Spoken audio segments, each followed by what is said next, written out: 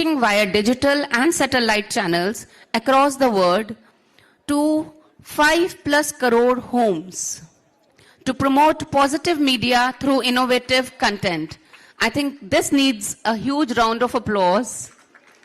We all have children, we all have people of this age in our home, and we can see they're all busy buying good clothes, big cars, busy in their lifestyles. And here is a girl, so young, and just not only she is driven towards her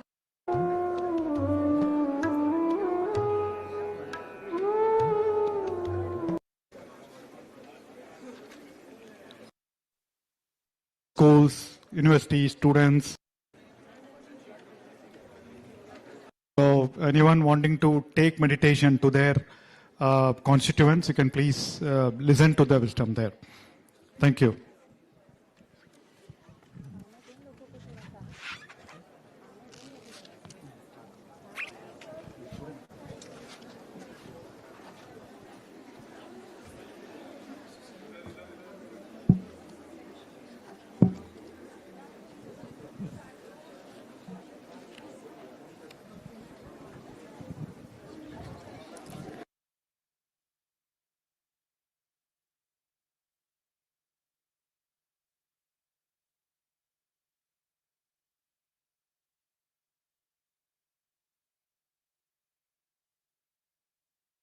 Shrimati Alekhya Shastri, CEO, PMC Hindi, by One Media Network, a chartered accountant by profession. Shrimati Alekhya started meditating as a young professional and has played a key role in the youth wing of Pyramid Spiritual Society's movement and has held senior roles in consulting firms. She owns and manages World's first New-Age spiritual lifestyle channel, Pyramid Meditation Channel. You all must be knowing it as PMC, currently distributing via digital and satellite channels across the world to 5+ crore homes to promote positive media through innovative content. I think this needs a huge round of applause.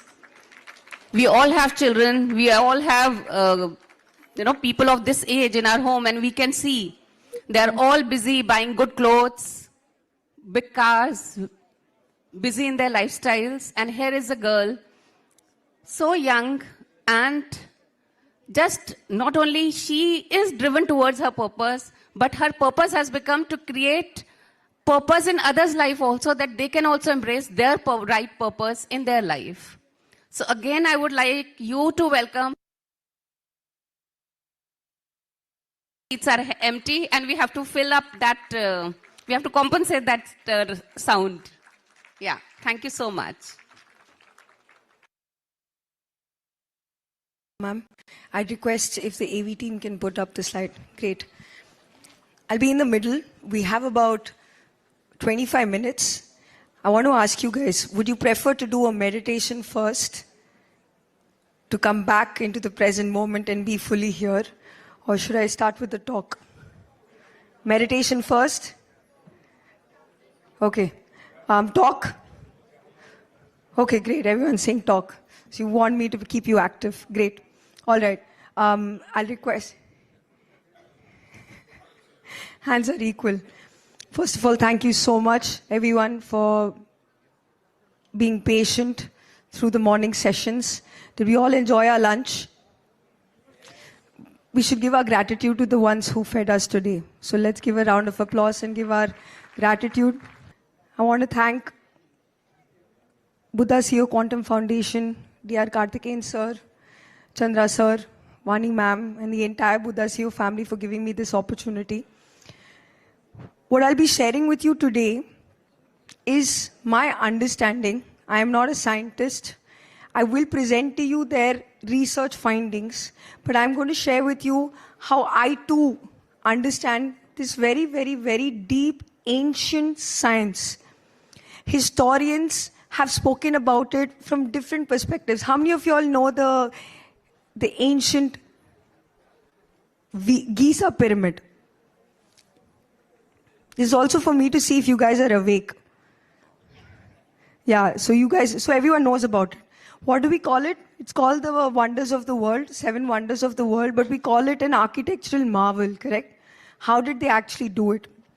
So I'm going to present to you my understanding of what pyramid technology is and how Pyramid Spiritual Society's movement is revolutionizing this technology. When you mean revolution is to attach a cause and drive a mass towards that cause. So pyramid technology is a revolutionary technology that can change the course of humanity. There's a book that I read many years ago. I don't know if it was a fiction or if it was a factual book. It was someone's imagination. But it was a beautiful book. It spoke about how Earth had 3 cycles of mankind that kept coming and was wiped out time and again. When humans chose to come on this planet, to incarnate themselves, to uplift this planet, there were 3 experiments. The first experiment was called the Atlantis. Earth was called Atlantis. Then Earth became Mu. And now today, as we know, Earth is Earth. Gaia, Mother Earth. Gunung Padang Pyramid in Indonesia is a naturally formed pyramid that archaeologists are now dating back to minimum 25,000 years. Minimum 25,000 years.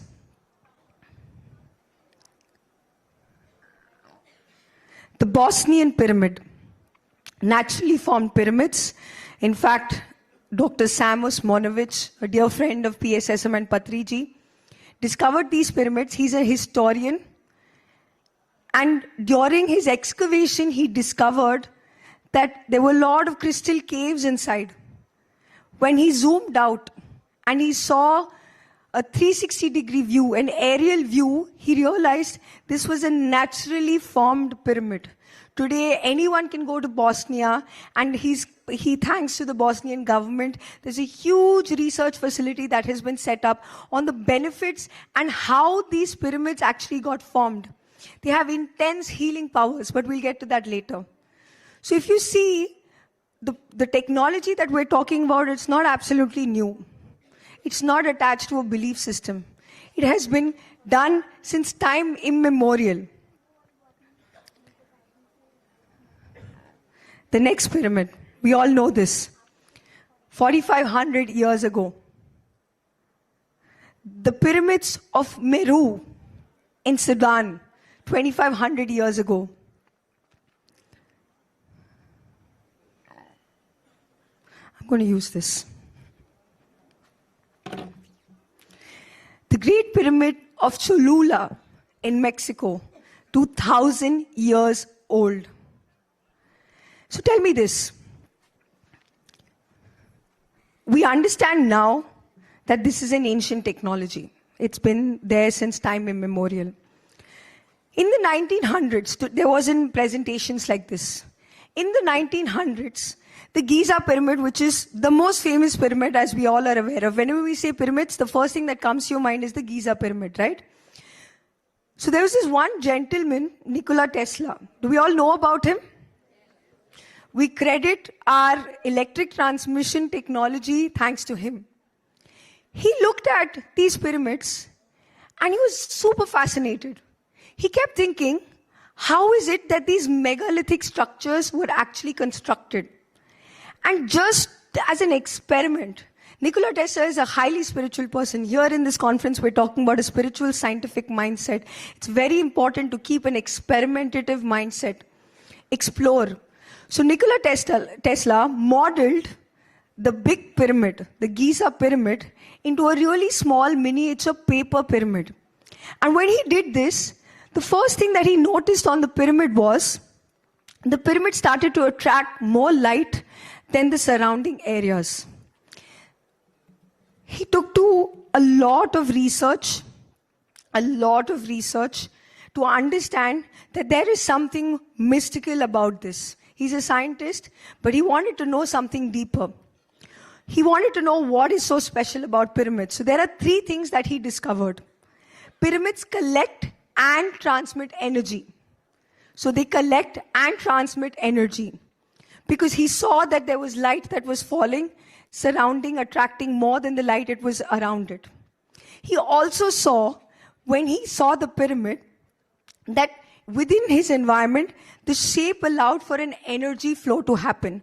Because he saw certain energy devices in and around that pyramid, which he was experimenting on, and he saw that there were fluctuations that were happening. Then he realized, and he always knew this, he always knew Earth has unlimited potential. We're taught in our science, in the basic science, that Earth has a magnetic south and a magnetic north. In our NCRT, CBSE books as well, we're told, there's how the iron filings mapped. We know about the magnetic power. But when he saw these pyramids and he saw the power that they have, he realized it can't just be, where is this energy source that this pyramid is getting from? That's when he realized that the Earth itself is a vast electrical conductor, and the pyramid's design helps it to tap into that. This became his inspiration to understand that we can transmit energy from one location to another without any energy loss. So in 1901, he created this walled-off cliff tower. How many of you guys know about this? It's one of the most a pioneering technological advancement that was done in mankind's history, where he showed how we can transmit energy without using energy loss. But of course, for many certain reasons, lack of funding, he probably didn't get through. And that research stayed as it is. Though if you go online today, even on Google, and search for a patent, he still has the pyramid Tesla coil patented to his name. So pyramids aren't just ancient technology that was 2,500 years ago. There were just a few people in and around the world who knew that this is something bigger. He somehow knew that pyramids were connected to an ancient civilization, because it was not possible with the world that he was living in, with the kind of mindset, the society, the culture that he was living in. It was possible that this incredible structure could have been constructed. And so he used his scientific mind to devise how exactly the pyramid science works. But there wasn't a lot of research that was done on that. However, silently, very silently, somewhere in India, there was one gentleman who decided in 1980, he had gone for a conference, and in that conference he got this book, and the book's name was The Secret Power of Pyramids by Bill Scull and Ed Pettit. The reason why I'm fast forwarding this story is because we need to understand that time and again, if you are here right now and you're witnessing this momentous occasion, we all have a part to play. When Patriji found out that pyramids have incredible effects, that since 1900 till 1980, there were so many research papers that were printed, books and experiments that were done to showcase the benefits of pyramids. Now I'm going to show you some of the research benefits that were shown. The first is agriculture. So there was a Dr. Alexander Golod. He was a Ukrainian defense contractor. He has nothing to do with meditation or spirituality. Ukrainian defense contractor who discovered that these pyramids actually created a magnetic field around it, accidentally. Even today, if you go to Russia, he's constructed a 132 feet high pyramid. They're not built at the standard angle of 51 degrees. They're called the Nubian pyramids. But the first thing that he noticed was when he kept the seeds under the pyramid, and those seeds were used to harvest and agriculture and harvested, they realized the same crop that would get sick needed a lot of insecticides and pesticides to keep its yield high. Didn't use any of this. The plants didn't get sick. And the yield, that is, in a square foot of land, how much output can you get? That increased from 20% to 100%. Just by placing those seeds, those tiny seeds under the pyramid. So that picture is actually a live experiment that is done in Pyramid Valley International, where it's not just organic farming, friends. This is spiritual agriculture. We use pyramids as a technology to enhance the value of the land, increase its fertility, and improve the quality of our produce. Not only did Alexander do an experiment with agriculture, he also did an experiment with jails. So they did an experiment with 5,000 inmates. It was a sample study. There were few who were fed food with the salt that was used as normal salt, and few other inmates to whom food was fed. The salt that was used in their food was charged by the pyramid. When I say charge, it's simply placing that object under the pyramid, within the energy field of the pyramid. When that happened, the first thing that they noticed was the prisoners became way calmer. There was less aggression. Usually when we talk about enforcement, law enforcement, we see these people to be very violent and negative. But with the minute the salt, the very thing that they were ingesting, the energy was changing anatomically within their system that was making them calmer. His research is also published in many books. He's not the only one. There's a research by Patrick Flanagan. He did a very funny thing.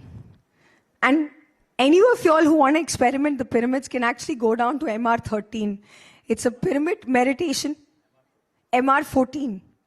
It's a pyramid meditation room with pyramids constructed, made of different materials, plastic, copper, paper, for you to experiment and actually experience this energy. So this gentleman, Patrick Flanagan, he decided he wants to put a pyramid on top of his head. Till now, all the pyramids were kept with objects outside. There was an object, external, inanimate object that was being kept inside the pyramid. So they thought, oh yes, it is possible. They don't have that same level of consciousness, the I that we call. So when this gentleman put the pyramid on top of his head, when they measured his brain waves, they realized he was able to go into an alpha state and a theta state very, very fast. He was not even intending it. But naturally, but coming into the effect, the energy field of the pyramid itself completely transformed. His brain waves became much calmer. I'm sure you all know that theta, alpha, and delta brain waves is when we're in deep sleep, deep calm state. There's another research, David Wilcock. Now all of this research, if you read on the internet, they'll say it's controversial. It's not been proven. It's not evidence-based. Because modern science has still got to figure out metrics and evidence-based research to try and figure out what exactly are the metrics that we can consider for this extra paranormal phenomenon. How is this happening? Who invented this structure? But the very fact that any geometrical structure holds energy. We too are a pyramid. Patriji used to say our nose is a pyramid. Any geometrical structure holds energy. When they're constructed at this particular angle of 51 degrees, 52 minutes, there's a beautiful thing that happens. My limited knowledge of science, I'm going to share with you. At 1/3 of the height of a pyramid, you can do this experiment, okay? If you keep going round in a circle, what will happen?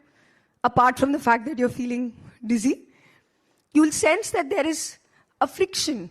A little bit of you can feel the energy. This is called centrifugal motion.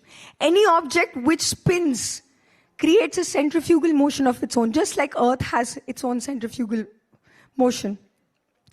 When you place this particular structure at 1/3 of the height, they've seen that the resonance is so high of energy on the square base and equal side pyramid that place becomes highly charged. It's like you put your phone in a power booster. At 1/3 of the height of the pyramid, maximum energy is received. So you'll see the shape of the pyramid. There's only one single tip where the energy comes in from. There's a single tip. The apex, the energy enters from the apex, and through the apex, across 1/3 of the height, the energy circles around.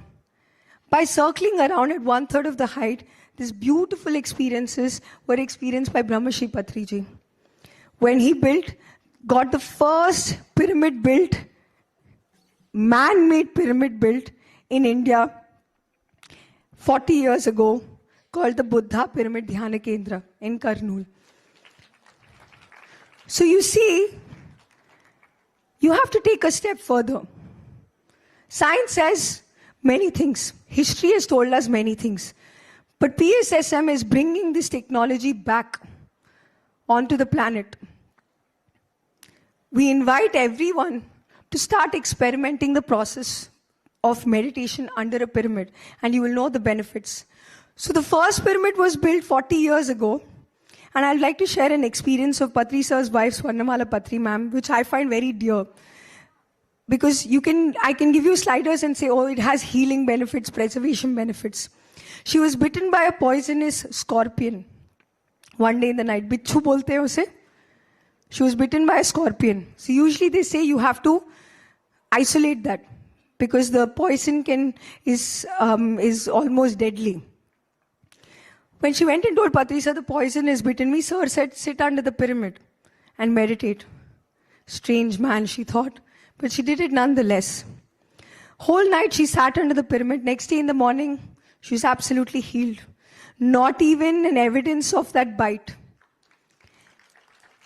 What sir read in a book was practically put into experiment through this ashram, which is still open for everyone. Anyone can go visit. They'll get free food there. You can sit, meditate, read all your spiritual science books. Then another experiment started. Does the size of the pyramid also matter?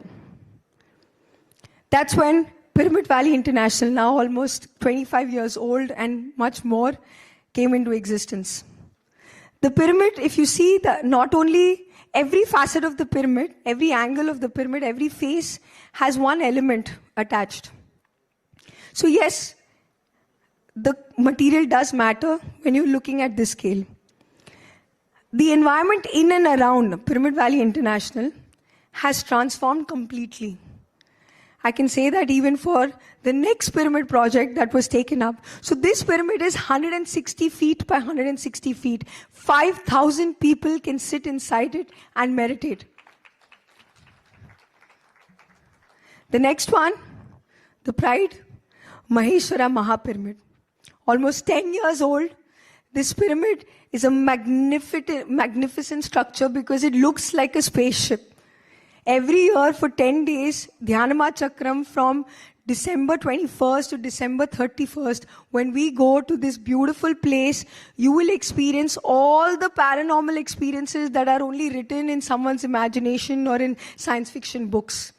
You can connect with extraterrestrial beings. You can have interdimensional travel. My own experiences with pyramids has been that this pyramid can house 7,000 people underneath it.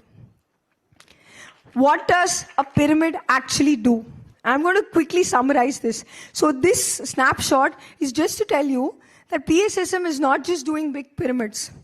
There are small pyramids, and today within India and abroad, we have 10,000 small and 20,000 large pyramid sizes like this. So we have one in Dehradun, in Raipur, in Mumbai. Mumbai is a community pyramid right on the Mulund highway. The administrator there said, yes, this isme kuch hai.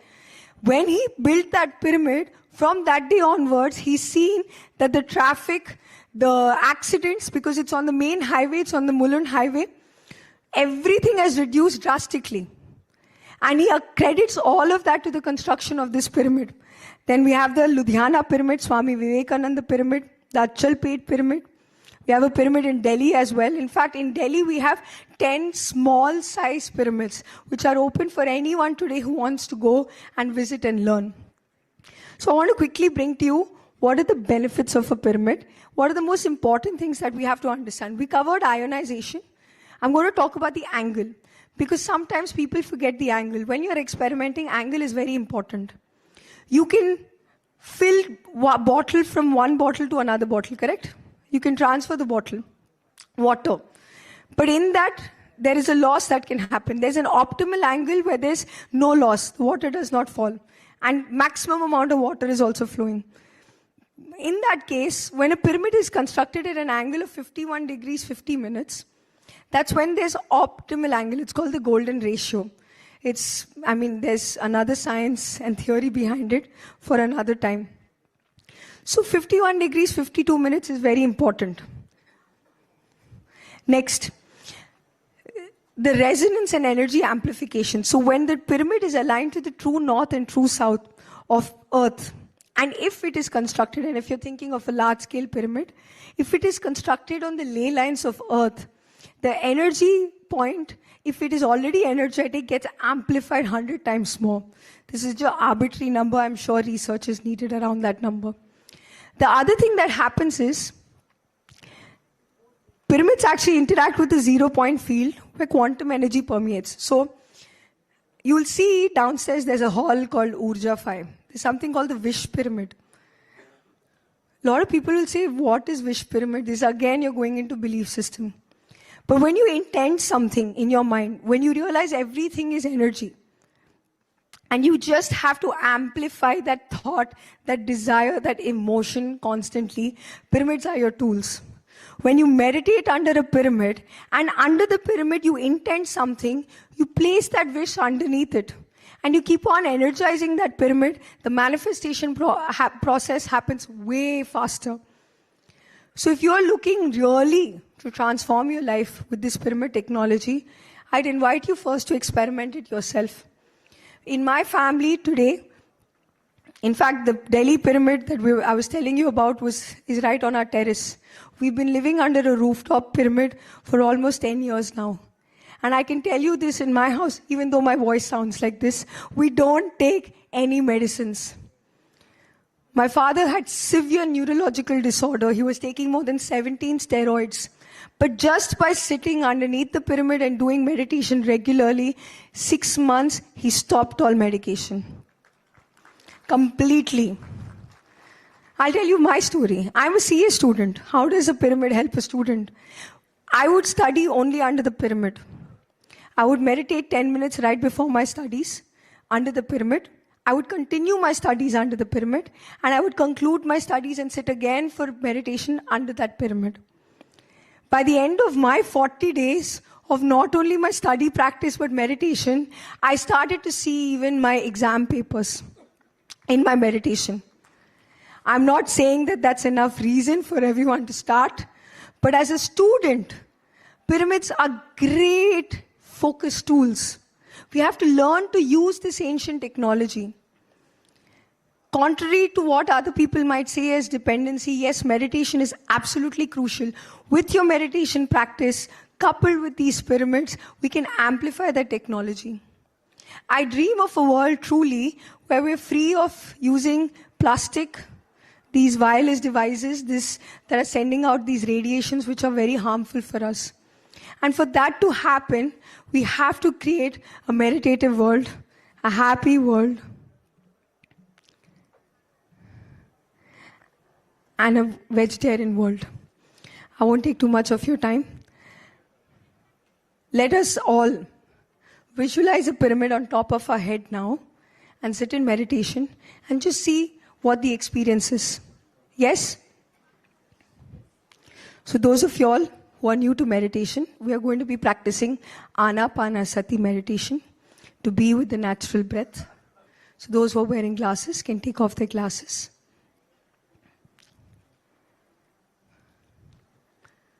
Cross your hands, one on top of the other. Sit in a relaxed posture, legs crossed, one on top of the other. And just observe your natural breath. Watch your breath going in and coming out.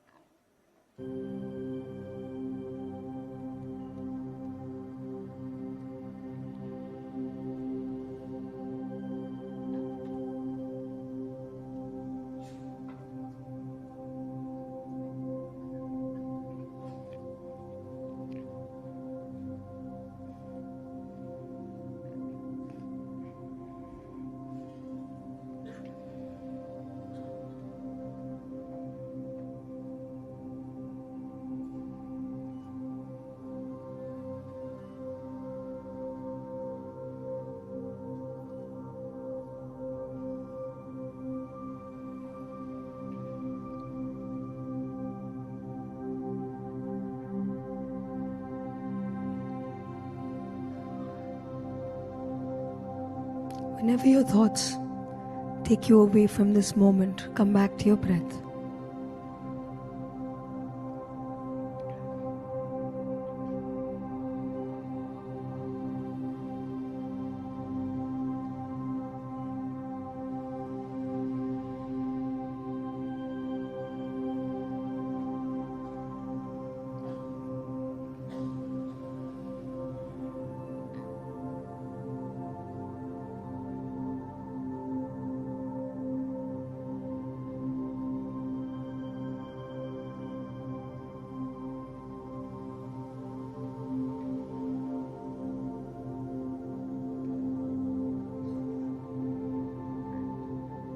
Do not chase your thoughts. Come back to your breath.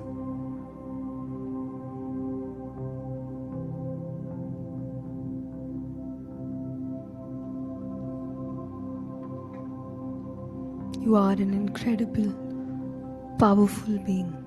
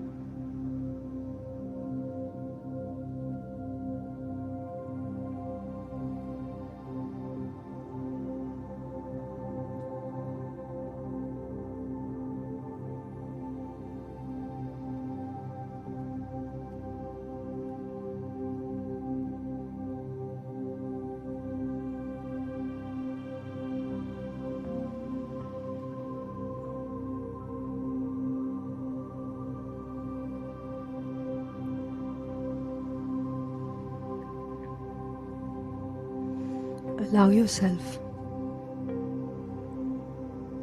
to be truly free.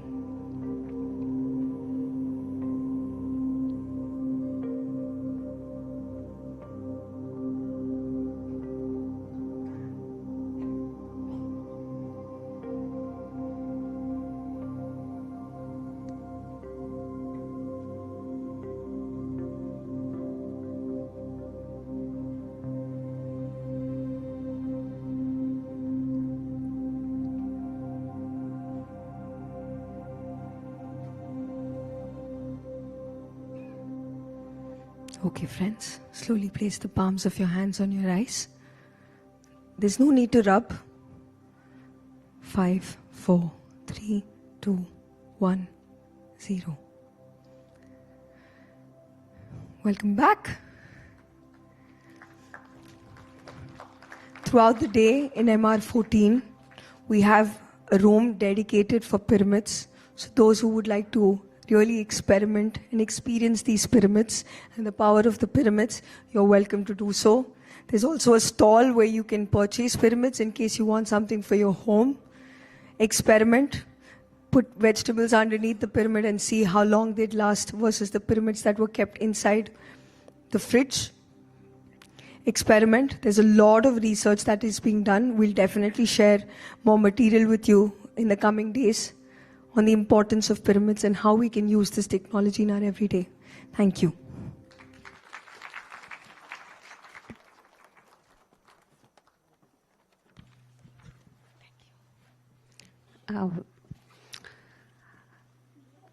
What an enriching session. We must all embrace the power of pyramid energy in our lives to heal, rejuvenate, and transform ourselves.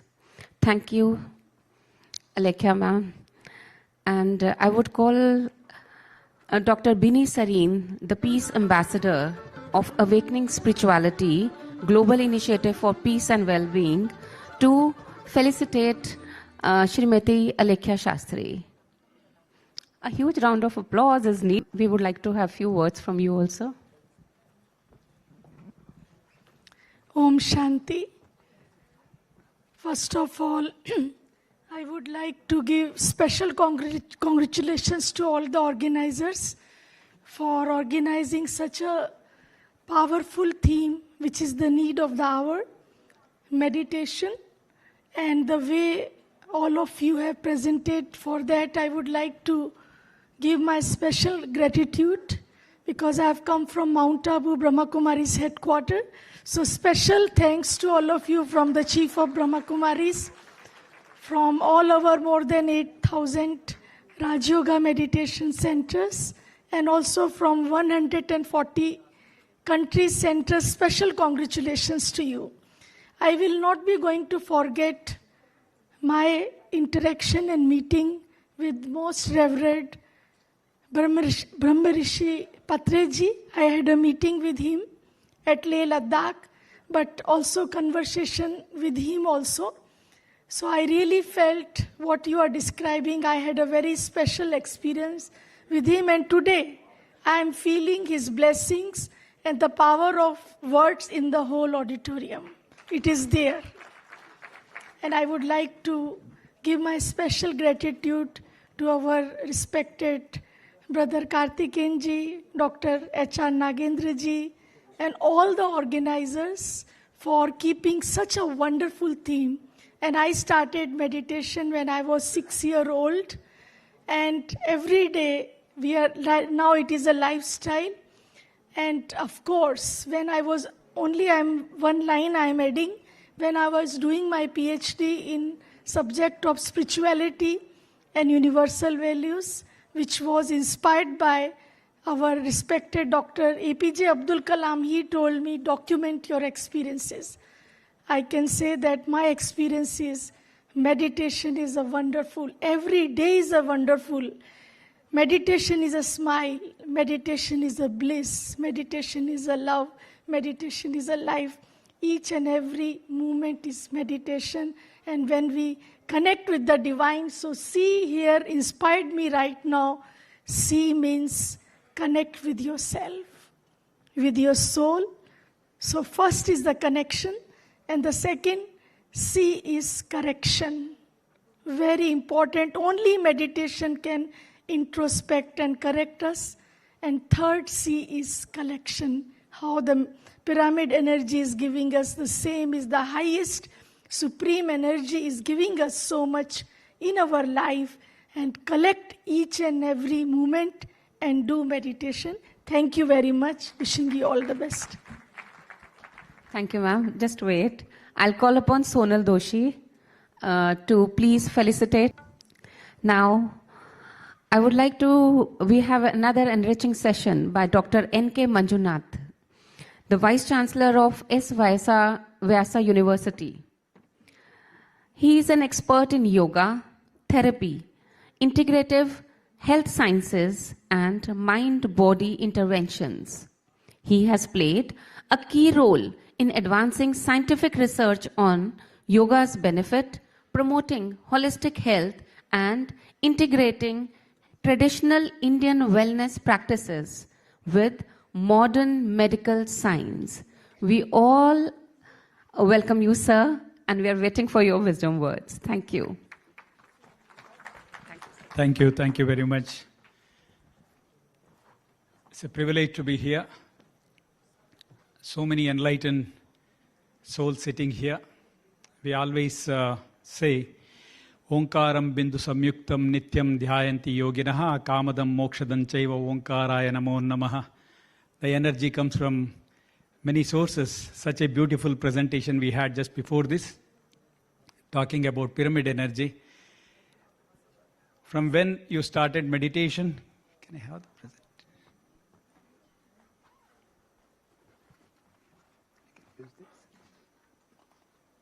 Yeah, thank you. So probably, as long as we can go back in the history, the creation itself, that's when the Omkara, which has started, and that's when the energy started flowing, and that's the connect between all of us.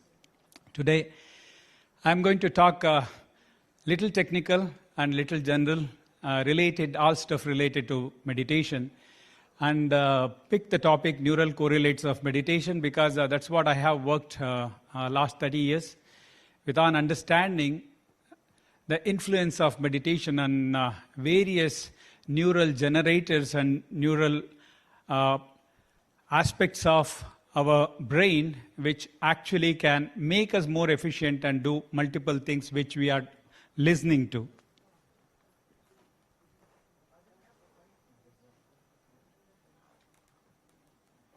How do I? Thank you. So if you look at this particular graph, we know that we have amazing capacity as far as the brain functions are concerned. But if you see, the 90% of our brain growth happens before 5 years of our life, and that 10% provides that variable experience. Whatever we are trying to do, we are trying to manipulate, modify, change, etc., the 10% of variable brain. That doesn't mean that the 90% of the brain is rigid and nothing is going to happen to that 90% of the brain. There's so much which can happen when you really want to play with that. That's what we call it as plasticity, which continues till the last breath of our life. There are multiple factors which can influence. So amongst which we have two of them on top. One is the health and lifestyle preferences. So today we are talking all about lifestyle preferences. Probably if you can have that selected voluntary preference of your lifestyle, then probably we can influence our neural plasticity extensively. At the same time, the social context and environment can also have an impact on your neural plasticity.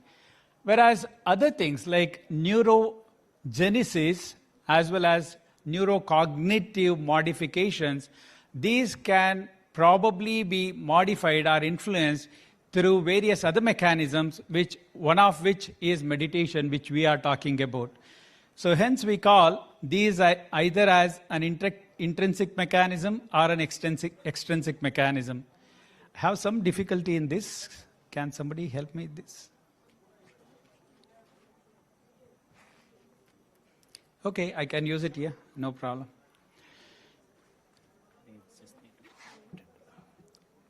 Thank you. Yeah, it has to be. So we are going to talk all about meditation.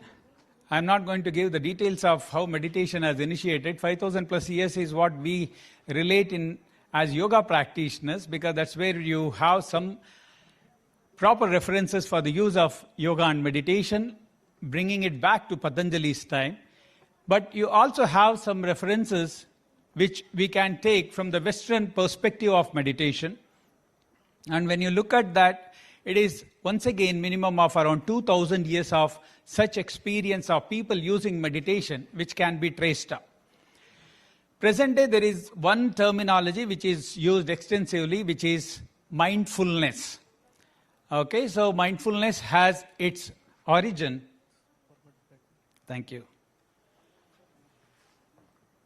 Which probably you can take to a word which is a Latin word. And once again you take it back to the origin, it will take you back to the fundamental understanding of the concept of union, concept of merging yourself, and to really explore that which is not known. And present day, in the last 2 centuries, meditation and the applications of meditation have been explored in detail. And research in meditation also has gone into quite of a depth. And today we can see its connection.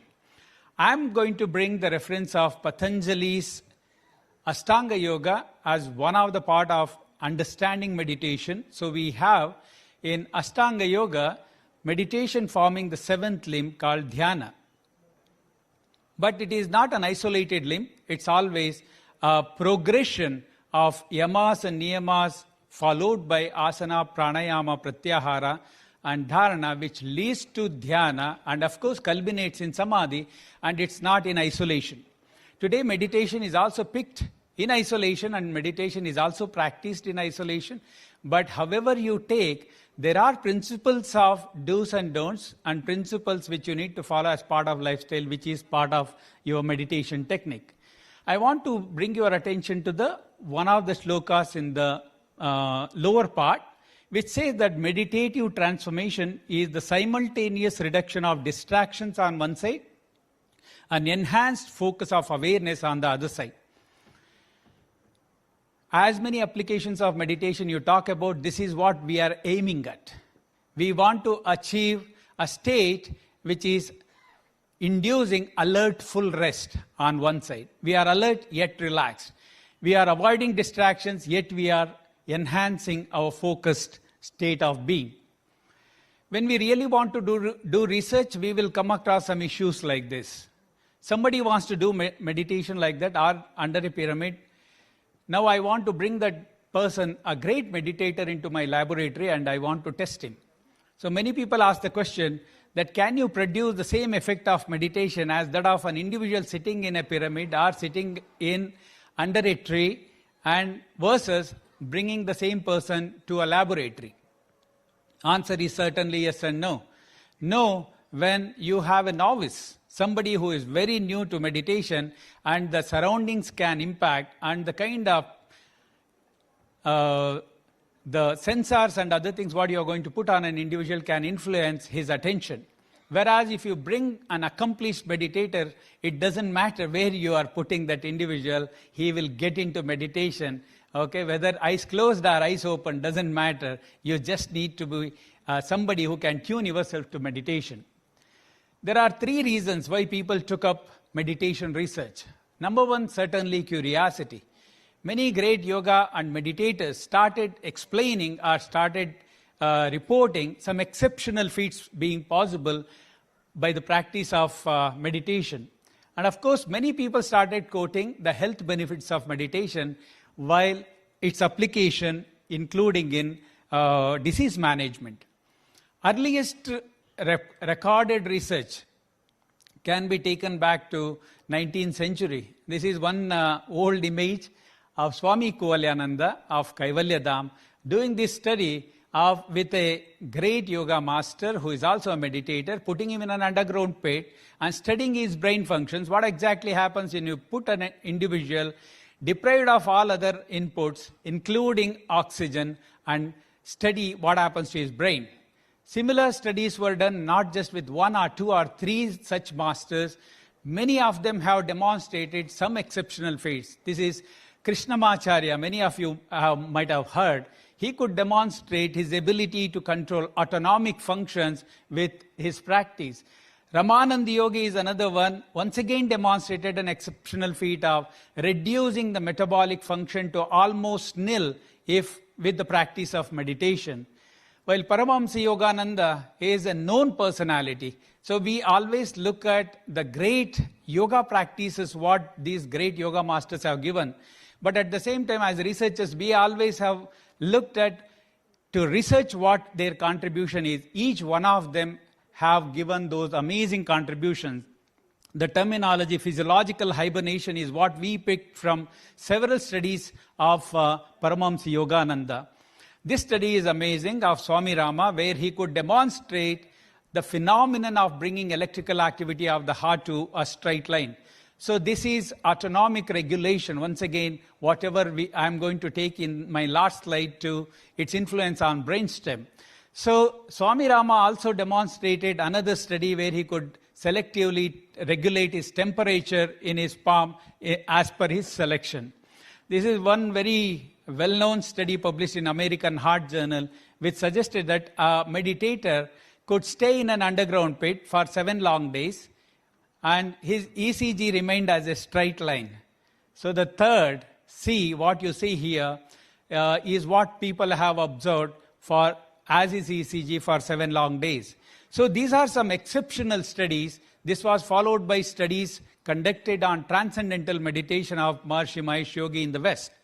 So why I am telling all these stories are today we have a lot of evidence on meditation research.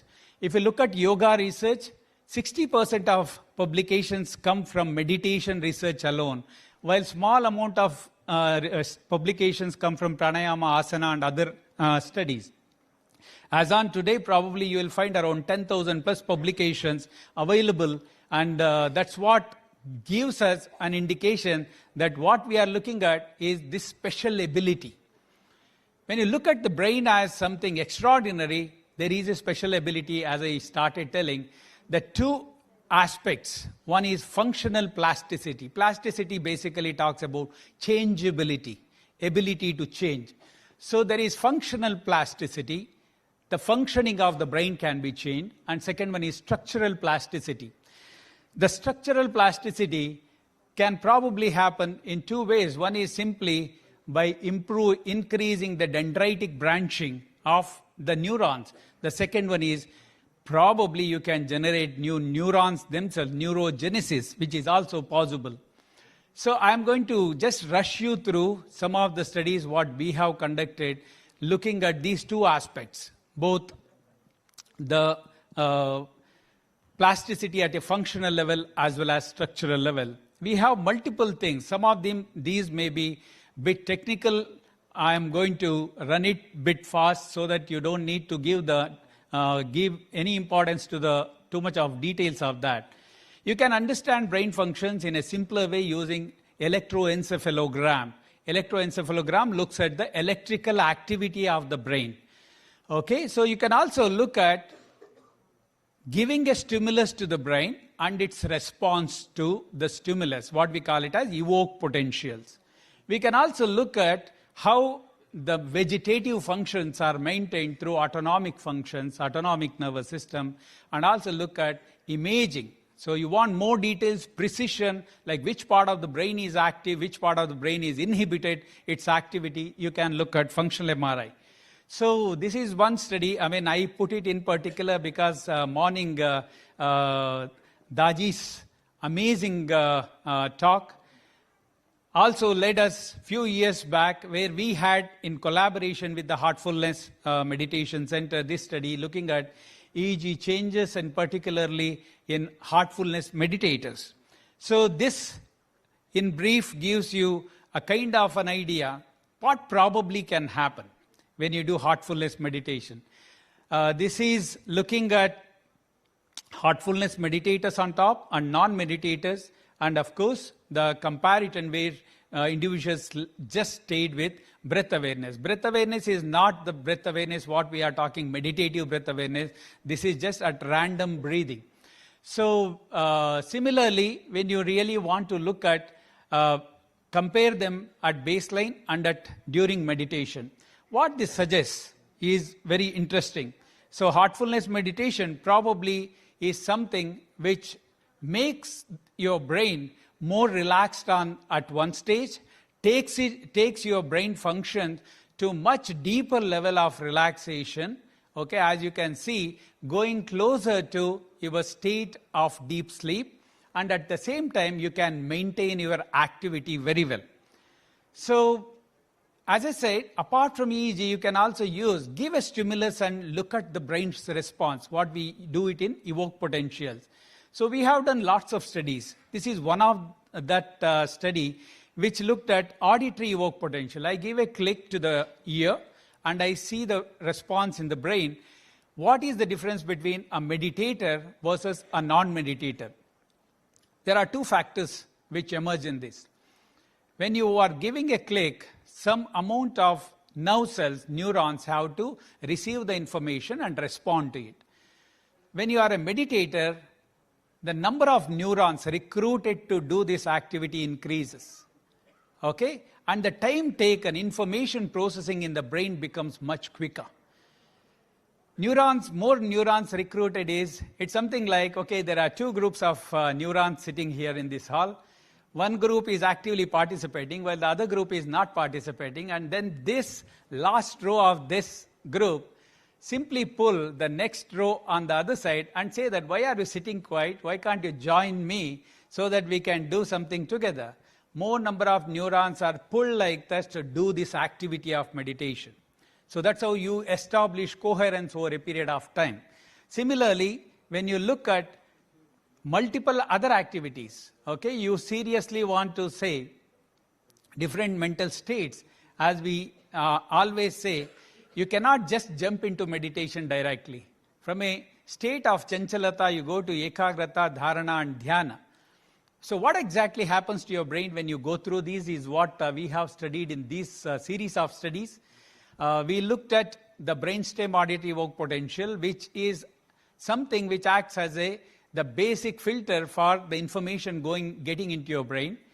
And what exactly happens at your thalamocortical levels?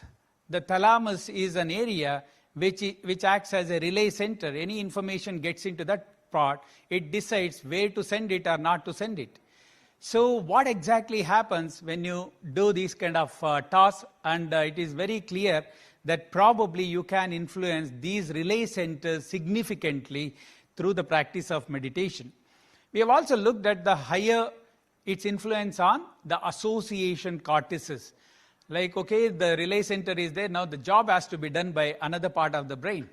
So whether all of them are connected to do this job? Yes. So fantastic coordination with the relay center as well as association cortex was also seen here. This is a summation of several meditation studies.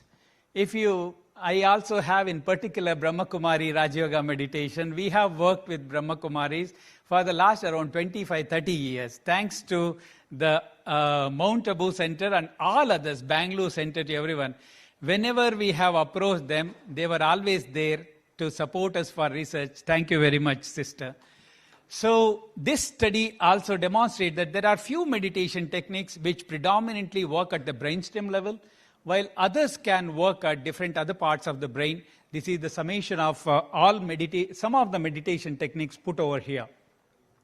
We also have, can you improve your cognition? Cognition is the combination of functions of your brain. It includes your attention, perception, as well as information processing and memory. So this particular study demonstrated that yes, you can improve and modify the cognitive processing in the brain.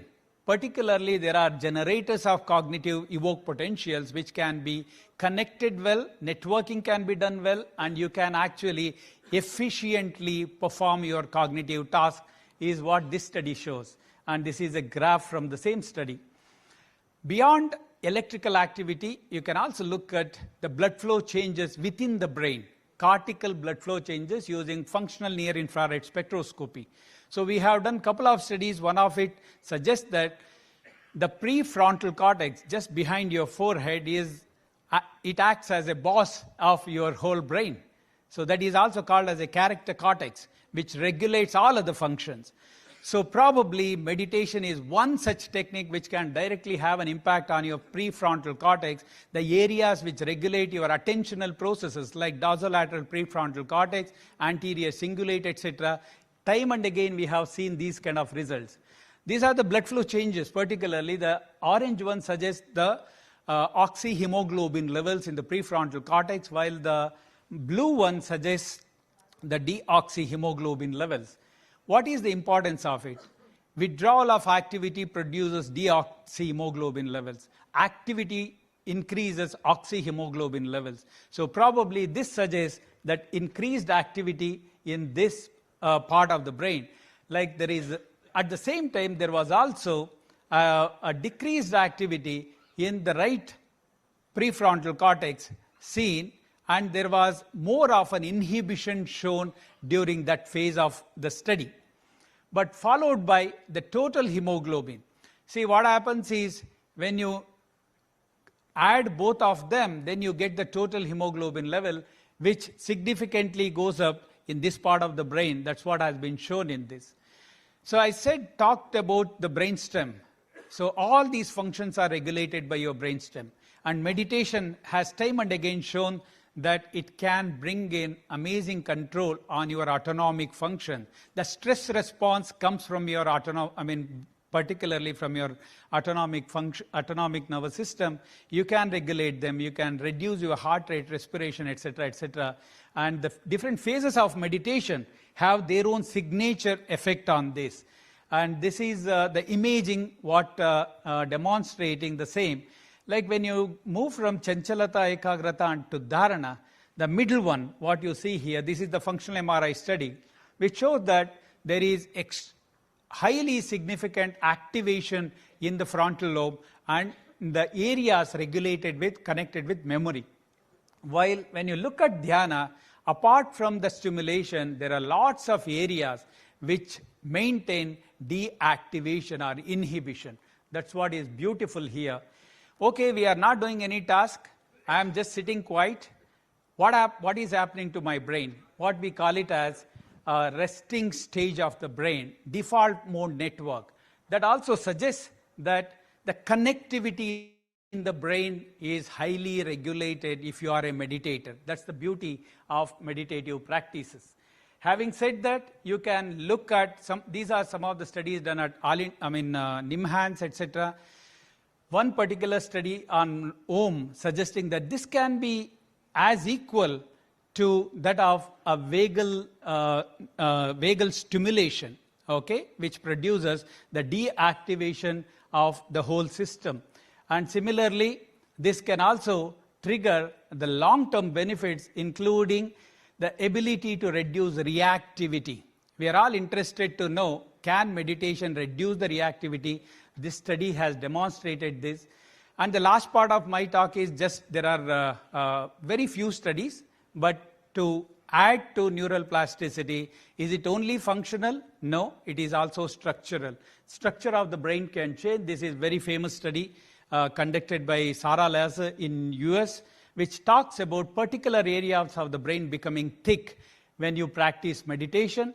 And this was followed by several other studies looking at those areas of emotional cortex which can probably be regulated very well through the practice of meditation, and also long-term practice of meditation, resulting in the increased thickness in the brainstem area.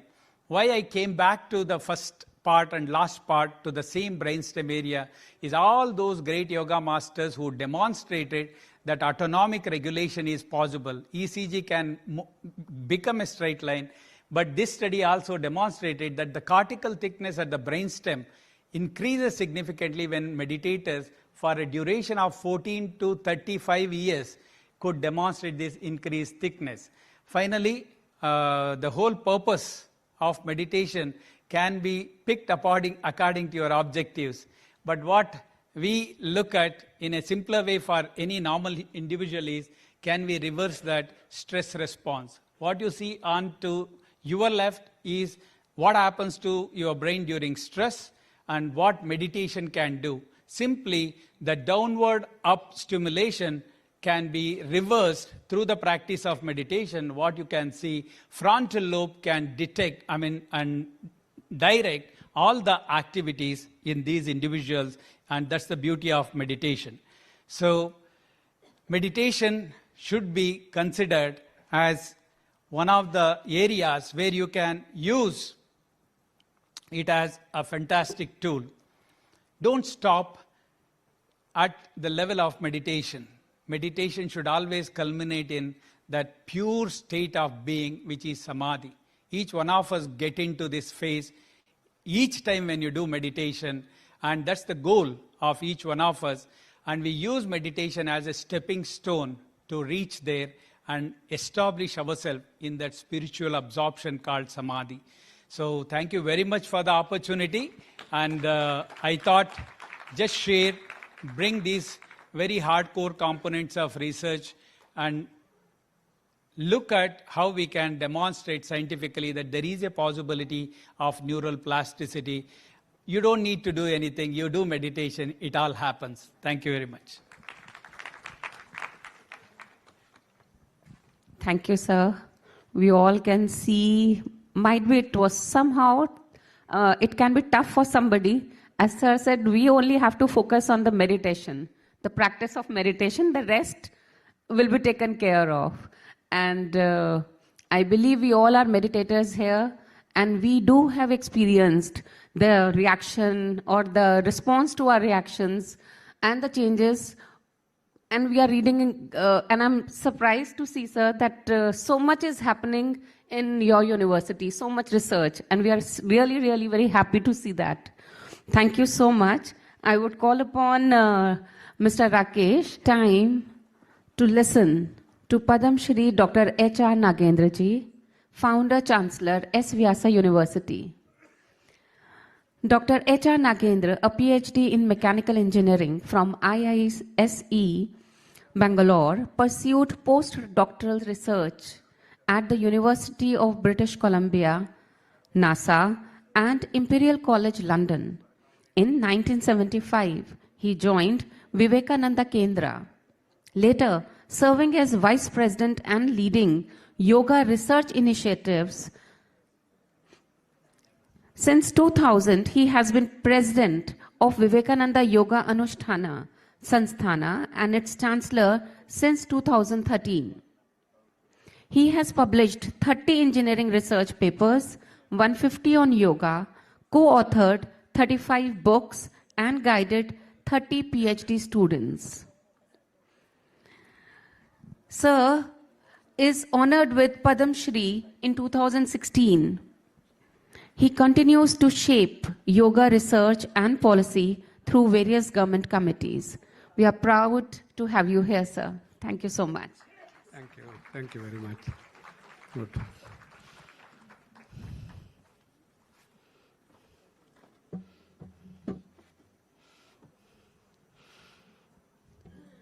Namah Shri Yatirajaya Vivekananda Suraye Satchit Sukhaswarupaya Swabhine Tapaharine Tapaharine.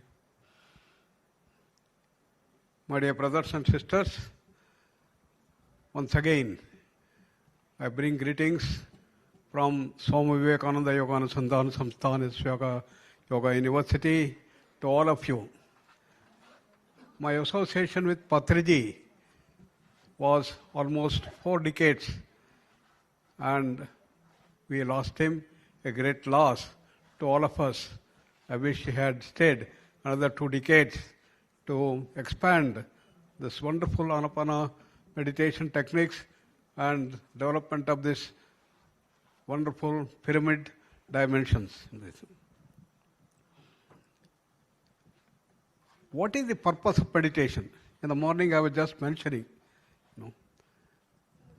about, okay, the purpose of meditation is not merely to get some benefits of stress release or some benefits of dealing with NCDs and others. The goal of life, as it said in the Upanishads, is dukkha nivrittihi, sukha praptihi. To get more and more happiness, more and more bliss, and to release all the dukkha. Dukkha in various forms. Everything has to be completely removed. And we should get more and more happiness. Ultimately, according to Patanjali, it is called Kaivalya. In Vedanta, it is called as the moksha. You have to go back to your original source. What is that? The state, pure consciousness. And that is the state beyond space, time, causation. It is beyond mana, buddhi, chitta, ahankara. And it is a state of infinite knowledge, infinite power, infinite freedom, infinite bliss. That's our original state. So Vivekananda called it as divinity. He said, each soul is potentially divine. The goal of life is to manifest that divinity. Therefore, our goal is to bring the tremendous amount of bliss, knowledge, freedom, and knowledge to our lives. How to do that? Swami Vivekananda has given the methods to do that. That is, by work or worship, philosophy or psychic control, by 1, 2, 3, or all of these and be free, he said. You can work with the intellect in the Gnana Yoga or the philosophy. Psychic control, gaining control and mastery over the willpower, gaining mastery over the mind, and get to the highest level of Kaivalya. Or work with the emotions, gain mastery over the emotions by Bhakti Yoga, or convert every action into a yoga. That's Karma Yoga. Many times I used to wonder, is it possible that we convert every action into a yoga? Sitting, standing, eating, drinking, urinating, excreting, everything can be yoga. How is it possible? So Krishna Bhagavan says, yes, it is possible. Pashyan, Shunvan, Sprishan, Digran, Ashnan gachan swatpan shwasan pralapan visrujan grunhan unmishan nimishan napi indriyan indriyartheshu vartanta iti dharayan. Beautifully brings out every action. Pashan, shunvan, sprushan, seeing, hearing, talking, eating, walking, doing every activity, urinating, excreting, everything can be yoga. This is what we were discussing with Patriji, that our meditation should be part of life. It should become a way of life. And meditation to be brought into all aspects of life. And that is the way of life that we have to do. In the encounter, what is going to happen? Bring happier day by day. And remove all the stresses, tensions, and miseries and bondages with which you are born. Moksha means absolute freedom. Freedom from all bondages, limitations that we have. What are the bondages we have? You look at the bondage of the mind. Goes on thinking and thinking and thinking. Can we overcome this bondage of thinking? Can we stay in that silence as long as we want? When we do the Anapana, the mind should become silent, calm, peaceful. How long can you do? Then bondage of emotions. We are drawn by Asuri Sampad and Daivi Sampad. That is anger, greed, jealousy, hatred, infatuation, arrogance. Can we overcome all these bondages? And similarly, excitement, happiness and others. Can we overcome this and go to the highest state of bliss? Then bondage of the intellect. That is limited dimension, our avidya and limitedness, smallness, our limited knowledge that we have, and the distorted knowledge that we have, the wrong knowledge that we have. Can you overcome all this bondage of the intellect? Can you overcome all these bondages? Finally, the bondage of the body. The body has to be fed with the food, shelter, clothing, everything. Can you overcome this thing? Can you overcome the bondage of gravitation? Can you overcome the bondage of this life? Finally, the bondage of life and death. That is the ultimate goal of moksha that our ancient masters thought. That's the highest level of infinite knowledge, freedom and others. And that is the goal to which meditation leads. So as Dr. Manjunath was mentioning, meditation is a generalized term. But in technical terms, personally defined it as a dhyana. And even dharana also can be considered as a meditation. When we were analyzing the large number of meditation techniques that have been compiled and brought in the form of book by the Moraji Deshani Institute of Yoga, we found nearly 120 types of meditations which people have been using. And they are all very popular. Many of the very popular things like transcendental meditation, vipassana meditation, anapana, all this meditation technique. We had 3 doctoral programs our people did to analyze what are the key features. Are there some common factors between these 2 types of things? All these 120 meditations, are there some common factors? Finally, after the deep analysis of the literary research that they did and also the experimental, they found there are essentially 2 types of meditation. One is the dharana type, another is the dhyana. What is this dharana and dhyana in meditation dimension that we have to understand? We know that mind is the one which we need to gain control over. Patanjali says, chitta vritti nirodha is yoga. Yoga is to gain control and mastery over the mind. And in this control and mastery over the mind, there are 2 aspects that has been incorporated into all aspects of Ashtanga Yoga. That is, to make the mind very fast, faster mind, quicker mind, brilliant mind, intelligent mind, and creative mind, faster, is one aspect of the mind. This we are all developing. In our entire education system we are doing. But there is a second dimension. That is calming down the mind, is silencing the mind, tranquilizing the mind, going deeper and deeper into silence and go to the highest level. Unfortunately, the second dimension has been grossly neglected. We are only developing wonderfully the first thing. The whole education system is geared to develop the first thing, dimension. And in this process, of course, we now were able to overcome the haphazardness of the mind by developing the power of concentration. Vikshipta is the first level. The grossest mind is the monkey mind, which we are all familiar.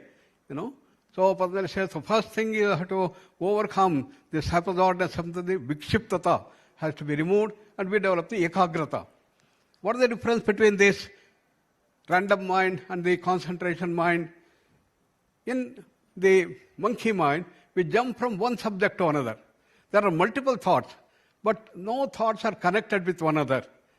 I am thinking, and suddenly you are hearing this, your mind goes, oh, when this is going to end, and what is the next tea break that we have, or in the house somebody is happening, and somebody is in the hospital, and today I heard that there was a wonderful inauguration by Prime Minister, and what a wonderful thing that has happened in the new ministry, jumping from one subject to another.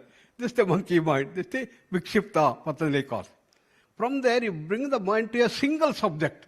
We are now talking about the Raja Yoga aspect or the meditation aspect. Go on seeing that every thought is connected with one another. There are multiple thoughts in both vikshiptata and ekagrata. But the difference in ekagrata, in concentration, every thought is connected to one another. Therefore, the subject, from multiple subjects, we move to a single subject in concentration. And in concentration, there is the speeding up of the thoughts. Higher the speed of the mind, better is the concentration. Supposing you read 10 pages an hour, and he reads 20 pages an hour, and he reads 50 pages an hour, and understanding equally. Who is the higher concentration? That's another person. Therefore, in concentration, there is speeding up of the mind, faster mind, faster mind. Faster the mind, better is the concentration dimension. That's where normally we start in our intelligence system. But then comes to the next level, from multiple thoughts to a single thought.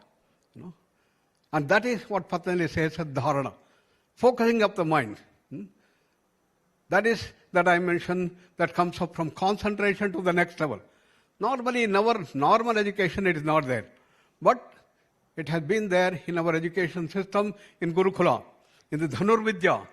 They were all meant to develop this power of dharana. In dharana, you had to fix the mind on a single thought. Desha bandhaha chittasya dharana, as Patanjali puts it.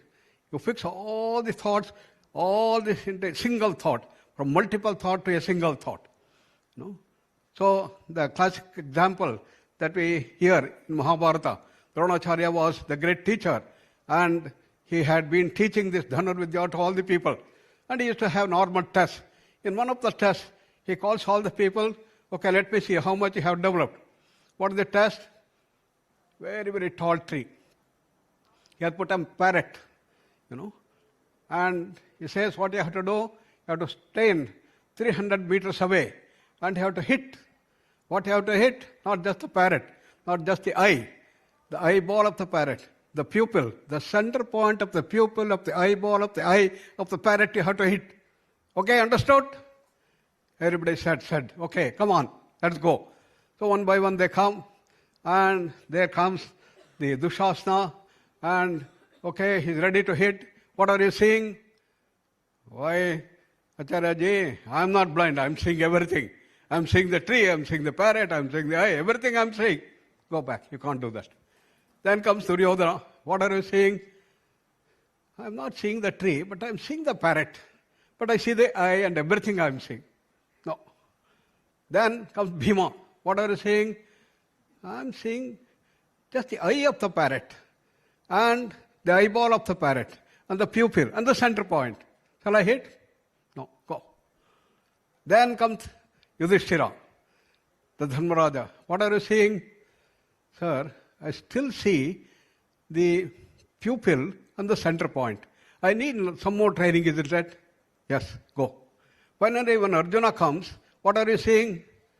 You say there is a tree, there is a parrot, there is the eye, etc., etc. I don't say anything. I see only that point, which you say is the center point of the pupil, of the eyeball, of the eye, of the parrot, on the tree. Go ahead, hit. This is called dharana. Fixing the mind on a single thought. You can fix the eye on anything. Here, for example, you can fix the mind on 2025, only that. Then, when you fix the thing on 2025, only this thing. You should not see anything else. Only 2025 you see, and nothing else if you see, then you have the dharana on 2025. This is the focusing of the mind. in the Dhanur Vidya this Taki. Now in the shooting, people have to do this thing. That's the bullseye, center point of the bullseye. You have to fix the mind on that. This is called focusing of the mind. What happens? All your energy is focused on a single point. All the energy gets focused on that single point. And this is called dharana. Desha bandha chittasya dharana, as Patanjali says. So the mind has to be fixed on that single thought. And all the energy gets focused on a single thought. And therefore the thought becomes very, very powerful. Just like in a lens, you put it in a sunshine and put a paper, suitably adjust, the whole paper burns. Why?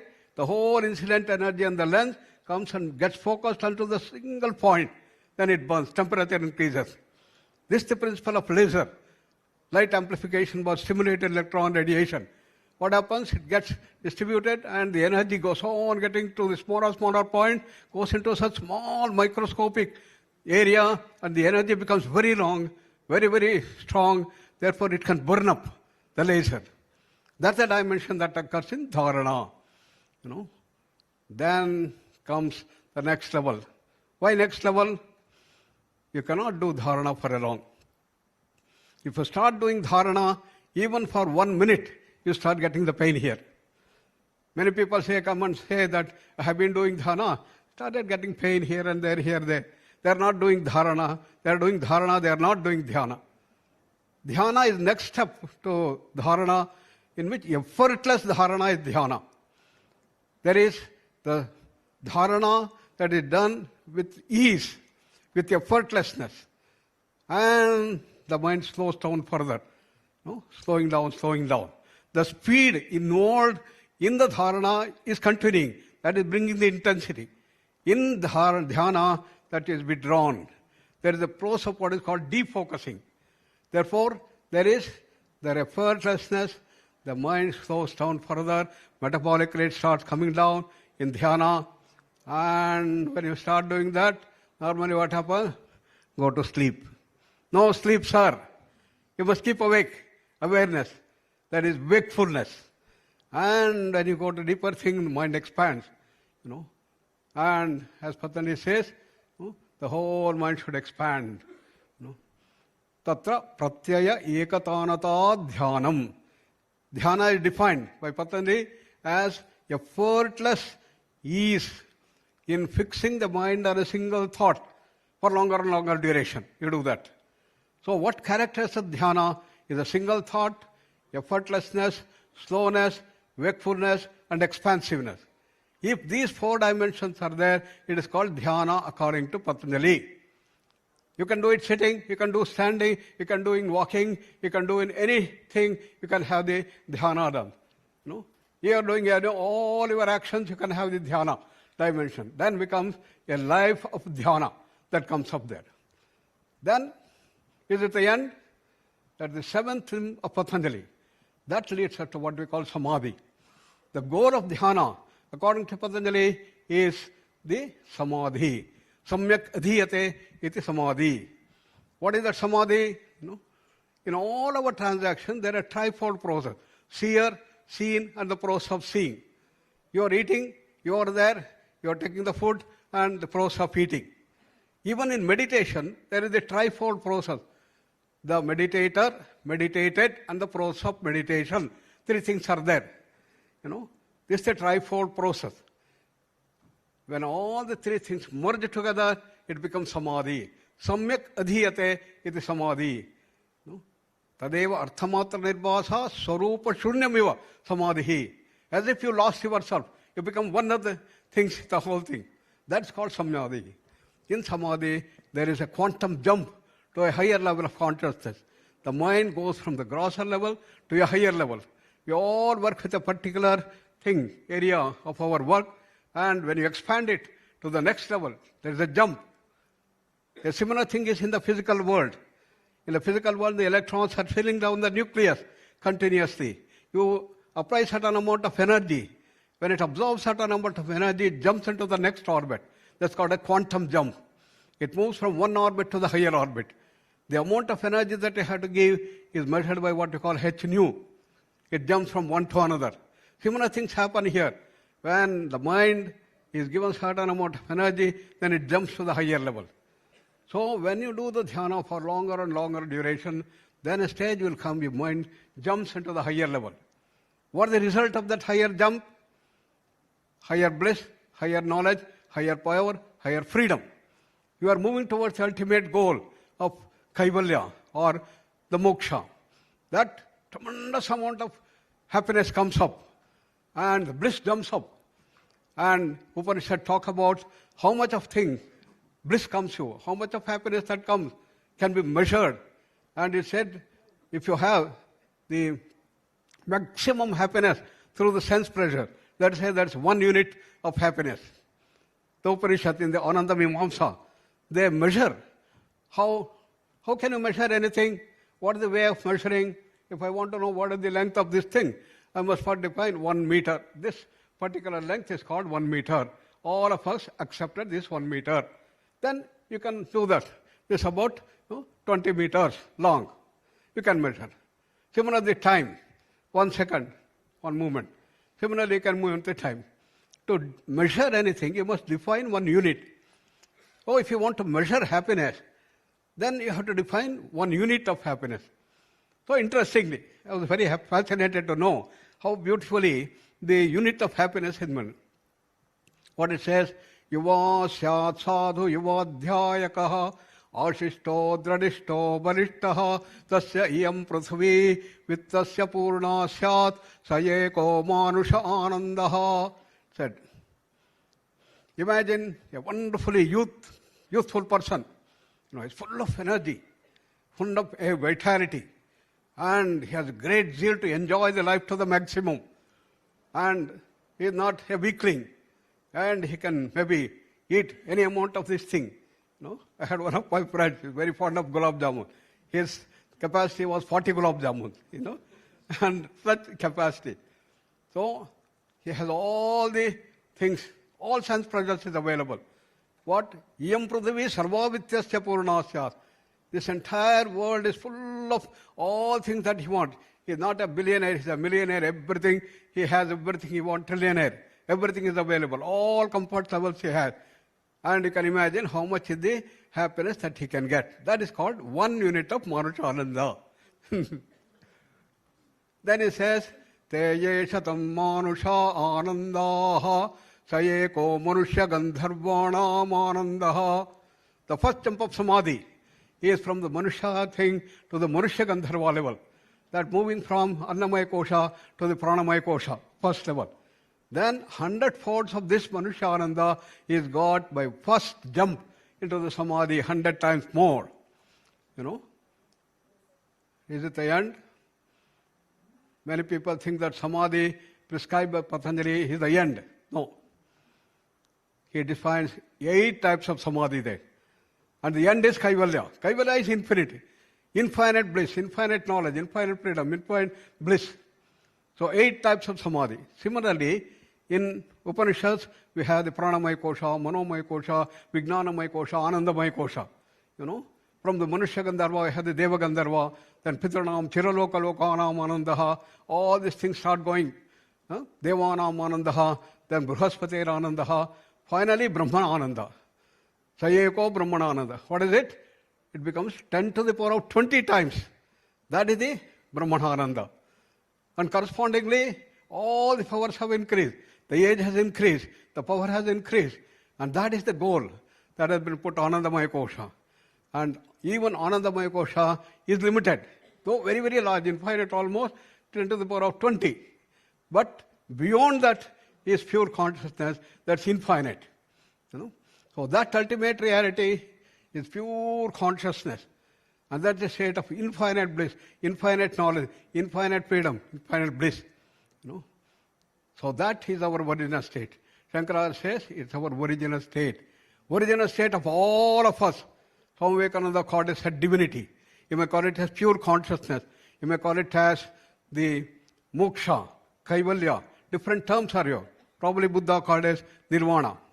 That's our original state. The goal of life is to expand ourselves from our normal level to become great, super, divine human beings and reach that ultimate divinity itself. In the conventional thing, yoga means the Jivatma merging with the Paramatma. Jivatma, as individuals we're expanding to that ultimate reality. That's the goal. And the goal of life, Swami Vivekananda said, is to manifest that divinity day by day. That's where meditation comes into picture. And therefore, in the meditation research that we did, there are two types of meditation technique. One is dharana related, another is the dhyana related. In the dhyana related, there's the higher dimension. In the dhyana related, there's the focusing dimension. There's the speed associated with it. And in the other thing you have, for example, vipassana meditation comes under the dharana type, because there is also the effort involved in that continuously, and the effort you have to put to see that. Pathology's speciality is to see how this can be transformed into the dhyana type. That when you do the anapana, you make it effortless. Initially you start observing the breathing and make it effortless. Start going deeper and deeper into the dimension and start feeling the breath and make this a lifestyle. Very, very simple. At the same time, you have to go. So if you say, control the mind, stay in a single thought, very difficult. Instead of that, breathing. Just observe the breathing. And it works wonders. And that's what he has been doing so wonderfully. And I congratulate the global conference on this meditation leaders organized by Chandra and the whole team. And because of this, the Anapana has started increasing everywhere all over with effortless ease. Effortless ease should come up. Correspondingly, the brain changes also will change. As neural correlates of Manjunath has been talking about, there are going to be the changes that occur at the functional level as also at the deeper structural level. When you start doing the meditation for longer and longer duration, then there is going to be a change in the structure of the brain itself. The white matter of the brain is going to change, and that's what he was able to show. First thing that happens is the functioning of the brain starts improving. Your memory will increase, IQ will increase, EQ will increase. All this tremendous amount of research has been done by Maharishi Mahesh Yogi. And he has published nearly 400 to 500 research papers. And in that, with the Harvard University, we started working together in 1973 onwards. In about 10 years, there were a large number of research papers that were published, and we worked on this dimension, showing that calmness of the mind, silencing of the mind, tranquilizing of the mind. The dhyana aspect is very, very necessary. In education system, this has to be brought. Unfortunately, this was not brought. It was removed. And Macaulay, in our country when he came, he removed this dimension. Earlier in our Gurukula, we used to have that. Children were made to sit nicely, and they should sit continuously and stay in that silence, in that calmness of the mind, in the dhyana sthiti. But when Macaulay came, he said, hey, don't do that. Come on, get up, and be active. I was thinking, why did he do that? Not only in India, all over the world. Because he thought of only two states of mind. One state of mind is a lazy mind, lethargic mind, silent mind, calm mind, useless mind, and work. Another is very active mind, faster mind, brilliant mind, intelligent mind, brilliant mind, creative mind. So when his people used to sit in quietly, calmness in meditation and other, he thought it's laziness. So come on, don't be lazy. This continued for such a long period, for several decades. Only when Maharishi Mahesh came, I remember first time I met him in 1968, and we were discussing about this dimension, how this dhyana portion has to be brought, show that it's not two states of mind, there are three states of mind. And therefore, we started working on that thing. How to bring it? It's all through evidence-based. Unless we bring the evidence-based, people will not accept. How to do that? He said, yes, should go to United States and bring it from there. Even Swami Vivekananda has to go there and bring this Upanishad dimension from the West, because whatever comes from the West is best, is our mindset. Whatever is there in the East is just worse. So we said, okay, we'll bring it from Harvard, and Dr. Benson joined hands, and then with Benson, we started working on that thing. Number of research papers started publishing, and it became the order of the day. Then it was made clear that silence is not laziness. It is not mental retardation. It is a state much higher than the Rajasic mind, Tamasic mind, Rajasic mind, and Sattvic mind, and going beyond. And that's how meditation research took a big shape, and Pathology also started working in this thing, and he added the new dimension as to how the pyramid energy can be brought into the dimension, to see that it can be adding dimension to normal, voluntary changes and control over the mind. It can add dimension. So we started working to see whether the energy is changed in the pyramid. Some people staying in the meditation in the pyramid valley, staying outside and doing the randomized control trial. We have started doing that thing, and our Chandra, and we have started working on this dimension and other. That's how things have started growing, and great contribution of Patriji, and the legacy has been continued. This is what I always appreciate. Somebody who are very great and then they leave, and there should be legacy that should be continued. And thanks to Chandra and his team who are continuing this thing and developing further way forward. From dhyana to samadhi. That's what I was discussing with him, that I want people who have been doing meditation for a long time, who are able to sit in meditation for 1 hour, 2 hours, 3 hours, 4 hours, 5 hours, 6 hours. Such people who are there in the meditation group, we want to take and see what are the correlates of the samadhi. That's the next step forward. People, they have done a lot of research in meditation. No need to do further meditation, this thing, because neural correlates and several things, fMRI studies, we have done evoked potential, we have 5 people who have done doctoral programs, and we have also done a lot of things. We have to now go to the next step of the samadhi. What are the correlates of samadhi? Just like the alpha waves in meditation were important, which were brought forth by Maharshi. Similarly, in dhyana, samadhi, what is going to happen? Whether it is the neural correlates or it is the higher dimension, what are the things that happen? These are the things that we have to track, and this is our advanced research center that we have set up in our university, and I welcome all your team who have been practicing. I know only in the group, Patri's group, there are people who have been practicing for 10 years, 15 years, 20 years, and people who have been able to sit for long duration. And such people can be taken and seen that we have to take this research in this dimension. That's the way forward. Therefore, Chandra, we are collaborating to see that we go forward in this direction and develop new correlates. That's the breakthrough research that is needed. Just like there was a breakthrough research in meditation, there's a breakthrough research that's needed in samadhi. And what is the amount of bliss, as had been told in this thing? Can we measure the bliss here, measure there, and see how it can be done? And what are the extrasensory perceptions people get? What are the higher powers they get? Whether they can get into levitation, then they can do this thing. These are some of the things Maharshi had started. We have to do that. And we have our dear Shukdev, who has come from Germany, one of the top leaders in Europe, and he has the biggest yoga organization, a great person who has been able to do a lot of meditation research also, and he has the biggest ashram, and then he has spread all over Europe. And we have been very happy that we are associated with him quite some time, and he is organizing similar thing. I requested him to come here, and thanks to Chandraji, he has come here.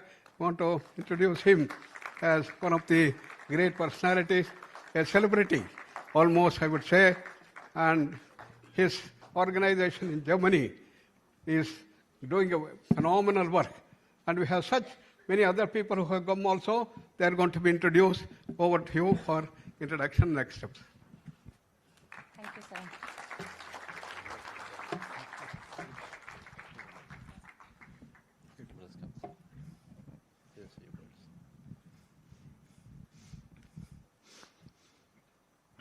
I'm very happy to be here.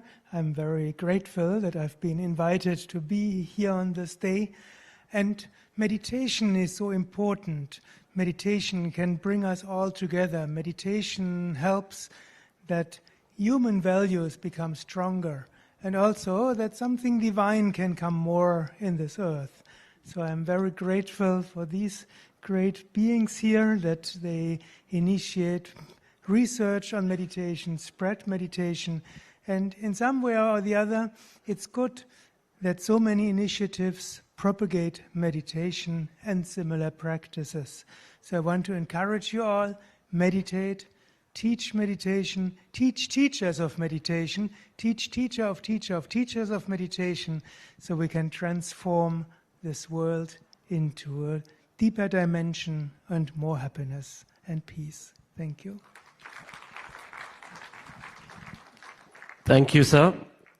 The biggest meditation yoga center in Europe. There's a big clap to this Grandmaster. Easy to adopt where it is already known. And then it is so much it takes, that conviction it takes to expand it. So thank you. I'm sure, sir, you are behind a lot of this work that is happening. And the more and then our team is going and then meeting people, the more we understand the amount of work Dr. H.R. Nagendraji has done. Wherever I go, sir, it's true, wherever I go, they say, you have to work, please, Dr. H.R. Nagendraji is the source. Please go to him, he knows, and everything is understood. So this is how it is, sir. Whether it is NMHANS, whether it is AIMS, whether it is ministries, so much of work has been done. So much of work has been done, so incredible, sir. So we bow to you for all the things that you're doing. And our great personalities, they're all working. They're all part of the entire team. Yes, sir. From NASA to, leaving the job and then coming here and then doing entire life dedicated for this research work. And we understand that yoga became so popular that we can directly say it's a lifetime contribution by Dr. H.R. Nagendra in India and everywhere, because the evidence had to be there for the governments to adopt to it. And that is what you brought in. So really, really grateful to you, sir.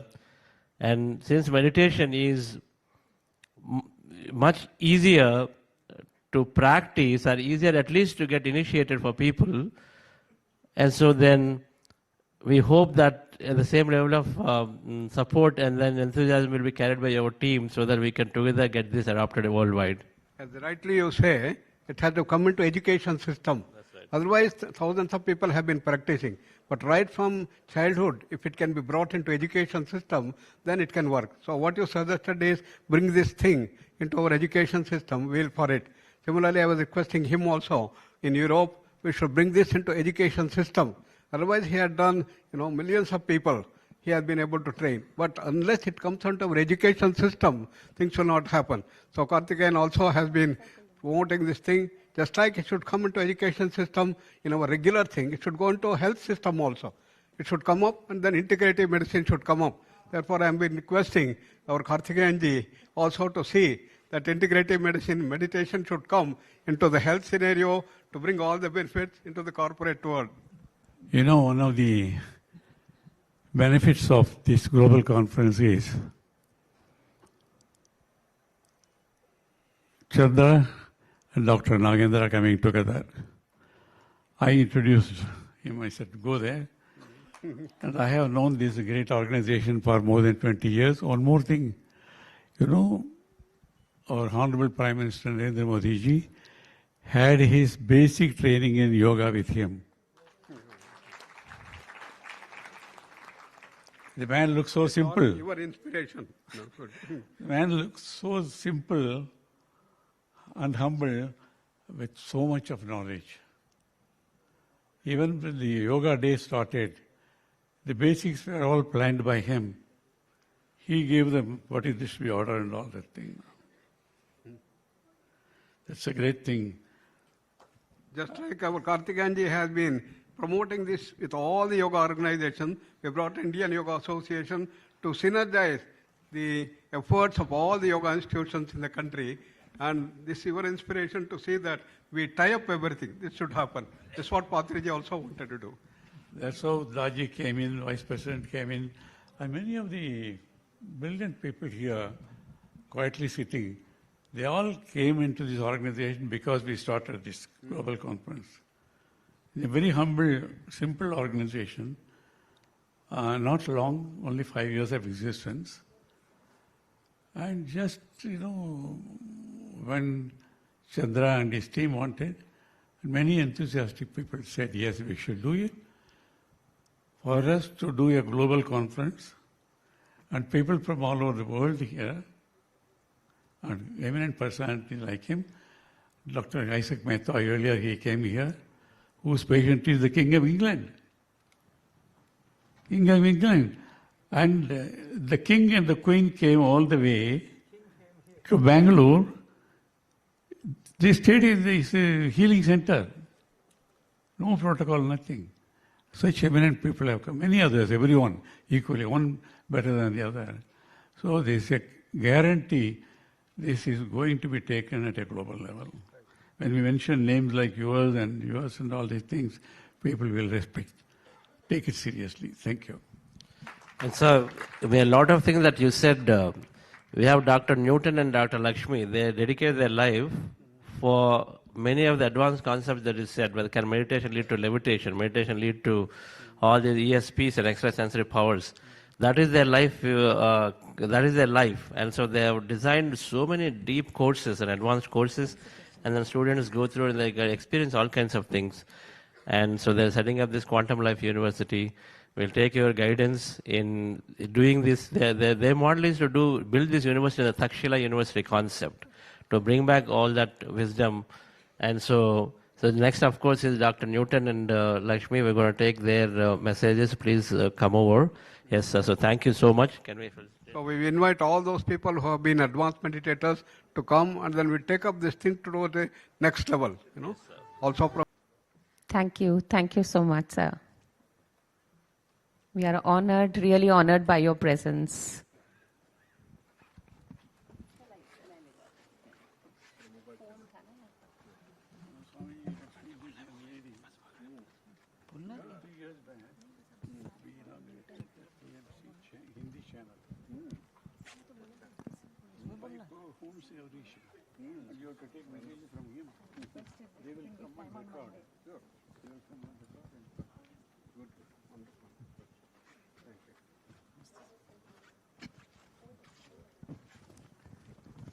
Namaste, dear friends and masters.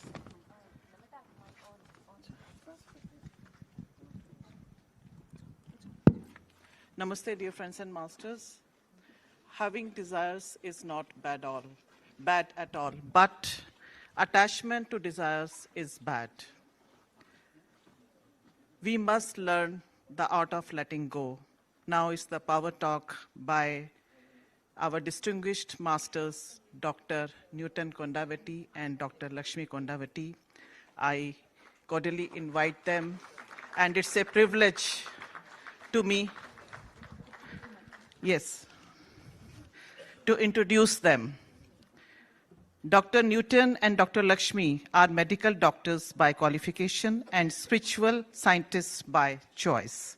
They are the founders of Life Foundation and Quantum Life University, the first spiritual science university in the modern world.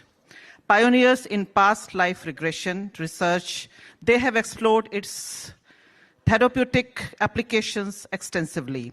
Their books cover various topics of spiritual science, including meditation, self-healing, reincarnation, the law of karma, the inner awakening. They travel globally, sharing their wisdom through residential retreats and intensive training programs. I warmly welcome them. Thank you.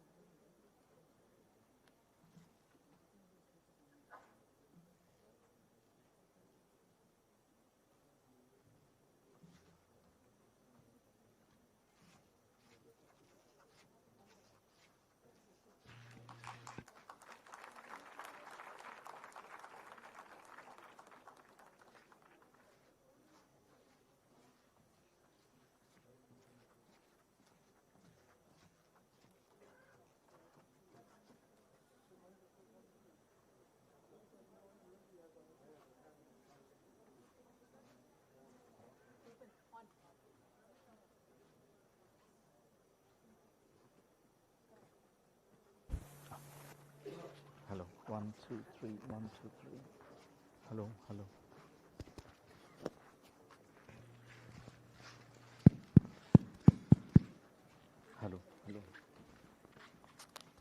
Hello, 1, 2, 3, 1, 2, 3. 1, 2, 3. Yeah, perfect. Okay. Pranams, my dear friends.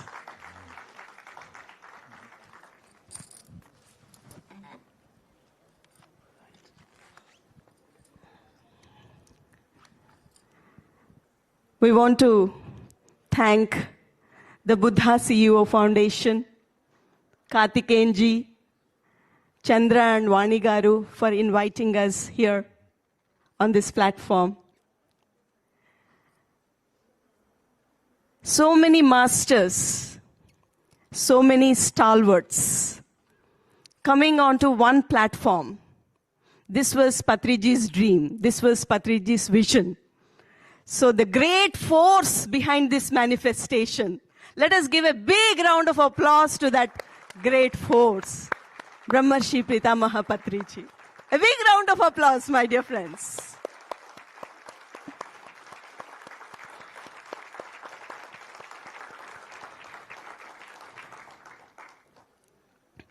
So today's topic, art of letting go and non-attachment. This samsara is full of pain and suffering. Pain is inevitable. Suffering is optional. There is pain, but you can choose to suffer, whether you want to suffer or not. So one day, this young man went to Socrates and asked, Master, I'm so confused because there's so much suffering in this world. The relationships, the problems. So what do you advise? Should I get married or not? Then Socrates said, you should get married. What if I don't get a good wife? Then Socrates immediately answered, if you get a good wife, you'll be happy. If you don't get a good wife, you'll be enlightened.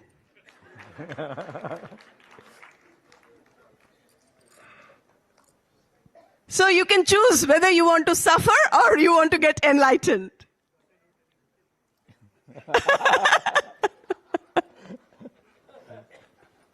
So friends, the root of suffering is attachment.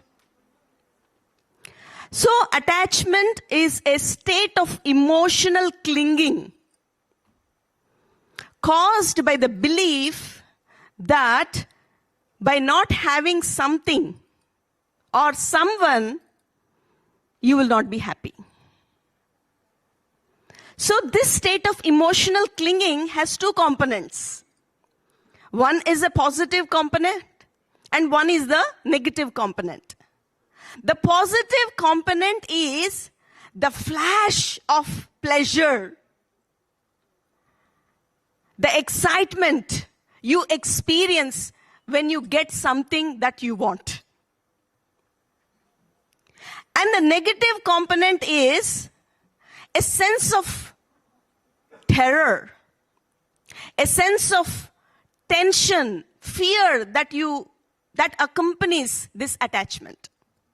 If I just have to give you an example, if a young man is in deep love with this beautiful girl, so every day he's just going to her and proposing her, but she is not saying yes. So he continued to follow her for 5 years. And after that 5 years, one day she says yes. Wow. Right? What an excitement. What a pleasure. What a joy. Because he could get what he wanted. But along with that, there is this fear that what if I lose this person? I loved her so much. And after waiting for so many years, I got her. Now what if I lose her? Then I will lose my happiness, my joy. So friends, from avidya emanates aviveka. So we lose the discrimination. What is right, what is not right, what is true, what is not true, what is permanent, what is not permanent. And from that aviveka comes the abhimana and ahankara.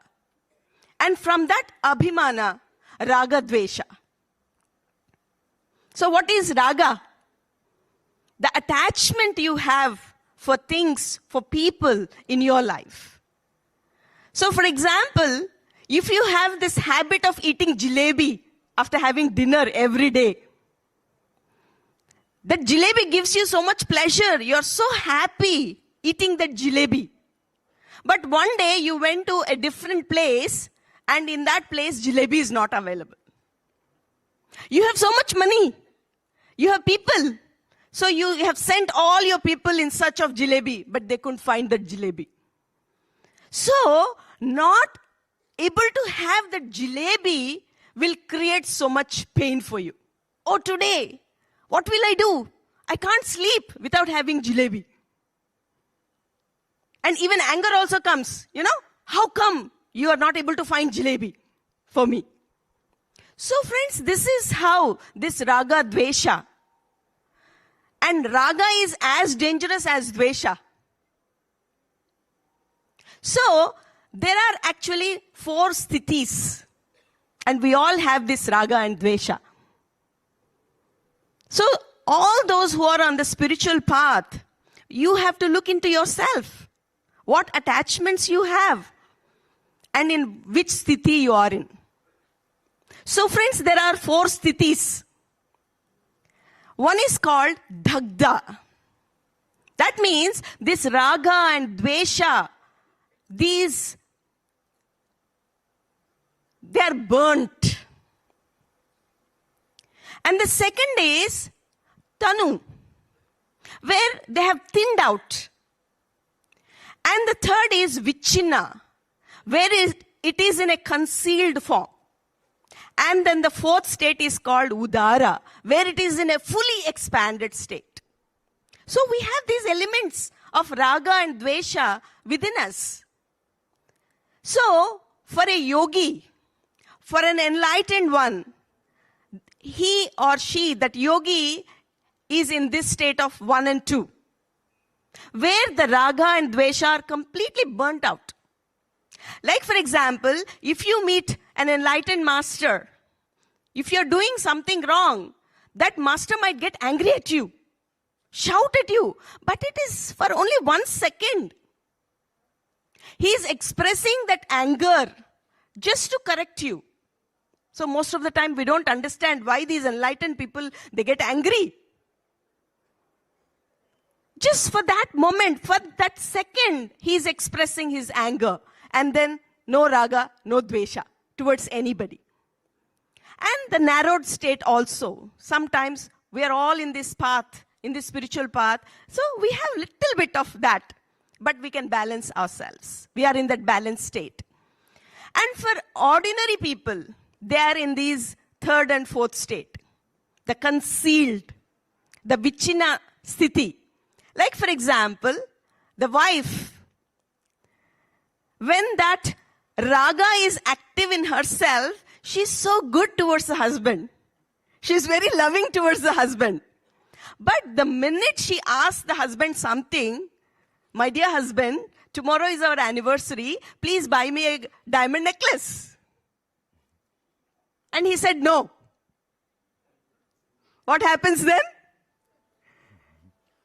She's so displeased with that husband, and this dvesha vritti is activated.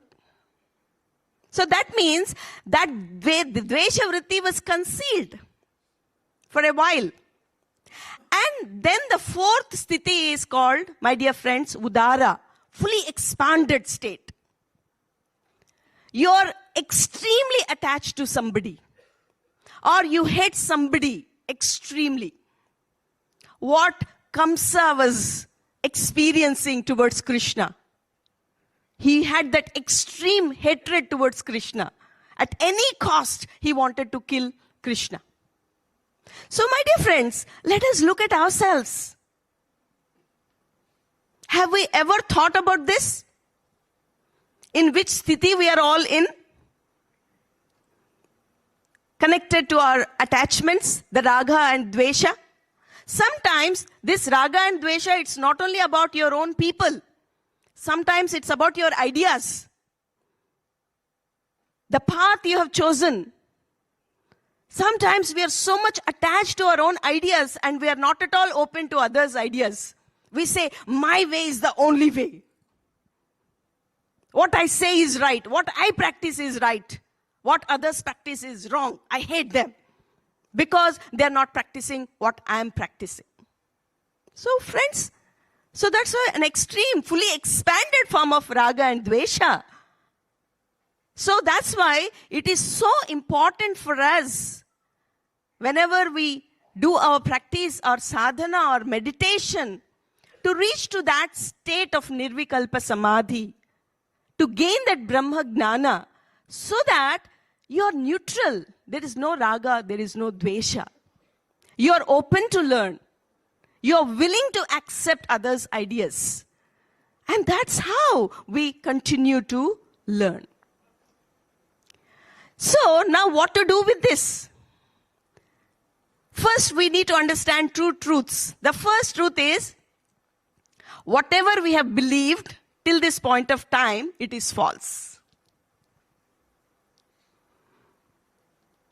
That only if I have this person in my life, I'll be happy.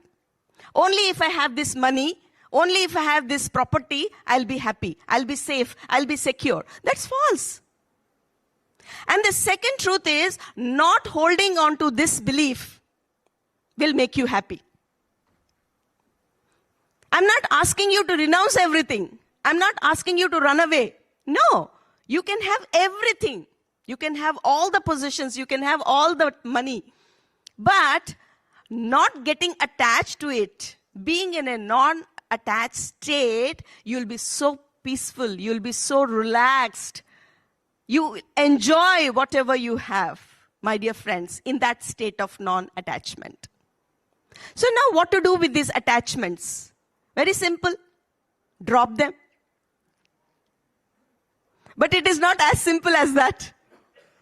So one day, this seeker was just walking on a cliff. He read so many books.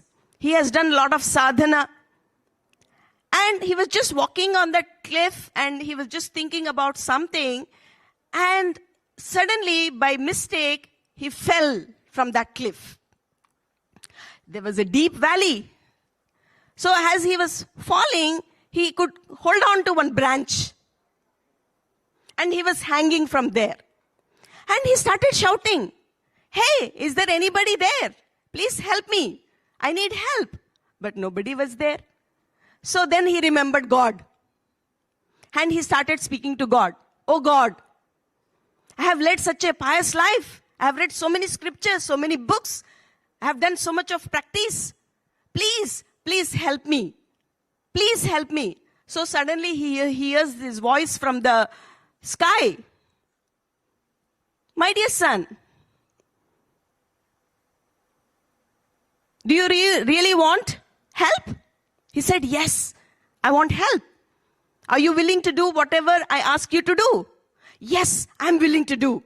So then that voice said, "Just let go. Just let go." So then he just thought for a few seconds and then he turned towards the other side. "Hey, is there anybody else there?"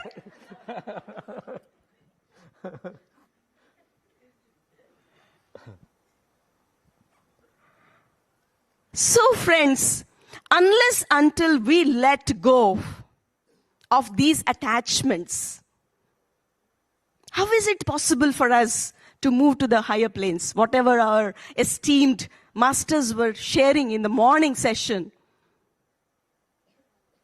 to elevate, how is it possible?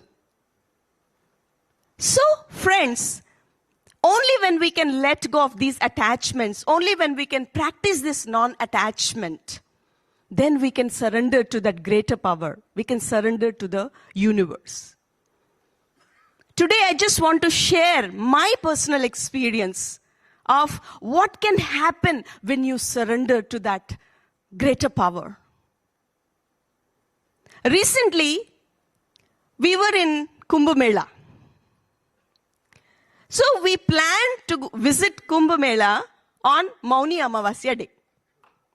You all know what happened that day. Very interesting experience. So we just reached.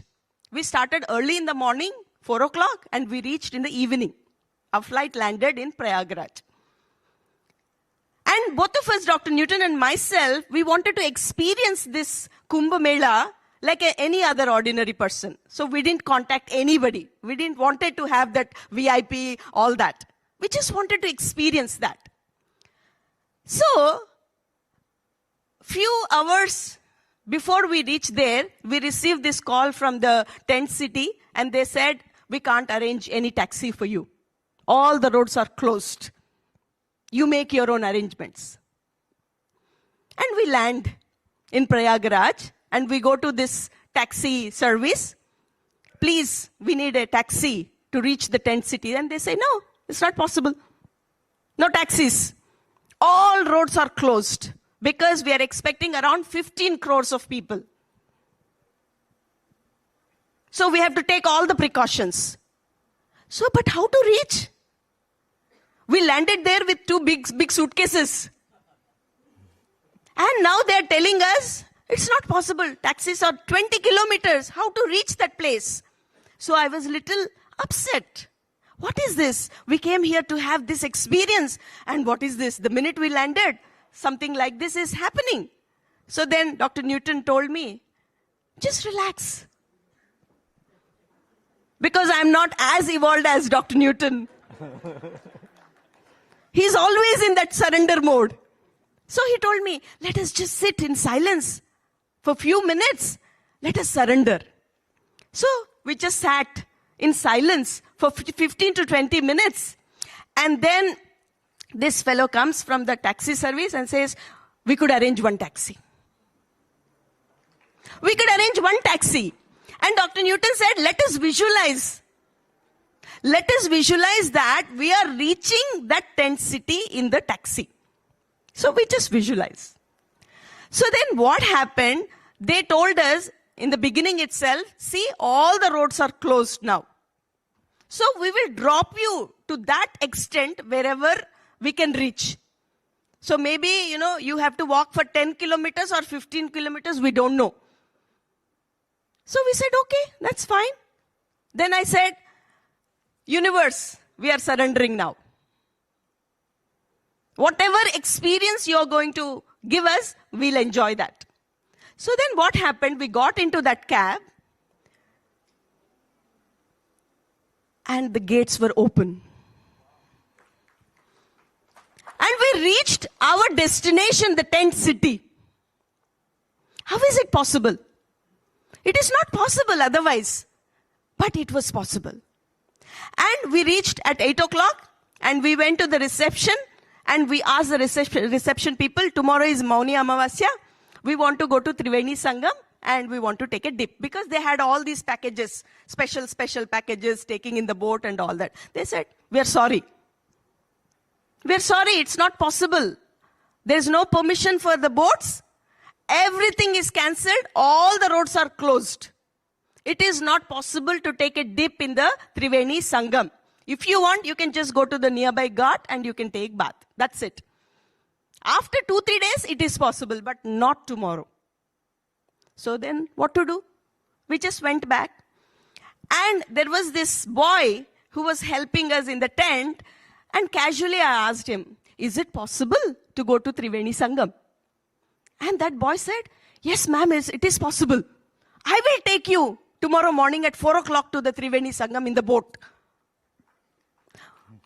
But how is it possible? All the VIP things, everything got, I will take you to the Sangam. Please be ready at 4 o'clock. So then 4 o'clock, we got up and we were calling this boy and no, he's not picking up the phone. So maybe this fellow is, everybody thought, but I believed in him. So all the other group people were just going to the ghat nearby to take a dip. And this boy is not there. So what to do? If we wait for him, then we will miss this opportunity also. But I said, no, we will wait for 10 minutes for that boy. And we waited for 10 minutes and this boy comes running. And along with him, there is one couple from US. He said, these two are also joining you. Let us go. So we started walking. 4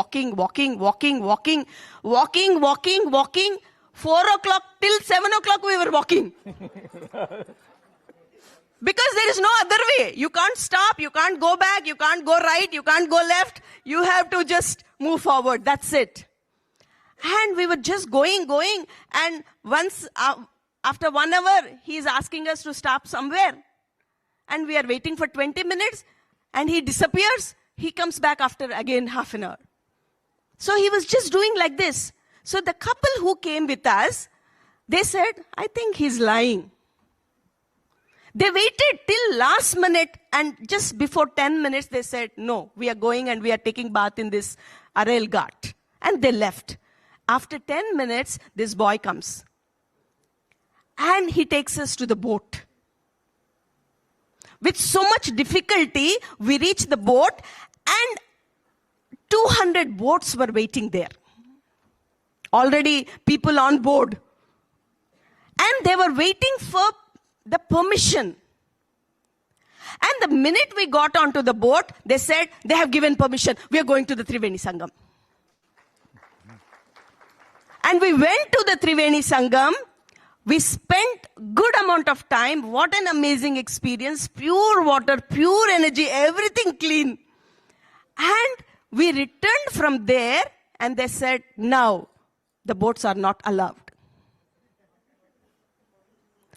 Can you imagine 15 crore people, 10 to 15 crore people were there on that day, 200 boats, each boat carrying 10 people, so 2,000 people got the opportunity to take a dip in the Triveni Sangam, and 2 of us were there in that 2,000.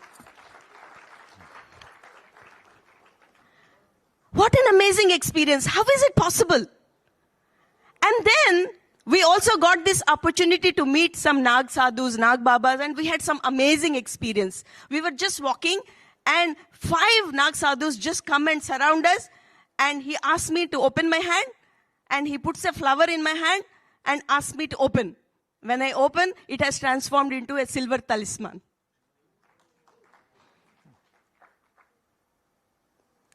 Amazing experiences. If I continue to share, it will just, the whole day will go for this.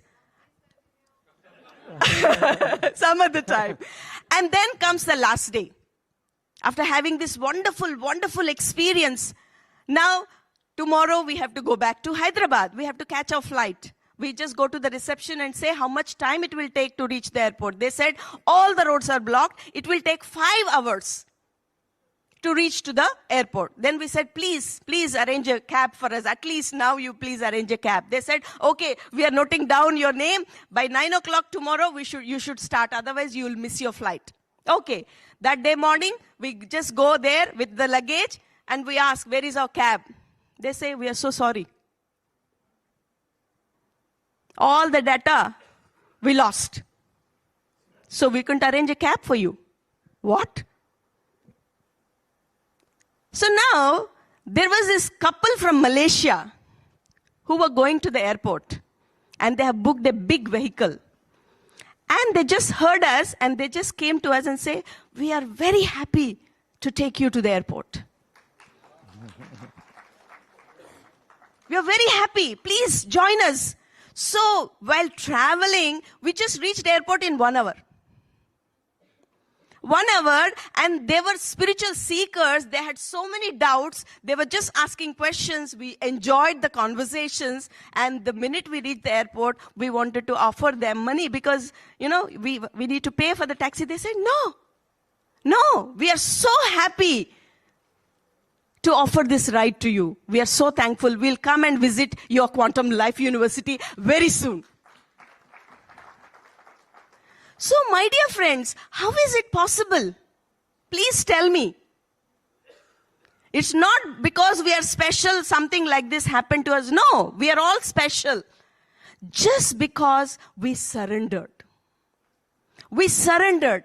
And we had such an amazing experience. And the best thing, what we experienced there, what touched our heart was poor people, old people, with little children. They don't even have a place to stay. They were waiting outside. They were sleeping outside. Extreme cold. Facing all the challenges. So that is possible only in India. This Shraddha, this Bhakti, this commitment is possible only in India. Only in India. So we are all very fortunate to be born here. And let us all, you can all join me to say, Bharat Mata Ki! Jai! Bharat Mata Ki! Jai! Bharat Mata Ki! Jai! Jai! So if 40, 50 crore people could attend Kumbh Mela, it is possible to have a Dhyan Kumbh Mela also in the future. It is possible. Kartikeyanji's guidance and all the masters coming together onto one platform, experiencing this oneness, yes, it is possible. It is possible. 40, 50,000 crore people participating in a Dhyan Kumbh Mela. So, my dear friends, let us all wish for that. Let us have that sankalpa so that India will just get back its glory. So that Bharat Desh becomes that guiding light to the entire world. Thank you. Thank you so much. And over to Dr. Newton, the art of letting go. Wow, I don't know what to speak now. I have to let go of what I heard from you. It's so much. I really admire you, your speech, your words, your jokes, your stories. I don't know how to get detached from you. I'm so attached now. How to let go of this attachment? Oh, so my dear friends, I surrender. There is something that in all of us that we observe. One thing is we like things, whatever that we like, pleasant things, good things, we want to hold on to that. For example, your right hand is something which is holding on to something that you liked. The other hand is the one which you want to push away things, what you dislike, what you don't like. So we don't like many things. Judgmental people we don't like. Any unpleasant situations we don't like. Any challenges, difficulties we don't like. So this is what we are all, we are like this. One hand, we want to hold on to something which we like. The other hand, we want to, I don't want this, I don't want this. Okay? We all do this. By nature, our nature, by default, it is there. It is programmed in us. So a child who is going near to the candlelight and the fire is burning his skin, immediately he withdraws. He hates now that fire. He knows that it is very dangerous. Any kind of critical situations we dislike. We want to run away from that. It is programmed in us in that way. And whatever that we like people who are clapping for us, appreciating us, loving us. So we want to go near to them. So Dr. Lakshmi told raga and dvesha.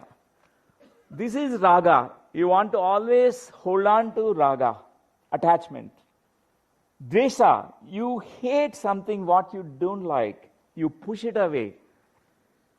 So, how to actually overcome this challenge, this difficulty, like raga dvesha? Because it entangles us, entraps us. What is the solution? This topic was suggested by Sai Krupa Sagarji and Chandraji, because there's so many topics available, but he said this is the topic nobody has spoken about, but all meditators need this topic. All spiritual practitioners, they need this topic. Then we also resonated a lot with this idea to present this today. And dear friends, many of us, we try to let go of certain things like past. Past is one thing which we don't want to revisit our past. Nobody likes to go into the past because there are many bad memories, many difficult, challenging memories. traumatic memories, we don't want to revisit them. Past, whenever we recall the past moments, is very, very emotional. We become emotional. Very sad moments. So we do get many times, stuck in the past and we couldn't let go. We are trying to let go. We couldn't. Limiting beliefs. Even though you say thousands of times that, oh, I am good enough, I am powerful, I am not a victim of life, I am a victorious one, and I am strong, and all these positive things to yourself, but still, these limiting beliefs, we're trying to let go. Very, very difficult. It's still, we're affected by these limiting beliefs. And negative thoughts, the specific negative thoughts that we all have, they're very challenging to let go of them. And expectations on the outcomes. And toxic emotions and fears. Insecurities of the future. Cravings and addictions. Many things we're trying to let go. Attachments to people and things. Self-sabotage patterns that are holding us back. Judgments. We're trying to let go of all these things. There are many things. We can list out thousands of things. We're trying to let go. But it's always challenging. So, Quantum Life University, we found 7 beautiful modalities which has inbuilt let go process in it. The first thing is meditation itself is a big letting go process.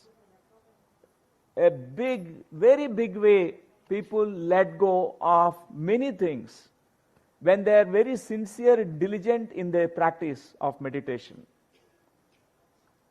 And the second one is past life regression therapy. Many memories that we're still clinging on to them, we are not able to let go. So the past is recreated again in this current life. We repeat those patterns. And our family tree memories, transgenerational memories, cancer which is running in the family tree, or a certain disabilities, certain behavioral issues, or suicides, or some premature deaths that were happening in the family tree. We are all repeating that. We are not able to let go of that pattern. And family constellations and transgenerational therapy is a self-healing modality to release, to let go of family tree memories. And organizational constellations therapy.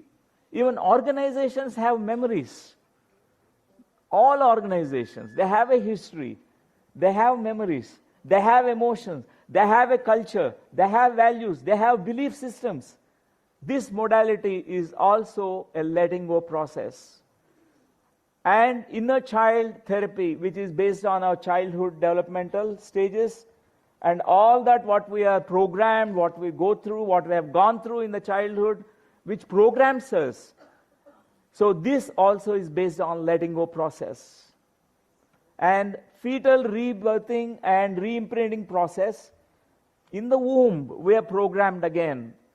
Many of us, we are born with certain, first thought is, oh, life is struggle. It's not easy. No one cares for me. No one loves me. I am all alone here. With this first thought, we are entering into this world. There are many hard memories. This process, this methodology, it helps us in letting go. It's by default, it's there. Life between lives regression therapy. This is also another letting go process. We all have memories of the soul, even before we are born, between lives. So every incarnation, in between incarnation cycles, there is a life which is also there in the soul planes. So tapping into those memories, we understand our soul plan, why we are born here, why we are again incarnating here. Apart from this, there are 20 workshops that Quantum Life University designed, and all of them are based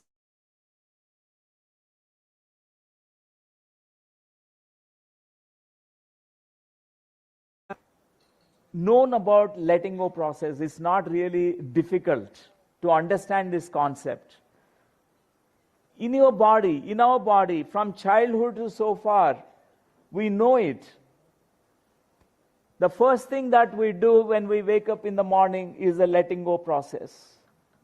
Your intestinal waste, all that is accumulated in your intestines, we let go. Those who could not let go, they have constipation problem.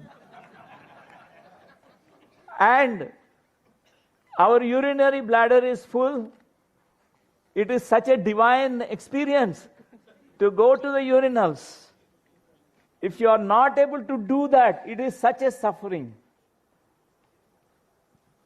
If you are not able to let go of the past, yesterday's memories, emotions, all that what happened, you could not let go, you can't sleep, you have insomnia. We know let go process from childhood, but it is still very difficult. In the physical plane, sometimes we get a lot of problems just because we are not able to let go. Many ideas you are not able to digest, you are not able to let go. Definitely it affects gastrointestinal tract. Past emotions, they bother us. One young lady came to a guru, a master, asked him, I'm suffering because of my past. My past is so much full of misery, so much suffering. How to let go, master? Please teach me the method. He said, wait, I will show a demonstration of it. So the master took her to a river, asked her, what is this? What do you see here? Oh, I see a flowing river which is flowing. Then he showed some other place. What is this? Oh, this is a pond. What is the difference between these two? Oh, the dirty water in the pond. It is not flowing waters here. In the river, the flowing waters, it's very fresh. But this water in the pond, the water which is not flowing, which is stuck, it is stinking. Many of us, we have these past emotions which we are carrying for such a long, long time. Anger, resentment, grief, fear, many things. It results into chronic illnesses. That's why this process of letting go is so essential, so important to understand. For example, we are holding on to something. I show this.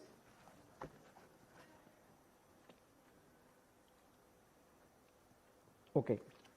So,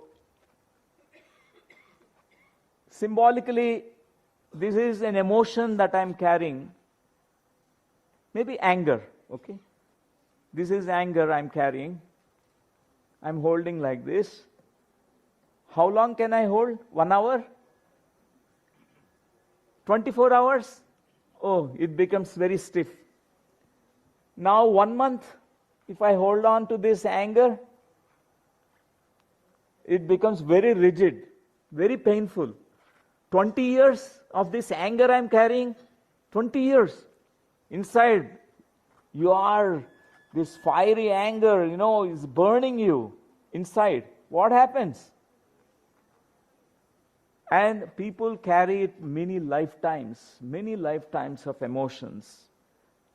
There's so many emotions, so many beliefs, so many memories which are affecting us, which we are unconsciously, subconsciously, we are hanging on to them, clinging to them, not realizing that we are carrying them.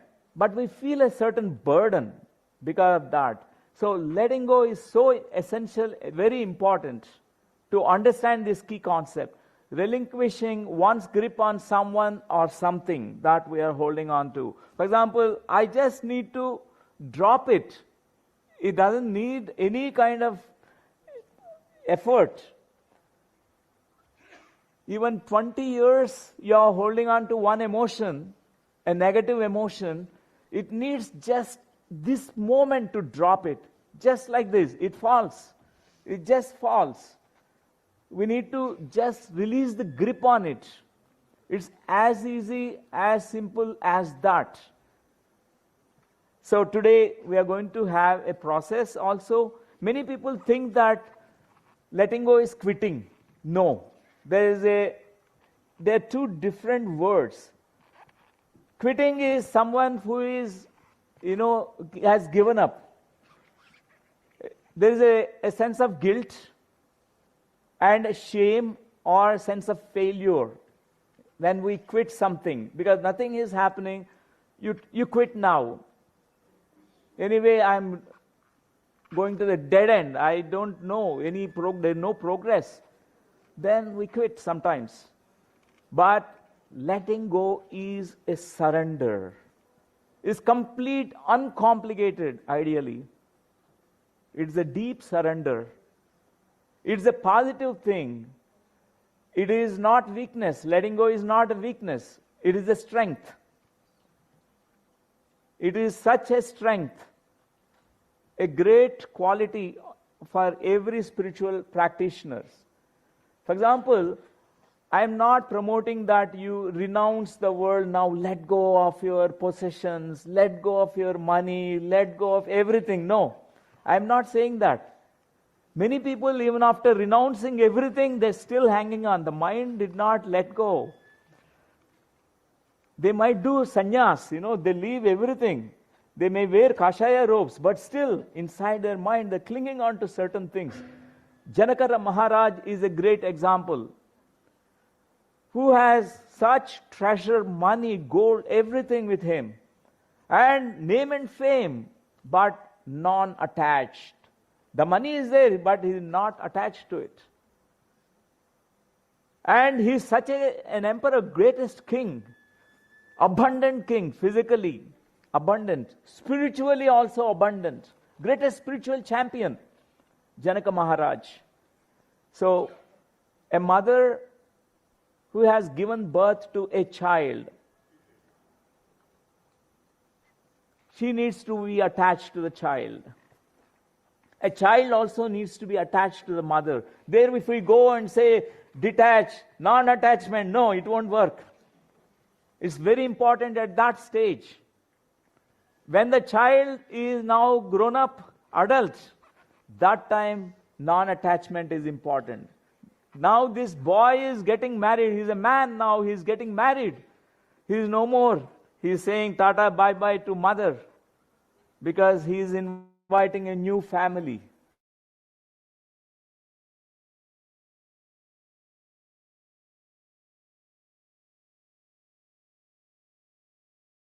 Respect and love for the parents, but non-attached.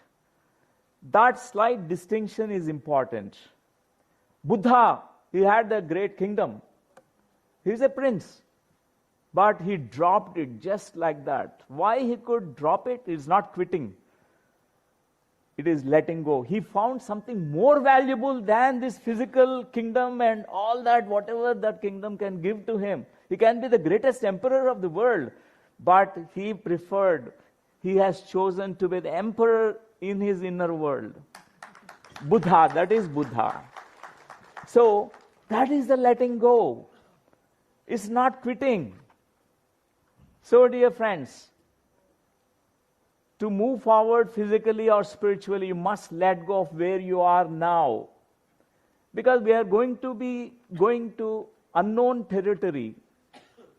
Because everything is going to be unfamiliar. The next moment, the next step of you, we don't know what happens, but you need to let go of this. We can't be in the safe zone all the time playing that game. We need to rock the boat a little bit.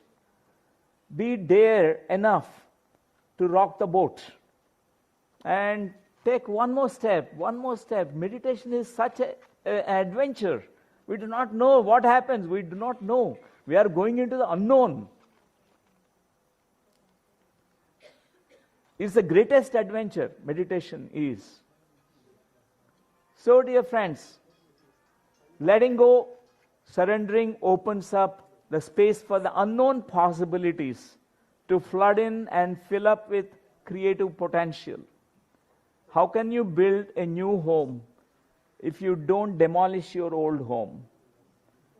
How can you fill new things in your wardrobe without removing all that piled up stuff from your wardrobe?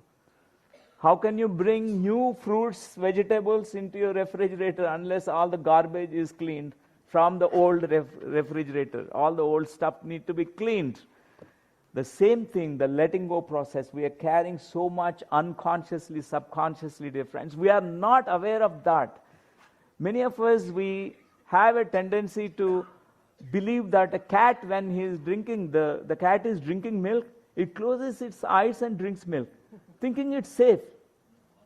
If it opens the eyes, it can't drink milk. An ostrich also keeps the head down inside the sand, feels safe. But it's a false safety. So many of us also believe, oh, my life is very glorious, very happy. We pretend to be happy, we are distracting ourselves. We make ourselves so busy, we never look inside ourselves. That's why in meditation, the first thing that happens is called Antara Suddhi. Suddhi means purification. Inner purification process. All that rotten stuff, all that garbage, it will be cleansed. It will be flushed out. It need to be flushed out. Antara Suddhi. Then second thing that happens in meditation is called Antara Siddhi. Siddhi is a little bit mastery. You start mastering your mind, mastering your emotions, all the intuitions, mastering your energies, all that happens, Antara Siddhi. The third thing that happens is buddhi, antar buddhi. Buddhi get awakened. Vikasita buddhi.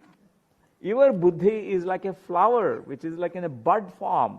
It opens all its petals, 1,000 petal lotus blooms. So, in meditation, already this happens, but many of us, our observation is 40% of meditators, they keep everything under the carpet. They think their life is very good, but it's not really good. There's a lot of antarsuddhi, letting go is very important. They have the same old fears, they have the same old patterns, they have the same old tendencies and behaviors, same raga dvesha. So when we ask ourselves, am I carrying any kind of baggage, anything from the past? I'm trying to let go, but I'm not really able to let go so far. We need to ask this question. Is there something specific that I would like to let go of right now? Right now. Even one small thing that we are able to right now let go is so beautiful, you learn the method. For example, a person who is dying, are you able to let go of that person? It is very important to learn that skill. Particularly our family members, when they are leaving the body, we are witnessing them.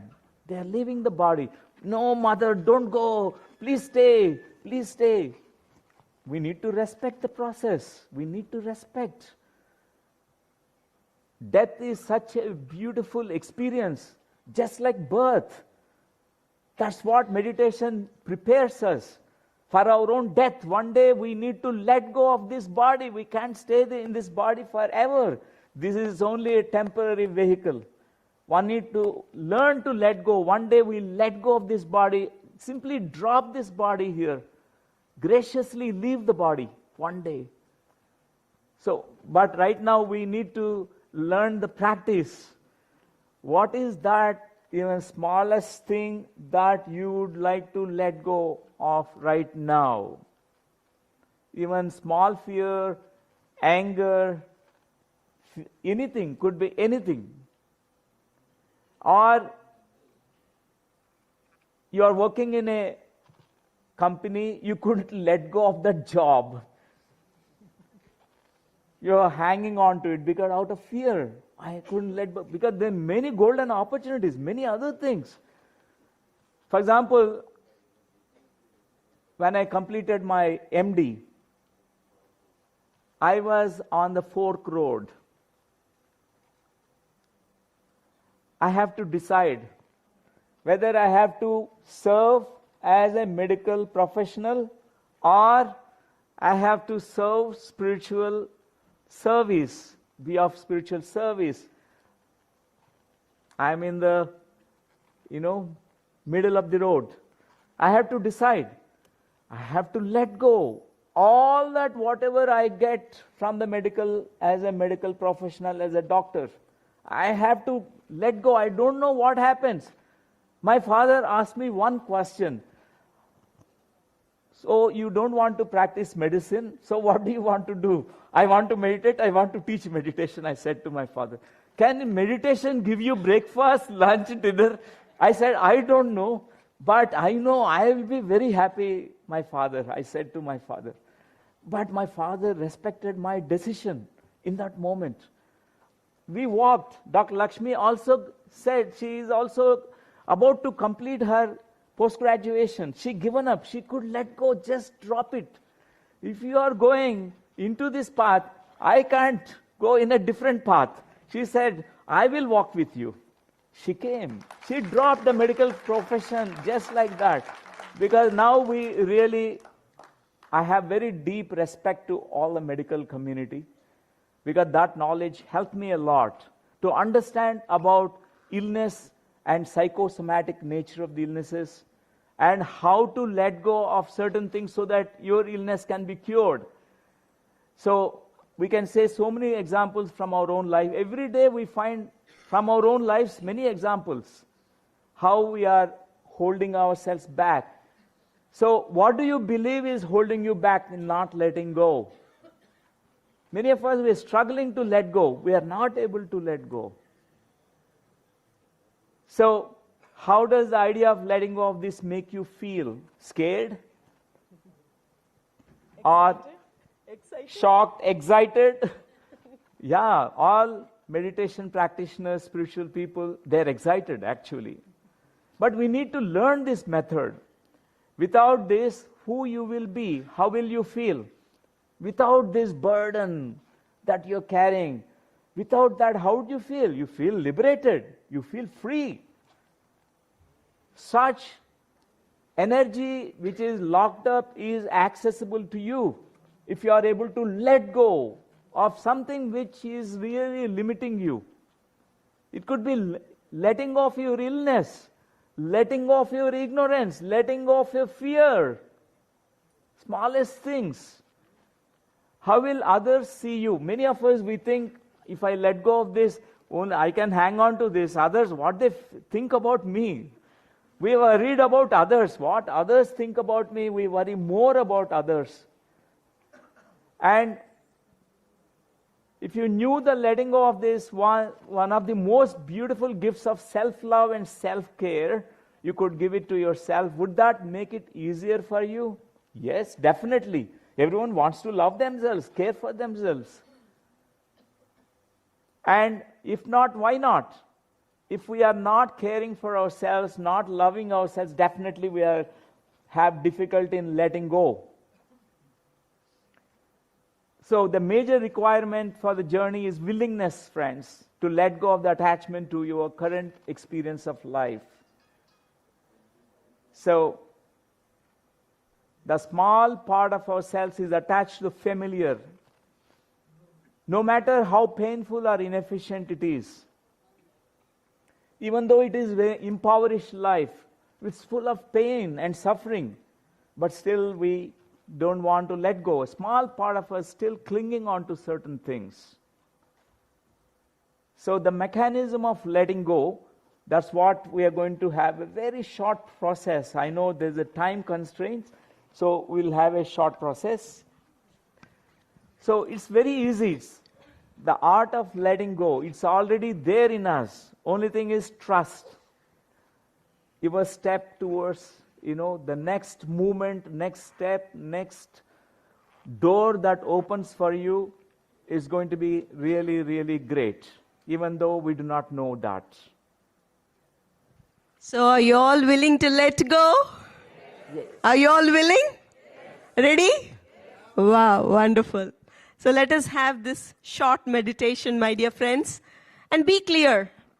What is it that you want to let go? A negative thought? A negative emotion? Or a negative feeling? Or a negative belief? Close your eyes. Make yourself comfortable.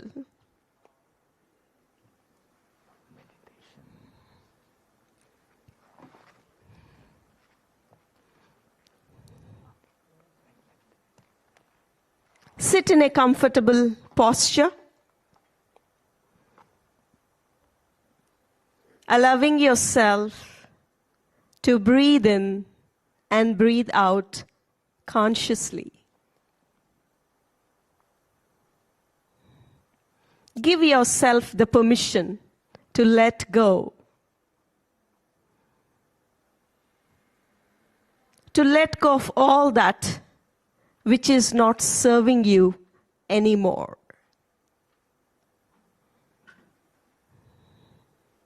Allow yourself to breathe in and breathe out.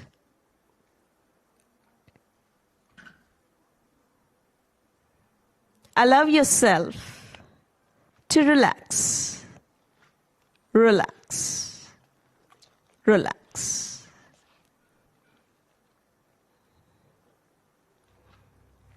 As you're breathing in, breathe in deeply so that your in-breath can reach to each and every part of your body. Breathe in deeply so that your in-breath can fill your lungs fully.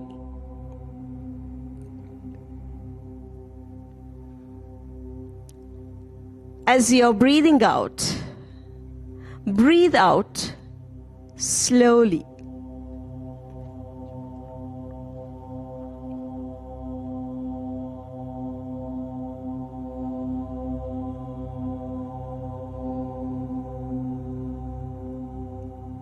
Very often, we view the mental formations like thoughts, feelings as being part of us. So we are identified with them.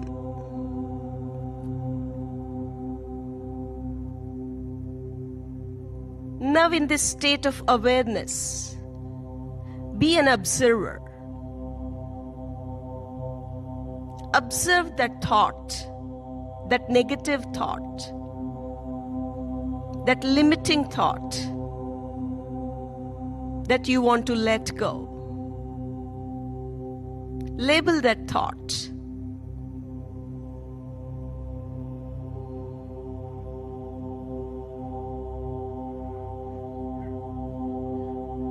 Thought that I'm not good enough, I'm bad, I don't deserve.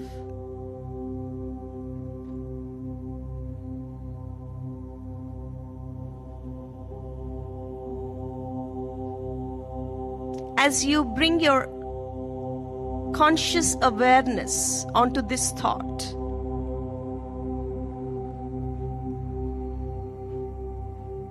as you're breathing out slowly, imagine, visualize this thought, these thoughts as thin clouds, fluffy clouds.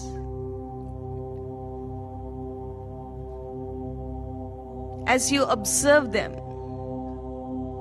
as you breathe out slowly, you can visualize these thoughts appearing and disappearing.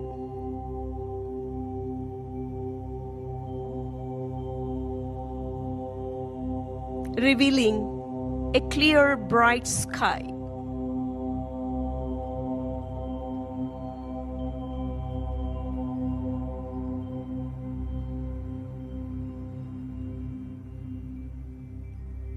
Now, in this state of awareness, focus on all those physical tensions, all those negative emotions, negative feelings, negative beliefs.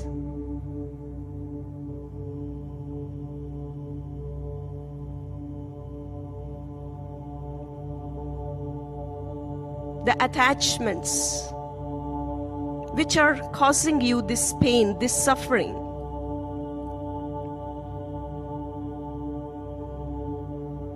Now, in this state of awareness, as you are breathing out, imagine, visualize all this stuff that you want to let go. Visualize it as a thick fog, moving up, lifting up,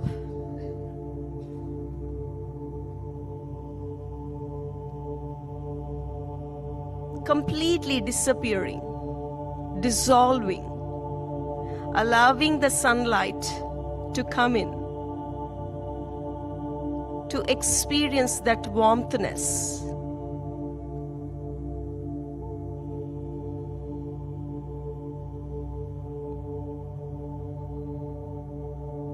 With each breath, with each out breath, allow yourself to let go, let go, let go.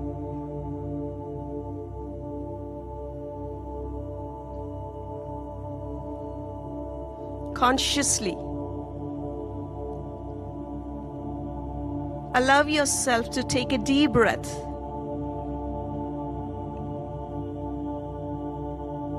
And just breathe out from your mouth as if you're letting go of whatever you wanted to let go.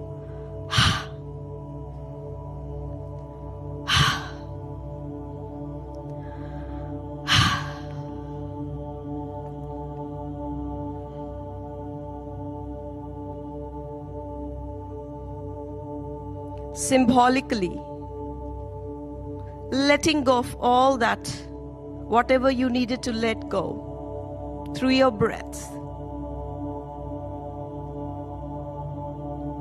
Now allow yourself to revert back to your natural rhythm. Relax into your breath, allowing yourself to experience this deep relaxation, this deep inner peace.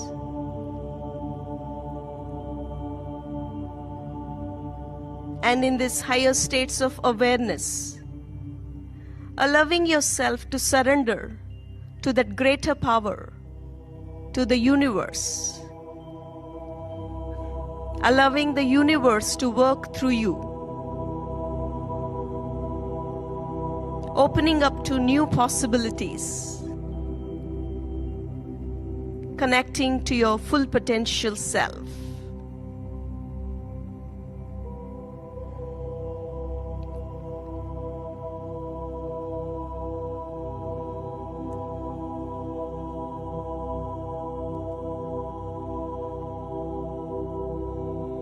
In this deep state of surrender, allow yourself to experience that peace, that joy, that happiness.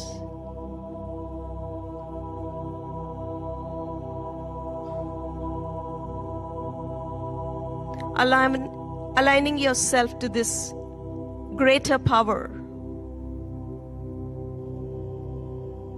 Allow yourself to become a divine instrument so that you can serve, so that you can be of service. creating, becoming a co-creator in creating, in manifesting a paradise on this planet Earth, where all the kingdoms, the mineral kingdom, the plant kingdom, animal kingdom, and human kingdom can live in peace.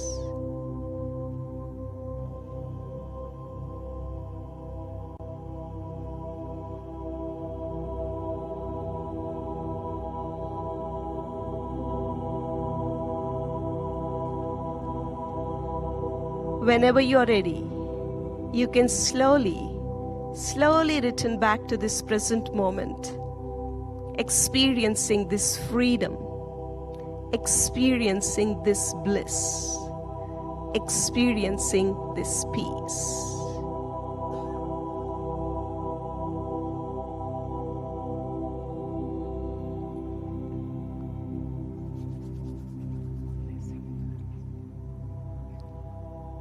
You can place your hands on your eyes and gently you can open your eyes.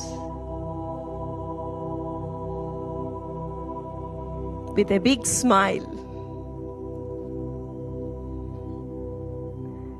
And you can turn to your friend and you can say, pain is inevitable, suffering is optional. Can you turn to your friend and say this? Suffering is optional. What do you choose? What do you choose? What do you choose? Thank you, my dear friends.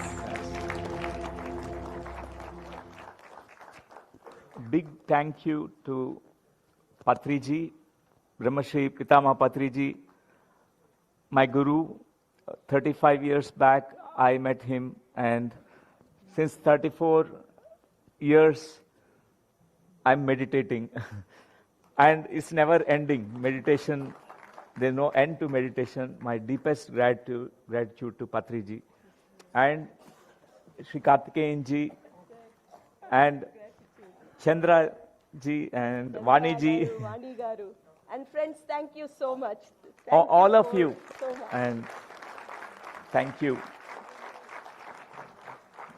Right.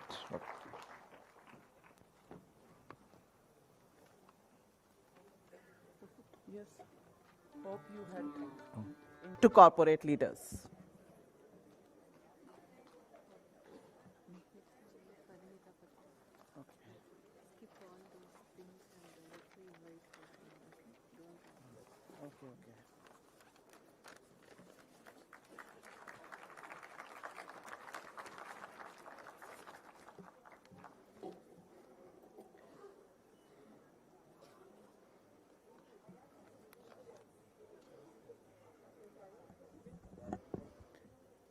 Yes.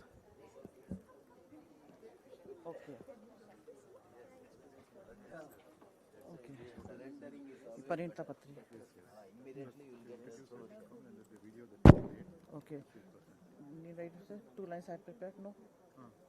Shall we say? Okay. Yes. Nature loves harmony. When we are in harmony from inside, then we are in harmony with everything and everyone around us.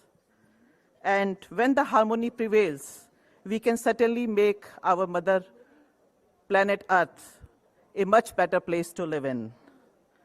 Now is the time for the track talk, Sustainability Excellence, Living in Harmony with Nature.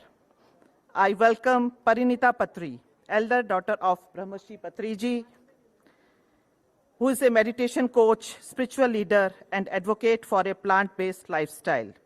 She is the founder of PSSM SWAG, co-founder of Swadhyaya Yoga, creative head for PMC English, advisor, Dhyan Jagat Telugu magazine, and mentor for PYMA Global. She promotes meditation, nonviolence, and environmental sustainability, inspiring individuals worldwide through workshops and transformative teachings.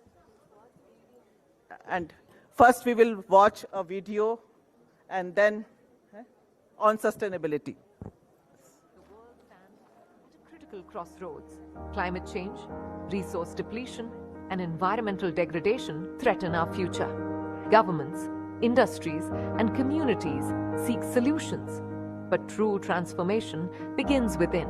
For centuries, wisdom traditions have taught that our outer world is a reflection of our inner state. Today, modern research affirms this.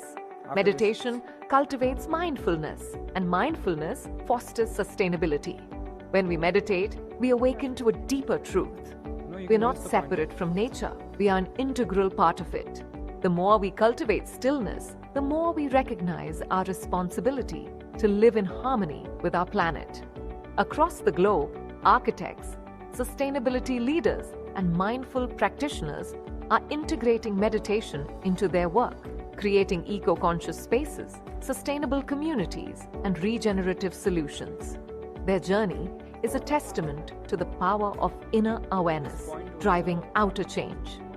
This is sustainability excellence through meditation. For architects, meditation is more than just a practice. It is a lens through which they see and shape the world. Bharati Prem, the architect of Pyramid Valley International, shares how meditation has deepened her creativity, resilience, and commitment to sustainability, allowing her to design spaces that nurture both people and the planet. Meditation has been a very strong transformative force in my journey.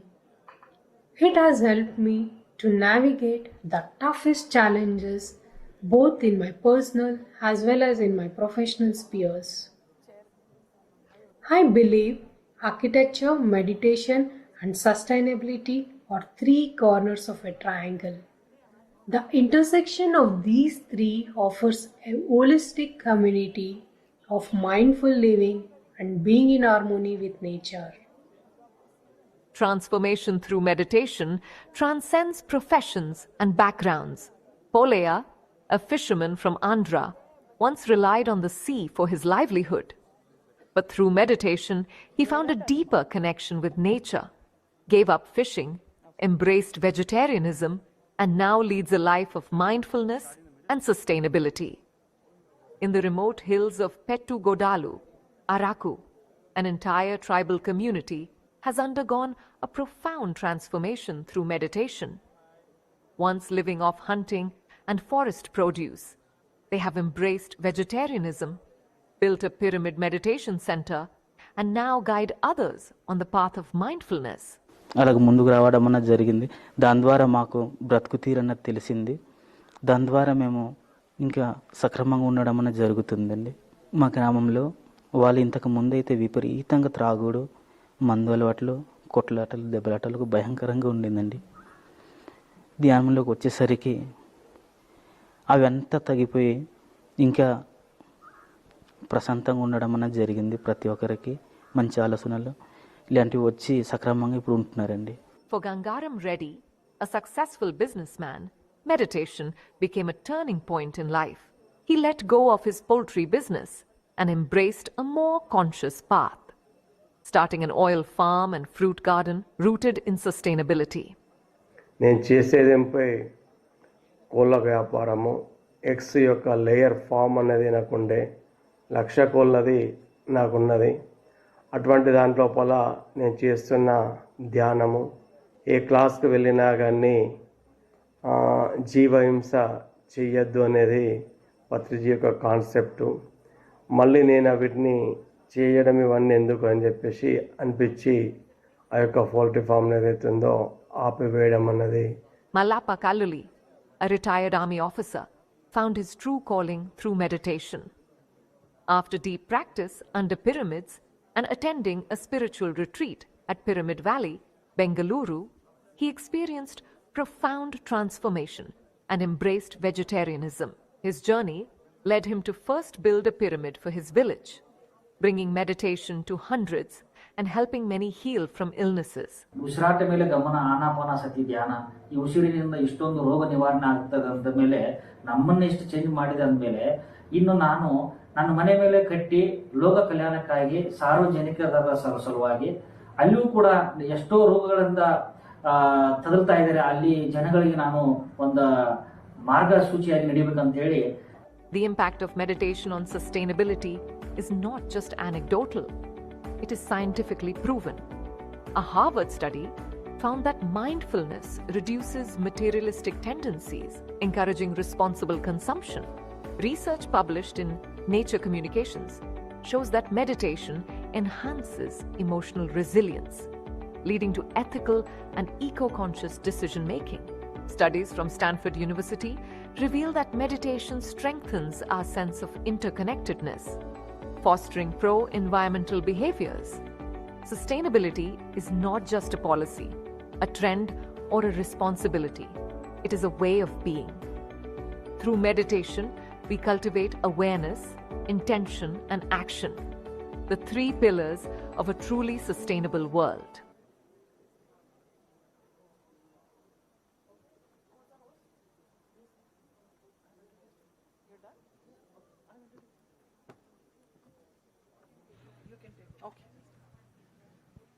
Hello everyone, Namaste. I'm sure that everyone has gone for a tea break anyways. All right. So, thank you so much, my dear friends, for coming here for the second Global Conference of Meditation Leaders. And now, we are going to learn about sustainability. How many of you are willing to live a sustainable life? Whoever is there, no problem. Even the ones who are watching our PMC, our beloved PMC. So let us all learn how to live a sustainable life and why to live a sustainable life. And what all we should do to live a sustainable life. Are we all wishing to learn something new today? Yeah? Or maybe not so new. So sustainability is how we are living in harmony with nature, because simple actions give big impact. And I know that this topic is very, very, very dear to our Karthikeyanji. Sustainability. So then, why sustainable living? That is one question that we need to ask ourselves. Do you need a sustainable planet? Not just for yourself, for your future generations, for your children, for your grandchildren, for your great-grandchildren, for every child on this planet. Right? So then, why sustainable living is what we need to understand. We need a sustainable planet because less pollution means cleaner air, water and soil, which means fewer diseases. And then less waste, which is fewer toxins in nature and healthier people and animals. Should it be sustainable only for us or for humans or for animals and the planet as well? For everyone. And then sustainability also is required for trees, for less wildfires, for less deforestation. And all the choices that we make, the so-called personal choices that we make for sustainability. And we need a sustainable planet. It's not like we have a choice, isn't it? We don't have a choice. We are all working towards sustainable planet. And we have to make it sustainable so that our future generations can live on it happily. Do you want to end this planet with us, or do you want to continue this beautiful planet and share it with everyone? That is what the question is. And everything is our responsibility. So sustainable living isn't just about the planet, it's about people and animals as well. So what do we have to learn today? So I'm going to give you different things that we can make our life, or our human life, or our animal life, or the planet life sustainable. And what are those things? Do we do any of these things? Can we all focus on the presentation instead of the mobiles and just focus on what we have to do. All these things have to be done in order to have a sustainable planet. You can take a look at it and find where you're at. Where are you positioned in as far as this is concerned? Do you save water? Do you just let the water flow? Do you let the precious water go waste when you're brushing your teeth, when you're taking a bath? Do you use buckets and buckets of water to wash yourself, which can be done with a half bucket of water? Do you waste water while washing your clothes or utensils or appliances or anything of that sort? Do you recycle the water? Do you do rainwater harvesting? This is all we need to do. If at all everyone raised your hands when I said, who wants a sustainable planet? But nobody wants to do anything about it. You want a sustainable planet, but you don't want to do anything about it. That is the thing that we all have to ask ourselves. What do I have to do to make it a sustainable planet? So then plant trees and eat plants. Have a plant-based food. Patriji always said, always go for plant-based food. And then reduce waste, avoid plastic, walk or cycle whenever you can. It makes you fit also. And then recycle or upcycle, buy local, use renewable energy, save electricity, eco-friendly products, and the list goes on. What all do you want to do? What all can you do to make this planet sustainable? The list is here. What all can you do? Can you have a checklist? That is what is most important. So we need to create awareness about this, because this is the only home that we have got. Even if you want to die and come back again, this is the only planet that you have to come to if you want to have a physical experience. Have a human body, this is the only planet that you have to come to. To eradicate your karma or whatever it is, you want to learn lessons, you want to do some service, this is the planet that you have to come to. And how do you want this planet Earth to be for the future generations? Okay, I am born here. But what if I die and I have to come back to this planet again? How do you want this earth to be?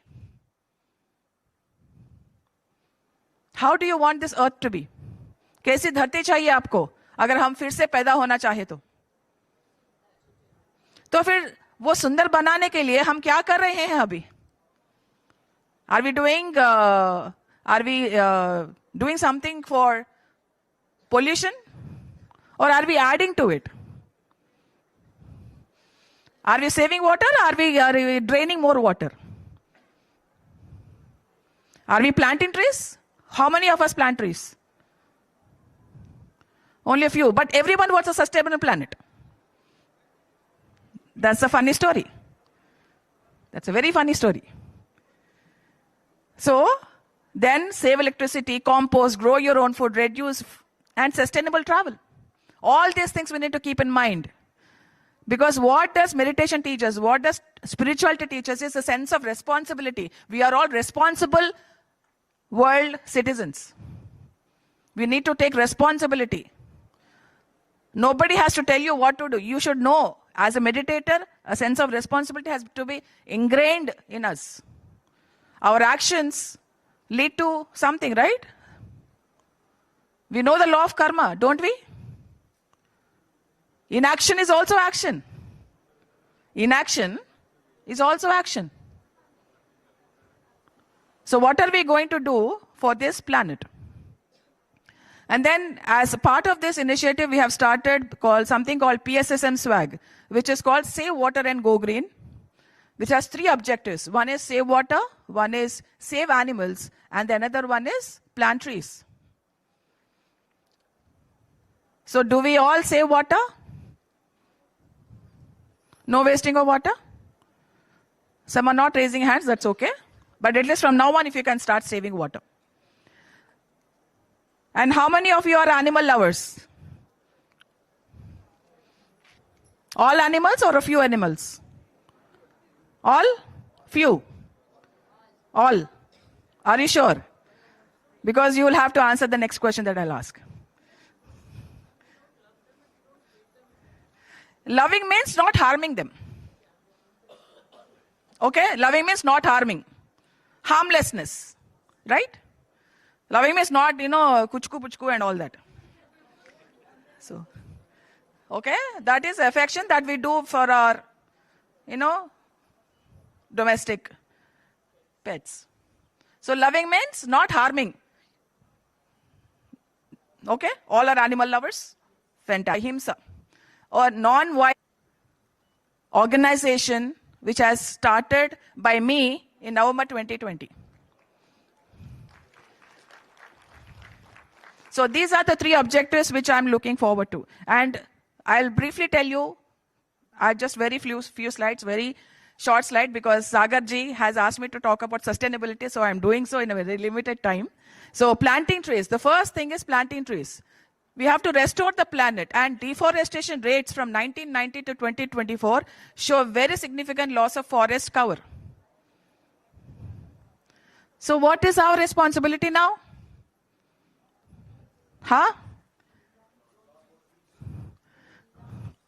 Plant trees. We have seen what Daji has done. He has planted millions of trees. Can't we plant 500 trees per year, per person? Per person, 500 trees per year. Can't we do it? Find it. Find a solution. Figure it out.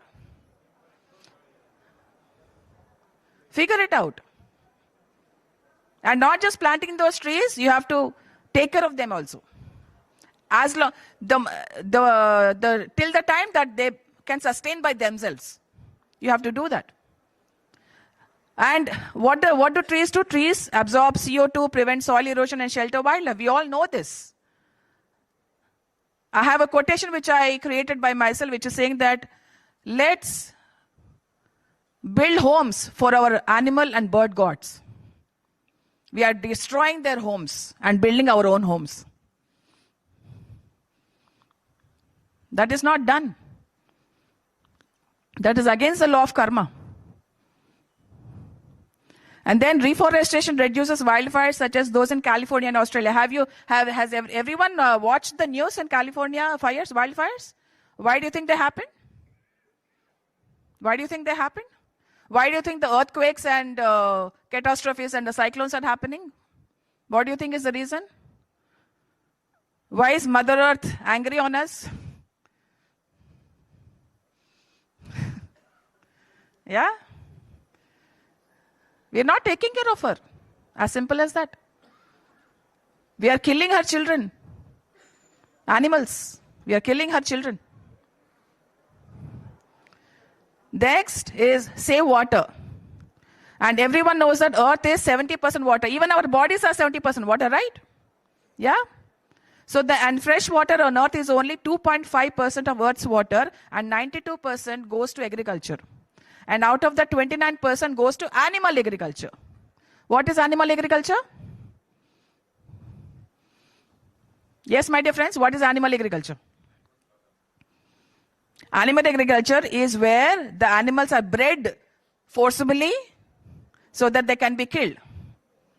That is animal agriculture. It is called as factory farms. Livestock. The animals are called livestock. They are stock, but they are alive. Livestock. What a funny name. So these factory farms and everything, all the water goes to them so that we can get meat, dairy, eggs, and fish. As if we can't survive without them. Right? And tree survival rates are below 40%, so planting alone is not enough. We need to save water for that. And replacing 2 meat meals a week equals to planting 1,338 crore trees yearly. Just imagine if we just cut out on meat. That is what we are doing. We are asking everyone to be vegetarian. What a great job we are doing, isn't it? Even though we are not planting trees.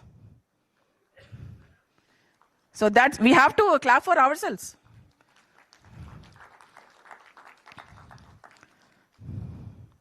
And then plant-based living.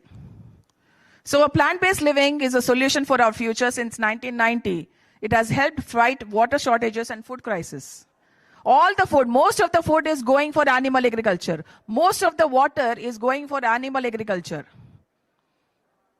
To feed people with meat, dairy, eggs, and fish. People are dying of hunger in countries like Africa. They're malnourished because all the grains, all the food is being given to the animals so that people can eat meat, dairy, fish, and eggs.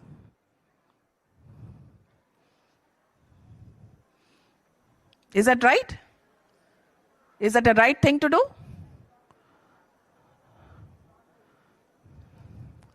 And animal farming causes deforestation, water loss, and methane emissions. Cows produce the most methane emissions. And cows and buffaloes are the ones who are forcibly bred in the dairy industry so that people can get milk for their coffees, chais, curds, ghees, yogurts, ice creams, chocolates, the list goes on. And then going plant-based stops slaughterhouses, cuts pollution, and lowers greenhouse gases. In one of the scientific studies, it says that milk is equal to leather plus beef. Are you surprised? India is one of the top most producers of leather and beef thanks to the dairy industry. Who are all supporting dairy industry now? I'm not going to raise hands because I'm not supporting. Anybody? You just have to raise hands. It's a very simple act. Who is supporting dairy industry? I'm not going to raise hands because I'm not. All of you are? And then meat, fish, and eggs and dairy raise the risk of heart disease, diabetes, and cancer. It has been proved time and time again. There are so many myths about meat, dairy, fish, and eggs that scientists have been proving wrong.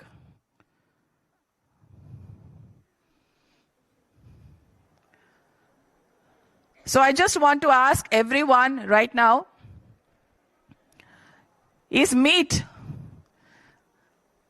on our taste buds worth their life and freedom? Is our taste buds worth that much? No. Right? So we are killing them so that we can satisfy our taste buds. The meat, the deliciousness that the meat gives us, that is what their life and freedom is worth? Yes or no? Yes or no? I'm not getting any yeses or nos from everyone. Right. Okay. Is your ice cream, chai, coffee, yogurt, curd, is that what they're worth? Are cows and buffaloes born for you? Do they get pregnant for you? Just now Lakshmi ji and Newton ji were talking about detachment. You can't separate a mom and child, do we? Do we? But we have the audacity to separate a mother cow and a calf so that we can get milk. Yeah? Something to think about? No? I'm getting to see frowns on everyone's faces. Everyone is frowning or confused. I don't know what that frown means. So then, for human health or for animals to be free, we are just hearing everyone saying, we want a peaceful earth, we want a peaceful planet, not just for the human mix, but for the entire animal kingdom. But are we giving that peace, that life, and that freedom to all the animals? You're saying all the animals, but we are still consuming dairy and honey. Are we giving the freedom and the life that they deserve?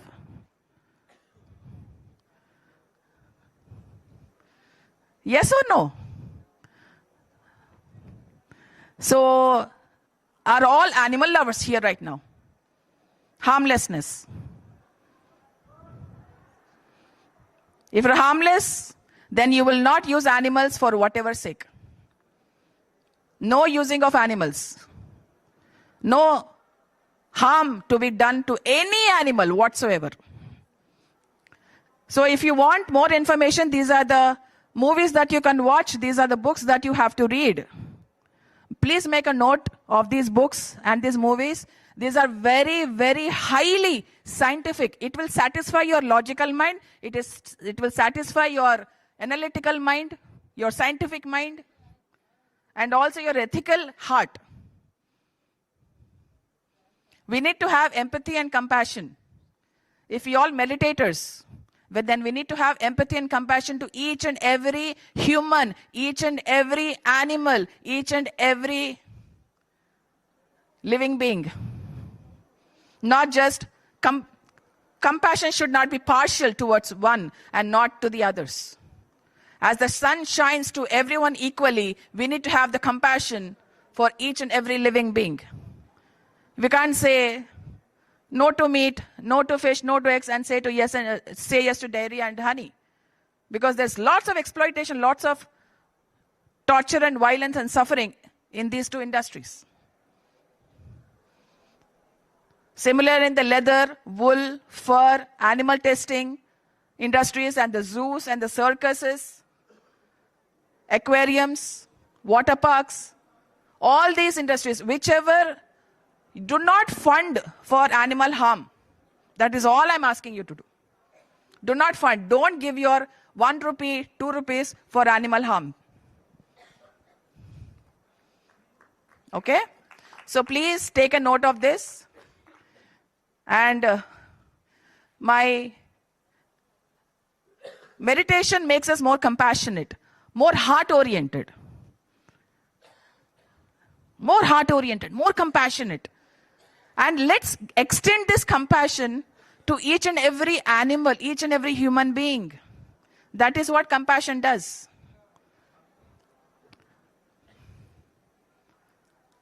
So please extend your compassion. Do not use animals as objects or machines. Milk machines, meat making machines, egg producing machines, honey making machines. They are not your slaves. They are not your whatnot. Are animals your slaves? Are they born for you? Are they born for me? Am I born for you? Are you born for me? Can I use your body? Can you use my body? Then how can we use their bodies? They have a saying that in history, they say Go Mata. Am I right or wrong? So they have this Kshirosagar Madhanam where the churning of the sea got Amrit and Halahal and lots of things. There came Kamadhenu madam. Half cow, half human being. Okay? Through Kamadhenu madam came so many cows.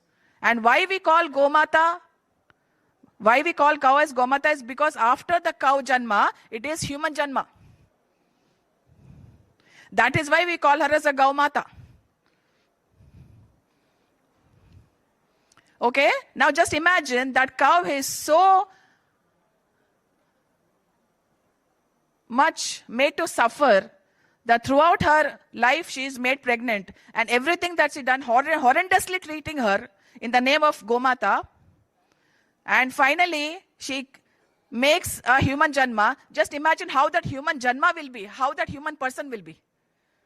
With so much of torture in the past, so much of pain in the past. Just now, Newtonji and Lakshmiji were talking about past. Isn't it? Just imagine if I'm a cow, I have been tortured for my milk so badly. How am I going to be in this Janma? Does anybody have any answer? First, don't harm animals. She doesn't have to let go of anything. So you want to continue harming animals so that she can let go, isn't it? Is that what we want to do? I will let go, but what about that karma that has been done towards me? Do you have to suffer or you don't have to suffer? So, meditation cultivates deep compassion, leading to ethical consciousness, conscious and eco-friendly choices. Are our choices conscious? And Patriji says, we are what we eat. We drink milk. The kind of emotions that mother has, the separation, anger, the mental exploitation, the suffering that the mother has, all those emotions goes into us also. So we are what we eat. We are what we eat. We are what we drink. We are what we consume. All the agony, the pain that the mother and the calf goes through,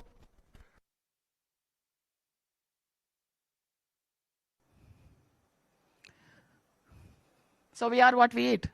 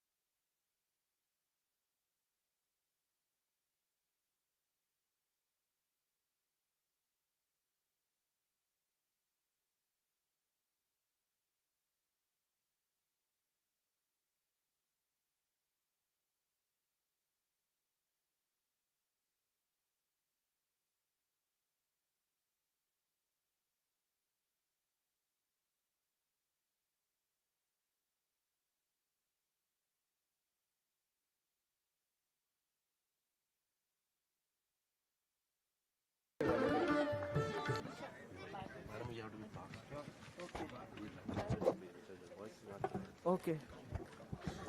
Now it is coming fine? Yes.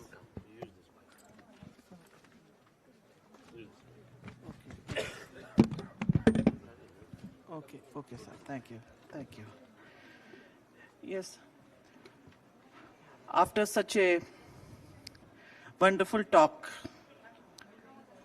think globally and act locally. Now we have another distinguished master. How meditation impacts our brain physiologically. Working hard for something we don't care about is called stress. Working hard for something we love is called passion. May we all lead a life full of passion. May I invite Dr. Raghavendra Rao to deliver a powerful talk on meditation for mental health. Dr. Raghavendra Rao is the Director, Central Council for Research in Yoga and Naturopathy under Ministry of Ayush, Government of India. He holds a PhD in Yoga and Life Sciences. He has completed several research projects in rheumatoid arthritis, prebiotics, diabetes, CVD risk prevention, yoga and naturopathy interventions. He is a member of the Ministry of Ayush, Unani, Siddha and Homeopathy Research Portal of the Government of India. May I warmly welcome Dr. Raghavendra Rao. Over to you,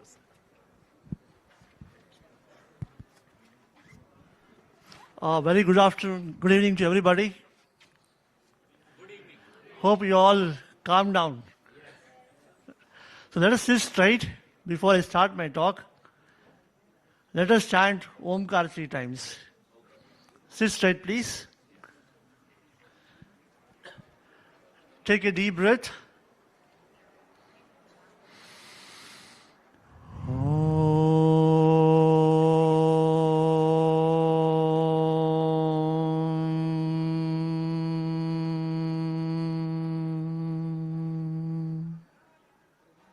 Once again.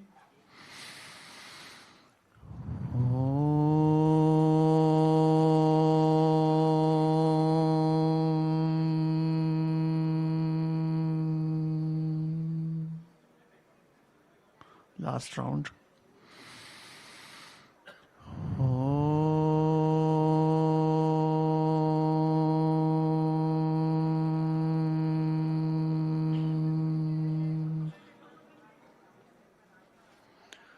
Thank you.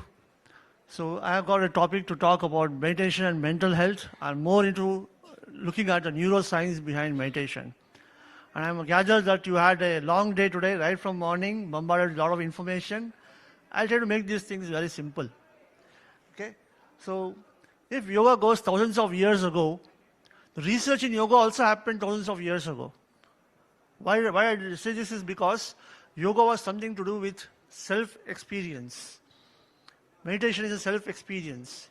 You cannot go and get meditation done by somebody else for you. You need to learn yourself.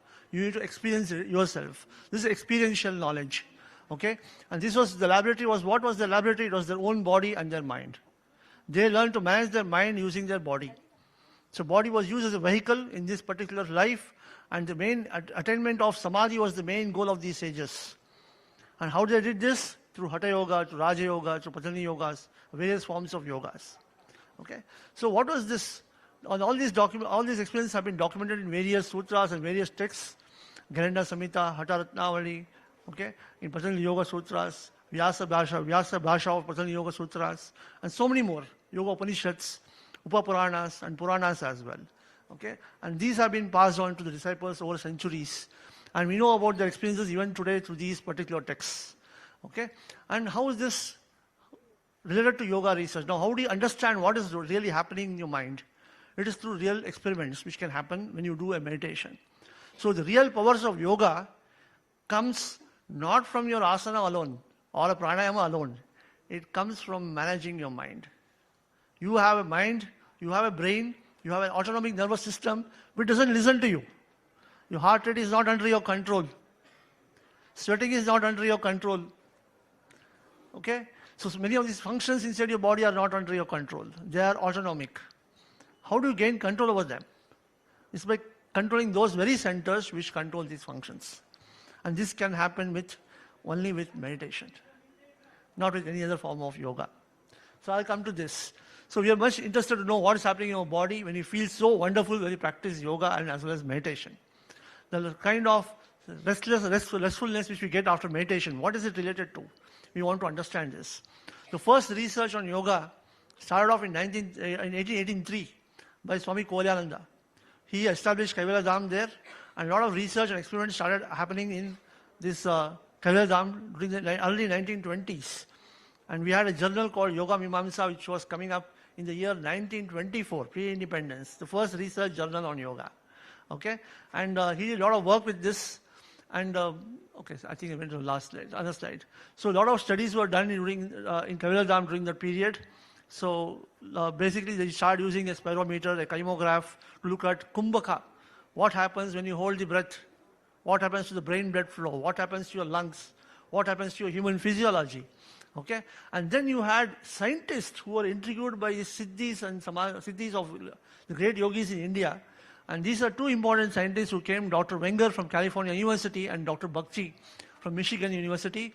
They were impressed by Swami Kolyananda. They came down to India, brought EEGs, ECG, different kinds of instruments, physiological instruments, which was not there in India during that time, the pre-independence time.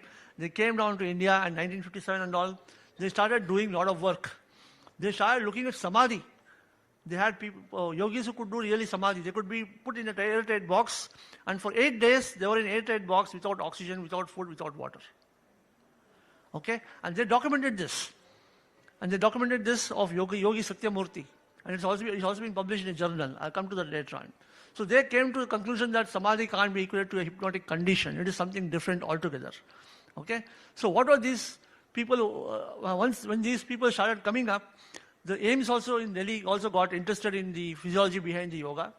Dr. B.K. Anand, the renowned physiologist of AIMS, he started working with this group and he started working on yogis. These yogis could increase your heart rate to 350 per minute, 400 per minute. They could create an atrial flutter. People die with that. You know, when you have atrial fibrillation, you go to an ICU immediately, right? But these people could do at their will. Nothing could happen to them. They were beyond the boundaries of physiology, beyond the boundaries of science. How was this happening?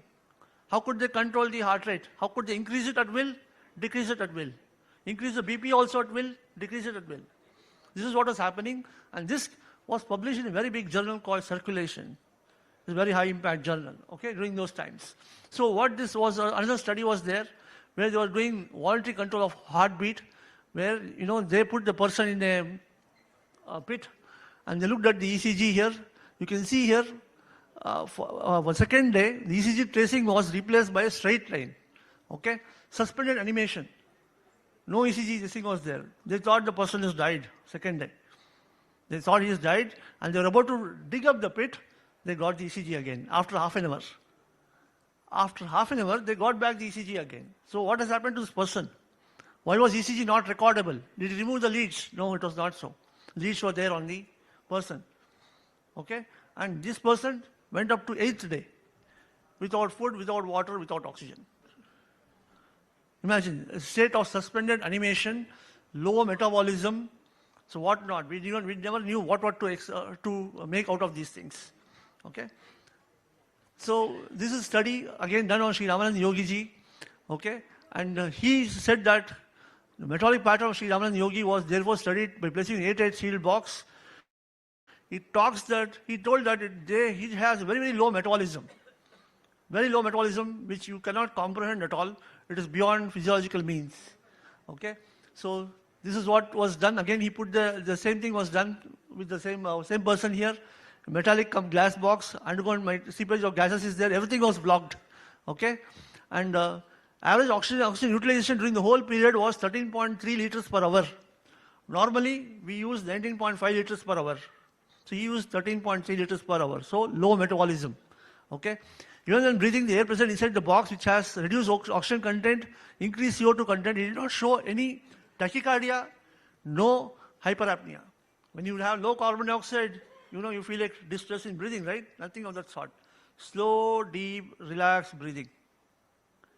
Okay, no tachycardia, no hyperapnea, nothing was there. Okay, EEG showed low voltage, fast activity resembling early stages of sleep. Okay, so this is a study that was done by AIMS. And this is again Yogi Satyamurthy. This was done in Kaivalya Dham. He was 60 years old. He went again into the pit there, and this pit is still available there. If you go to Kaivalya Dham and visit the Lonavala ashram there, you can see the pit even today there. Okay, so he was in the pit covered with soil, and even he also survived about 5 days inside the pit. Okay, and here. So what is it we are trying to look at here? Voluntary control of metabolic and autonomic functions of the body beyond the realm of science. Okay, and this is what interested the Western countries in meditation. And this saw the flight of all the yogis from India, Maheshwari Yogi, Swami Rama. Everybody in the 1960s and 70s, they went and made their presence felt in US. Okay, they had their ashrams in US. A lot of people in US took to meditation in the 1960s and 70s. Okay, and a lot of research started happening in this area. Okay, so what are the studies which were done? So they went, Bakshi and Wenger went all over India, search of all these siddhis and these sadhus. They looked at galvanic skin resistance, which is a measure of stress. They looked at EEG. They looked at skin temperature, skin conductance, finger blood volume change, etc. So I'll come to some of these. I won't go too deep into this. And if you look at Swami Rama's this thing, he could, at minus 30 degrees centigrade, perspire. Minus 30 degrees in the snowy mountains in Himalayas, he used to perspire. He could change the blood flow in the 2 digits of his fingers. He could change the temperature of the fingers by 10 degrees centigrade, 10 degrees. If one finger is 37 degrees, other one is 27. Can you imagine this? So he could do that at will. How was it possible? So he was able to manage the mind. This is only through meditation. Okay? And this was the powers of these great seers and yogis. And a lot of people, this got a lot of interest in the medical community. I won't go into this. These are all the experiments done by, this is Dr. Greer here and Elmer who is there here. And these are the ones who did the work. This skin conductance they are looking at. He could change the galvanic skin resistance in both the fingers also at will. He could increase the heart rate to 350 per minute. Everything he could do. Okay? So he changed the perspective of Western science about restrictions of human physiology. And this is what got the Westerners more hooked to yoga, and especially with respect to meditation. Okay? So how is this possible? How is this even possible? Right? So if you look at the normal state of mind, we say what is yoga is manaha prashamana upayaha. Calming down the mind. Okay, is yoga. How do you define meditation? Anybody can say a very simple word for meditation? Very layman's language. Simple thing. You go to sleep, right? When you go to sleep, you are aware of your body, Annamaya Kosha. Then you are aware of your breath also for some time. Then you go to dreams, Manomaya Kosha. You try to think about something, about what to do tomorrow, etc. You have Vijnanamaya Kosha, you're analyzing there. Then you go to deep sleep. You're not aware of space, not aware of time, not aware of anything. Shunyata, emptiness. That state, if you experience when you are awake, when you touch and go that state, that is meditation. Simple to say. So people think it's very easy, no? I want so much thoughts. Let me let go of my thoughts. It will go away. It's very easy to do. No, it's not happen. It doesn't happen that way. The more you try to suppress the thought, the more it starts coming up. So it has to sublimate. It has to mellow down. So this systematic process of doing that can be happening only with regulating the breath. So that's why you have the Ashtanga Yoga. It tells you how to go to this particular state of mind to calm down the mind itself. So when your mind is active, you have a lot of gamma waves, waking mind. And when you do meditation, you can see the amount of thought process, how it comes down, it slows down. You have alpha and theta waves. So yoga is nothing but a science of calming down the mind, which can happen only with the meditative practices. So what does all the other parts of yoga do? Asanas, kshatriyas, pranayamas, bandras, mudras, kumbhaka, keeps your body healthy, keeps your body fit, makes you sit quiet in one particular place. You won't have aches, you won't have pains, you won't have any twitches. So you can concentrate, you can calm down the mind. you can go to the empty state of mind. If you have distractions here and there, if you have aches and pains, you can't do this. That's the reason why you have the Ashtanga Yoga. And if you see here, Dharana, Dhyana, Samadhi, this by far is the most powerful techniques in yoga where you can have control over your autonomic nervous system. Okay? So, if you look at breath control, slowing down the motions of inhalation and exhalation is pranayama. So, we do what is called Kumbhaka pranayama, where you slow down the breathing. Normal breath rate is 13 to 20 per minute. Do you know how many minutes can one hold the breath? Anybody has any idea? How many minutes can one hold the breath? Not breathing at all. 3 minutes? Anybody guess it? You can give 5 minutes? 24 minutes, 37 seconds. It's a Belgian diver. They practice what is called box breathing. It's nothing but pranayama, plavini pranayam. And they practice this so much that they can hold the breath for 24 minutes. This is world record. Okay? And it's happened very recently only. It's not too far. It's 2018 he did this world record. Okay? So you can control the breath, and by controlling the breath, you can also control the mind. What happens when you control the breath? Increase blood flow to the brain. Increase blood flow to the brain. It increases by almost 6 times. So that's also the reason why we say, if you have hypertension or heart disease, don't hold the breath. It is dangerous for you also. So it should be done only with good practice. Okay? So it can reduce oxidative stress, it can bring a relaxation response, I'll come to that later on. Okay? It reduces fatigue, it reduces inflammation. So, okay, sorry. So what does meditation does? So you look at this particular part of the brain, it's completely lit up. The parietal lobe of your brain is completely lit up. Parietal lobe is the brain, is a thinking brain. All the thoughts, activities, whatever is happening in the parietal lobe. It is already lighted up.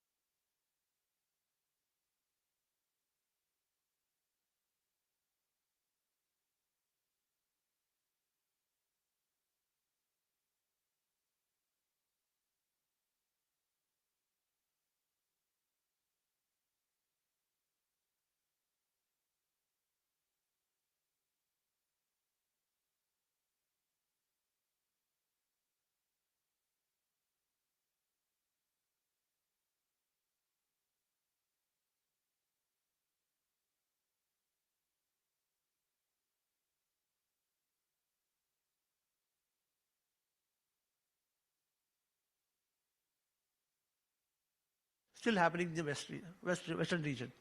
Okay? So what is meditation? Mind control, calming of the mind, sublimation of neuronal activity. DMN is nothing but default mode network, we call it as. Okay, I'll come to that later on. So focusing, there are 2 types of meditation. One, you focus on a single thought. any prayer, word, whatever it is, any object, whatever it is, light, whatever it is. And try to see that you erase all other thoughts away from this one, single thought. So focusing on any one object is focusing kind of meditation. Or other one is called open monitoring meditation. What is open monitoring? Don't do anything. Just allow what is happening, just observe what is happening inside your mind. What thoughts come, what thoughts go. Don't do anything. Stay passive observer. Okay? As you keep on doing it, slowly the thoughts will sublimate and you will start getting calmed down, or you will have the silence. Okay? That's called open monitoring, and this is also called as mindfulness also. Okay? So you have different types of meditation, Om meditation, mantra meditation, light, mindfulness, etc. All of them do the same thing. All of them bring about alpha waves and theta waves. They help in calming down the mind. So you may use different means of doing it, but all of them, the goal is the same. Okay? So what happens with this meditation here? This hormone called GABA, which you can see, this is a calming neurotransmitter which increases in great quantities in the brain. Okay? This is a calming neurotransmitter. It calms down the areas of the brain. It slows down the brain completely. It slows down the electrical activities of the brain. So it is not only about the electrical activity of the brain, it's also about these neurotransmitters. Okay? So this GABA is a very important neurotransmitter which plays a very important role, as well as last one is called the endorphins, the euphoria neurotransmitters, which are also important, which come up in the later stages of meditation. When you do advanced meditation, you can get endorphins also. Okay? So we come to some more this thing. So I said to you, these alpha waves, you can see the frequency is coming down drastically. And if you compare this here with the frequency, with all these things, you can look at the states of their mind. Alpha waves, you are calm, you have creative visualization, you are just focusing on a single thought or object, that visual area is lighted up. Whereas in theta waves, deep relaxation, meditation, your parietal lobe is slightly active. Okay? When you go to delta waves coming up, you go to deep sleep kind of state. You're awake, but you're going into a deep sleep state of mind. Okay? This is what happens. See the number of waves. Waves is very, very low waveform here. Okay? So this is what is happening with these different frequencies of these waves. So when you have beta waves, high beta waves, you have anxiety, stress, nervousness, panic attacks. When you have mid and low frequency beta waves, alertness and focus and concentration. So initially, when you do concentration meditation, you have more beta waves. Okay? And here, what is the hormone released here? Neurotransmitter, dopamine here. When you have alpha waves, when you start peaceful, when you start relaxing, you have serotonin and endorphins. Then when you have theta waves, when you calm and meditative deep contentment, you have GABA, high levels of GABA and serotonin and endorphins and human growth hormone as well. Okay? When you go to delta, deep sleep stage, dreamless sleep, reduced thought, oneness is there, you have high growth hormone and melatonin. So these are the physiological mechanisms by which not just the electrical activity, the hormones, the neurotransmitters also change in the brain with respect to your depth of meditation. Okay? So what is happening with brain? What happens to brain when you do meditation? Okay? As you grow old, you know what is happening? You have the nerve cells making connections to each other, right? They make more connections. It is called plasticity. The more the connections they make, better memory you have, better attention span you have. In Alzheimer's disease and dementia patients, the connections are lost. You have forgetfulness, you have short-term memory loss, you have cognitive decline, you don't have proper attention span, you don't have proper memory, you don't have mental speed. Okay? All the cognitive functions are getting lost as you grow old. So what does yoga do here? It connects the brain again, rewires the brain once again. So it's called as neural plasticity. And what happens here in brain, this yoga, by doing yoga, this increased gray matter density. As you grow old, the gray matter density keeps coming down. It gets thinning out. Whereas with yoga, you can preserve the gray matter. Okay? So this is why yoga is very useful in aging population. Okay? So now what happens in meditation? The basic aspects of meditation is, it works on the frontal part of your brain, the frontal lobe. Dorsoprefrontal cortex and the frontal lobe of the brain. I won't go into details of the centers to confuse you. So what happens here is, this is a regulatory center. The activity in the frontal lobe increases here and it goes to the association area. Okay? And surrounding areas where the thought processes are there, the parietal areas, they get deactivated. Okay? Second thing, there's increase in GABA neurotransmitter. So what is this GABA doing? It's a calming neurotransmitter. So it calms down the nerves. It reduces the firing of these neurons. Okay? And decreases stimuli arriving at parietal lobe. So the amount of stimuli arriving at your lobe itself is coming down because of the GABA levels. So it is like subduing the thought process inside the mind. calm down, calm down. It's doing the job of calming down. It enhances the sense of focus, so it makes you more focused when you do meditation. Decreasing orientation association area is there, the right parietal lobe. Sense of space, sense of wholeness is there when you start doing the meditation step 2. In step 3, it goes into the hippocampus and amygdala. Now these two are very important. Hippocampus is a memory center. Amygdala is a fear center. Okay, when you have tension, stress and anything is there, this part of the brain is also called the emotional brain, or the primitive brain we call it as. This is the brain which you need to get control of. Hypothalamus and amygdala. You get control of this brain, then you can do anything. Then you have no fear, nothing. Let me tell you. Okay? And this is where meditation works on. It gives a different kind of sensory perception to hypothalamus and to the amygdala. What this perception gives? Of emptiness. Now these are all expecting some sort of thought, they're expecting some negative thought, aggressive thought, okay? Any sort of emotion it is expecting. Nothing is going there. Because you're doing meditation, emptiness is going there. That imprint stays inside your hypothalamus and your amygdala, okay? It influences them so drastically that the reactivity of these centers come down. So the ability of this, because when you have tension, it reacts faster. Some people become very angry very fast, right? They have impulsivity. That impulsivity comes down because they are slowing down. Okay? Then you go into the step 4. You have the ventromedial hypothalamus. Parasympathetic nervous system is activated here. And that brings about relaxation response, slowing down. Responsible for calming down. Relaxation, bliss, profound quiescence, feeling very happy, euphoric. All this happens because of this. Okay? And then all the left or right parietal areas are switched off, which is the thinking brain. The thinking brain also comes down. And slowly you have what is there? State of silence, shunyata. That is meditation. This is what happens when you do meditation. It just goes from the frontal part of the body, it deactivates other parts of the body which are very active in awake state, and so that you are calmed down. So when you look at Buddhist meditation, you have Nirmana Kaya we have, it's called waking state, Sambhoga Kaya, then Dharma Kaya we have. So waking, dreaming and sleeping state is what is stored in the Buddhist meditation techniques. The same way when you talk about the Vedanta philosophy, we talk about Anandamaya Kosha, which is related to the state of absolute bliss in meditation in the Indian philosophy. So I won't go into more details about all this. So again, what happens here is this dorsolateral prefrontal cortex is the one which is very useful in meditation. It's also called as a default mode network. It brings emotional balance. It rewires the emotional brain. Okay, it brings empathy. It brings self-observation, morality.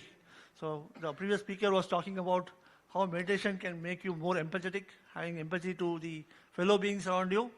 This is what happens because of this particular center. Okay? And meta-awareness, awareness of awareness we call this as. When you do open monitoring meditation, your mind is completely aware of it. A very important area of the brain called prefrontal areas, which are called middle prefrontal areas, are more activated when you do this awareness kind of meditation or open monitoring meditation. Okay? So this is exactly what you want to learn in meditation. The blue area is the one which needs to be activated in meditation. What does this blue area do? It can modulate pain. Such an extent, people were talking about Ramakrishna Paramahamsa. So he was a very great avid meditator. So he had throat cancer. I don't know if most of you know about or not. He had a throat cancer. He underwent a throat surgery without anesthesia. Without anesthesia. He just went into trance meditation. He asked a doctor to do the surgery on his throat cancer. Okay? Because of what? He activated this frontal lobe. This inhibits all the pain pathways. Okay? And you look at the red color one there on top. This is the anti-cingulate cortex, the pituitary amygdala, which is activated in the fear centers. These are the stress centers. So all these centers get deactivated, whereas the frontal regulatory centers on top of the frontal brain get activated, and this is responsible for all the effects of your meditation. Okay? So this is what you see. Increase awareness, attention, mindfulness, concentration, and you have purpose and meaning in life. So meditation changes somebody's personality totally. Okay, because of these different areas of the brain getting activated. And this is the physiology and secret behind meditation. And why I say this is, if you look at the Western population, look at even Indian population today, the number of cases of depression is increasing. people with suicidal tendencies. You can see youngsters getting into suicide, So that kind of thing is happening because you have got caught in the worldly pleasures. What happens in the rat race? You're always behind power, you're always behind money, you're hungry for all the materialistic pursuits. You're just caught in the rat race. When you start doing meditation, you tend to let go of everything. You don't have interest in all this. And when you don't have interest in all this, consequences don't matter to you. Isn't it? Consequences don't matter to you anymore. So that is what is meditation. So to get to that particular extent, you need to cultivate the mind. And the way of doing that is by systematic practice of yoga. Okay? Create that mind, create that environment where you can make your mind calm and go ahead blissfully in the path of meditation. So with this, I thank you all for your present hearing. Thank you all.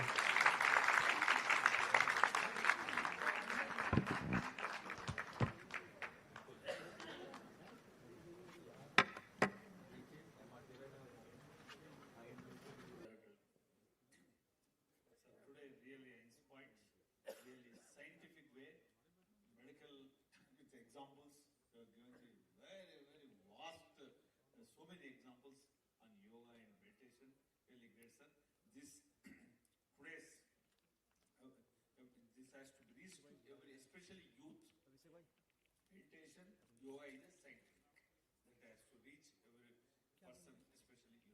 Thank you, sir.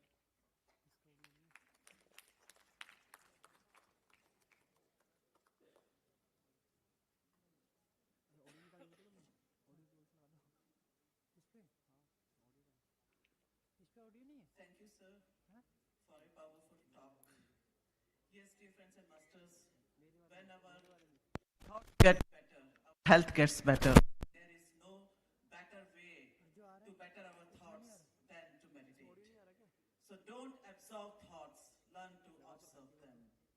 And now, may I invite Sai Kripa Sagar sir and Pia Singh ma'am, Sonal Doshi and Karthik Shivkumar sir for the panel discussion with the topic Inner Transformation to Outer Joy. Meditation is the way. There are two ways to be happy. Change the situation or change your mindset towards it. When with practice of meditation, teams in the organization work rather than compete with each other, they do complement each other, work in coherence.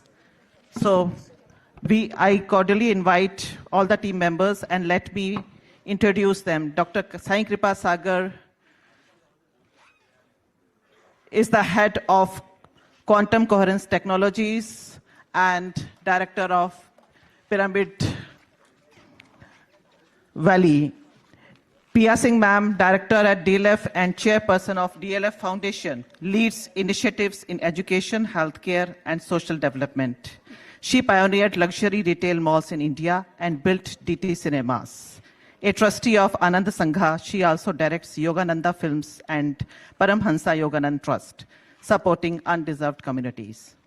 Karthik Shivkumar sir, a global supply chain leader and meditation practitioner, serves as a board member and advisor for business and non-profits. He promotes meditation and mindfulness, aspiring to integrate spiritual culture into corporate and academic environments through gratitude and empathy.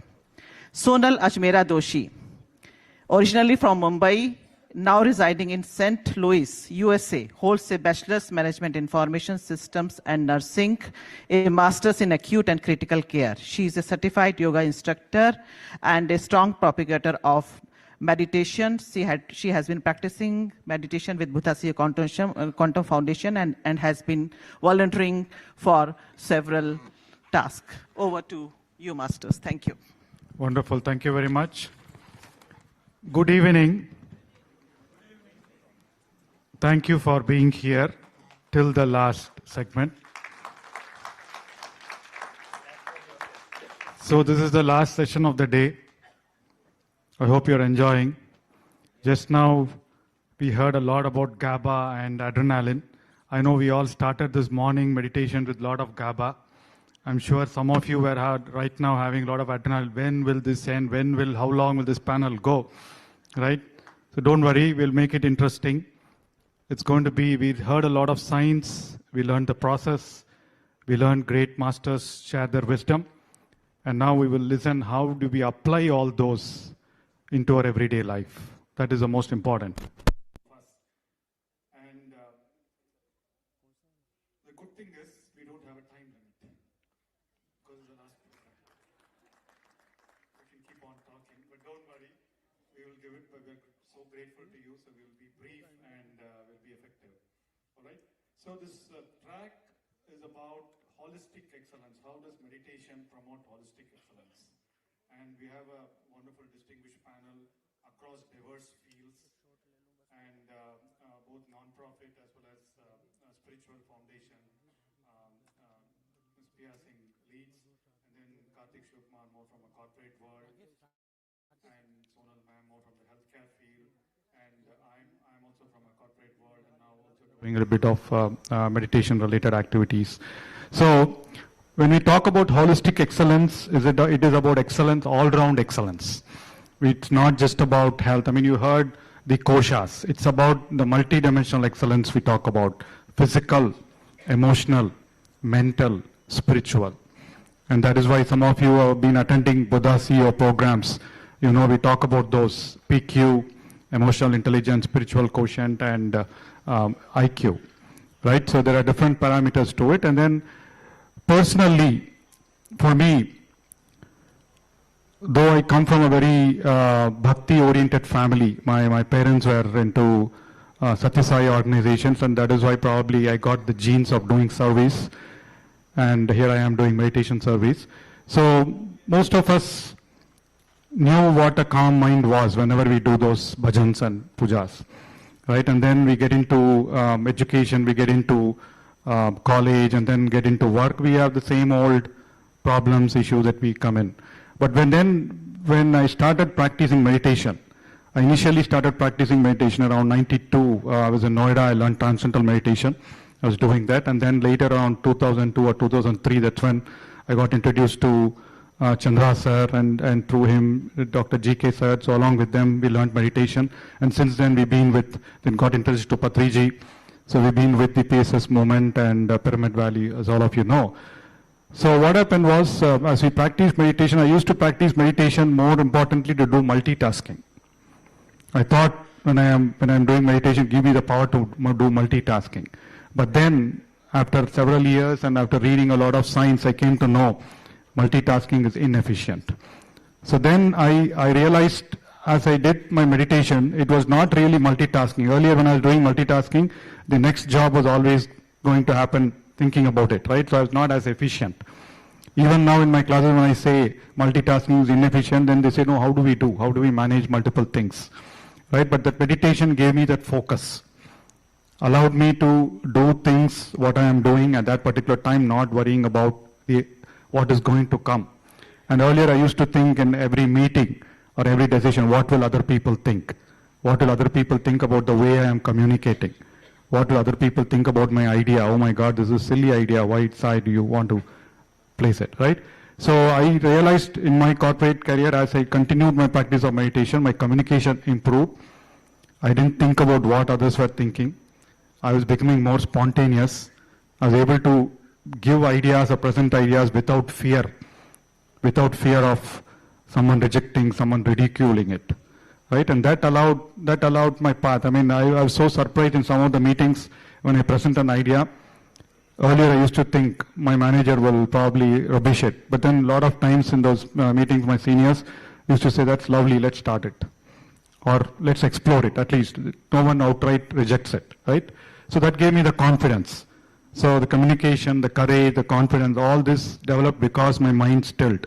My mind calmed down without all the chatter saying that this is not right, others will judge you and things like that. So that was my foundational benefit till now. And now as we go to corporates and talk about meditation, we talk about performance. Because it's about growth, it's about performance, it's not just about liberation. It's not about moksha, though essentially it is. But in our everyday life, it is to improve our everyday performance inside, which is a physical body, performance within our family circles, performance in social initiatives, performance in our career. Right? It's all about improving performance, how we performing well without expectations or without expectation of a particular outcome. We focus on the process. So that's how my personal experience has been. So now we'll turn to the panel to learn about their experience, their personal experience. So first round, we'll probably go ahead with, the first round is more about your personal experience. So let's begin with Sonal ma'am, your experience of meditation and how you are using it in your professional life. Sure. Good evening, dear friends and masters. What a wonderful day. And thank you all for being here this late. And I feel so blessed and fortunate to say good morning to you and good evening to you. So spent an entire day, full powerhouse. What a wonderful day. Let's have a round of applause for all the masters in the room who's here. Thank you so much. And dear Karthikeyan sir, so blessed that you're here for us.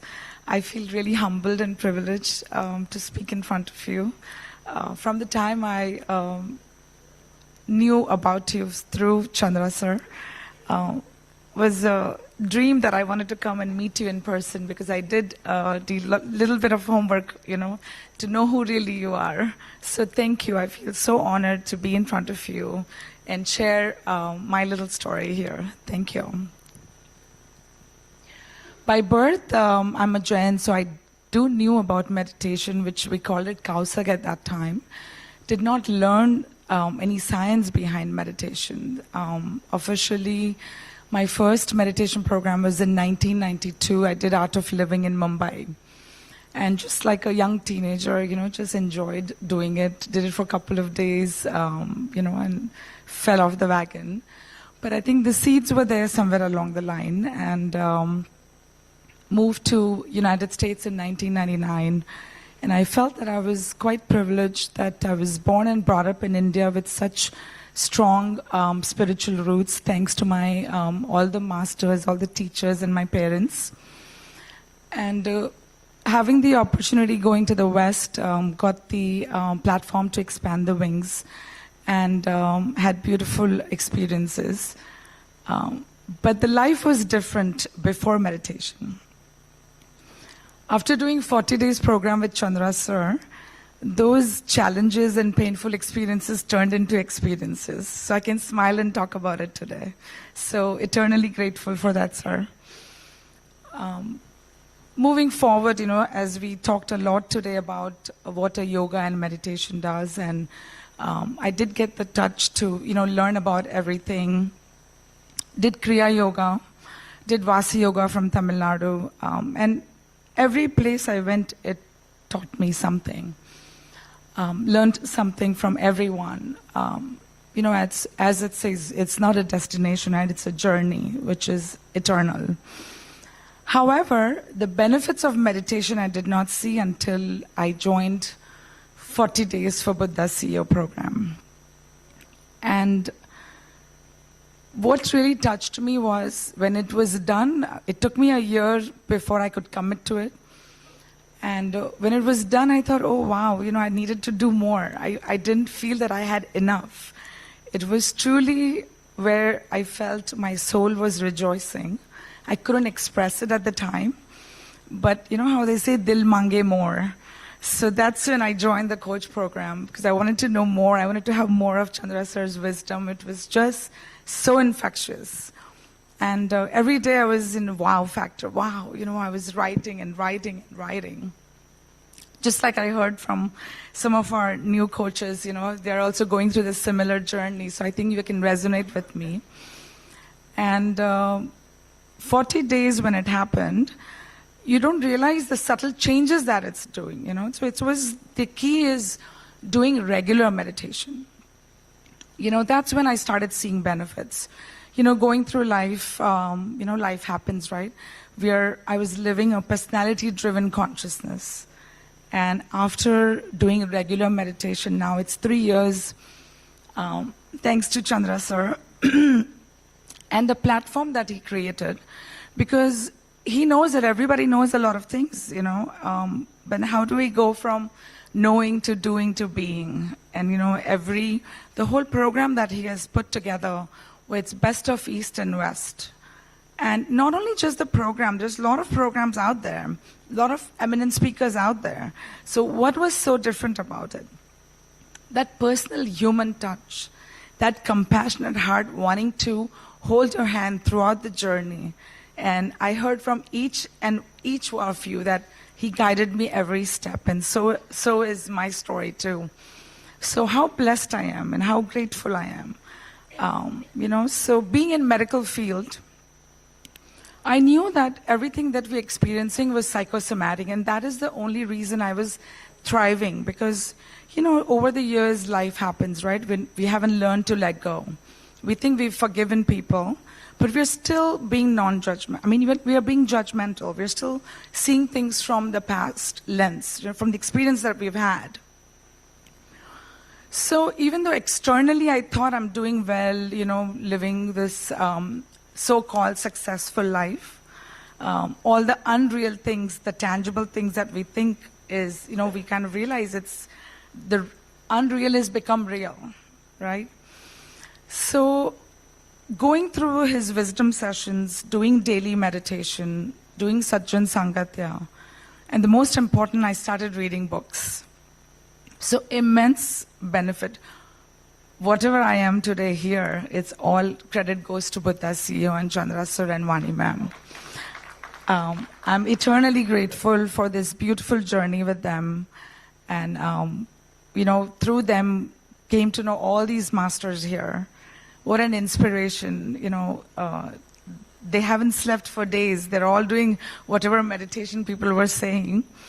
So that's when I realized that my motto to be here was to see what I could do more. How I could, there was a time where I needed healing, emotional, mental, and physical. And it was the stress of physical work, not learning the art of letting go, not understanding how to take life as an experience. And once I started learning everything from him, I started realizing that I'm eternally grateful for those challenges of my life, because it wasn't for that I wouldn't be who I am today. So that's when I realized that, universe, as he teaches us, right, what is spiritual scientific mindset is that we are energy beings and connected with each other. And we know we are all one. However, to experience that, I got to do that, after I started regular meditation. Second, that always remember that our thoughts and feelings create a reality, which was a huge turning point. Very clearly I understood that if I want to change the scene around me, I have to change the scene, I have to connect to my internet, and I have to change things here in order for me to change the scene around me. And it took me a long time. That how did I create all this? I didn't do this. It was a lot of blame and claim, and we're living a victim mentality, right? And from that it turned to like, wow, it's me. I'm eternally grateful, So as everybody, had the sentiments that we could go on and on because we all are having this journey. And the last, the fears that we have, I didn't feel empowered to talk to people initially when I finished the program. And that's when I kept pursuing him that, do we have any kind of, training, anything? And that's when, coach program came up and I enrolled. And I realized that what I learned, of course, develop that confidence, that subconscious fears that we have. We don't feel empowered, right? But if you're energy being, because you're only running from your physical mind, once you've learned the technique to connect to your energy mind, then, the universe takes it over. And that's what happened to me, that I have that faith that there's energy, the quantum field is always, there's There's some power, whatever you call it, that Divya Shakti, Paramatma, quantum energy, whatever relates to you, resonates to you, is always there helping you, guiding you, protecting you. And whatever is happening in this moment is the best moment for you. So, being multitasking at the same time, being mindful for every task that I'm doing. So, amazing, Grandmaster Patriji's wisdom, where he talks about how meditation and mindfulness are the two wings. So I was so blessed to, expand on this. So with that, my life completely changed. I was clinically depressed. I was prescribed anti-depressant, which I didn't want to fix it with a pill. So even though, I took counseling, and that immensely helped, because I think you're not self-aware. When you are the provider, you're talking to patients, very soon I realized that I'm pouring from an empty cup. Being a mother, being a daughter-in-law, being a daughter, you take all these beautiful roles, and I was doing it very lovingly without realizing that I had lost my own zest of life. I wasn't waking up to the happiness. Every night I was crying. And for no rhyme or reason. I used to be in dance and art and was youngest of 4 children, so you can imagine, most pampered, really wanting to do everything at every end. And here I am, just living, So when I started doing meditation, I started seeing that growth mindset. I realized that I feel so grounded, so amazing. I started smiling without any reason. Of course, my depression lifted. Started waking up to, doing more creative things, taking on more different projects, even at work. My productivity at work increased.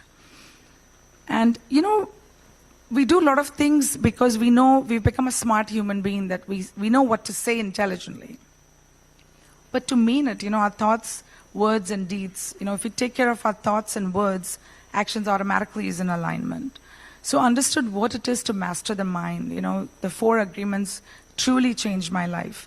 How I can be impeccable with my words. How important each thought and each word is. So I learned the science behind it and just fell in love with the whole thing, and eternally grateful. So doing a lot more things and truly grateful to all the masters who supports every way, including Ramesh sir and Apurva, who brought us to this platform. So eternally grateful for crossing path with such amazing souls, and looking forward to expand with you. I could go on and on, but keeping time in mind, I will pass it on to you, sir. Thank you.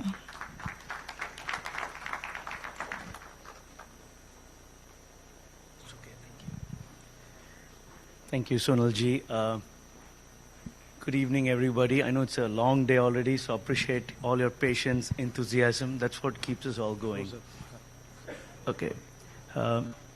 First of all, before I get going, I want to express my deepest gratitude to Brahmashi Patriji, Karthikeyan sir, Chandra sir, Vani ma'am, all the Buddha CEO and PSSM community, your family. It's been a wonderful journey working with everybody, learning more and sharing our experiences. A little bit about myself. Been in corporate US for last 25 years. It's just run, just like in India, right? You're going seeking one goal after another, whether it's material or finishing a project or a deadline. So it's been that. And that's trained me to actually leverage my strength of being operationally excellence and put it into more of a workaholic mode. So that's going on. So then pandemic came. So at that time, the company I was in, the organization, I was not too happy with that.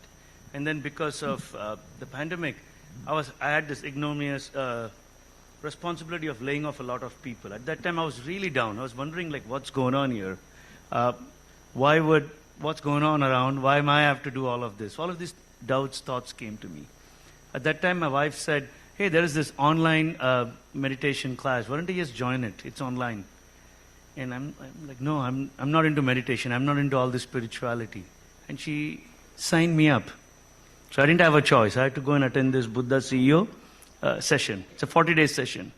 And she told me, attend the first 2 days. If you don't like it, you can drop off. That was our agreement. Boy, that changed my life. So I would say, before attending the meditation sessions, the Buddha CEO and a post, that's kind of how I would break my life.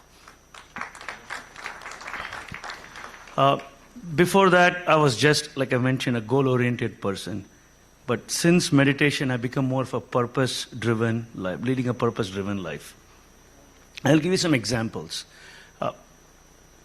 During the pandemic time, one of the things I learned after a couple of the sessions with Buddha CEOs, 40-day sessions, was a very important note, which I still kind of ground myself on. Where your thoughts go, your energy goes. At first I thought, okay, what's the big deal? It's got a profound meaning. Very similar to what Sonal ji said, right? If you have the positive thoughts and intent, good things happen. If there is self-limiting beliefs, that happens too. And that's what I was getting caught up on. I had this excuse, not a good boss, not a good peer, not a good industry, not a good company. And this can go on and on and on. Since then, I've changed my own outlook in life. And it's changed immensely. In June 2023, Vani ma'am and Chandra sir came and graced our home in Seattle. And I explained some of my professional concerns to Chandra sir. I remember that day, we just locked ourselves in the study for 20 minutes, and he just made me rethink some of the things he thought in all the 40-day sessions. Just gave me a little bit of a reminder. And that's really helped me. One of the things I told him was I had a chronic back illness. No doctor in the US could solve. They said, cannot, no surgery. Every 4 months I'll go get a steroid injection, didn't do nothing. So he asked me, okay, forget all that.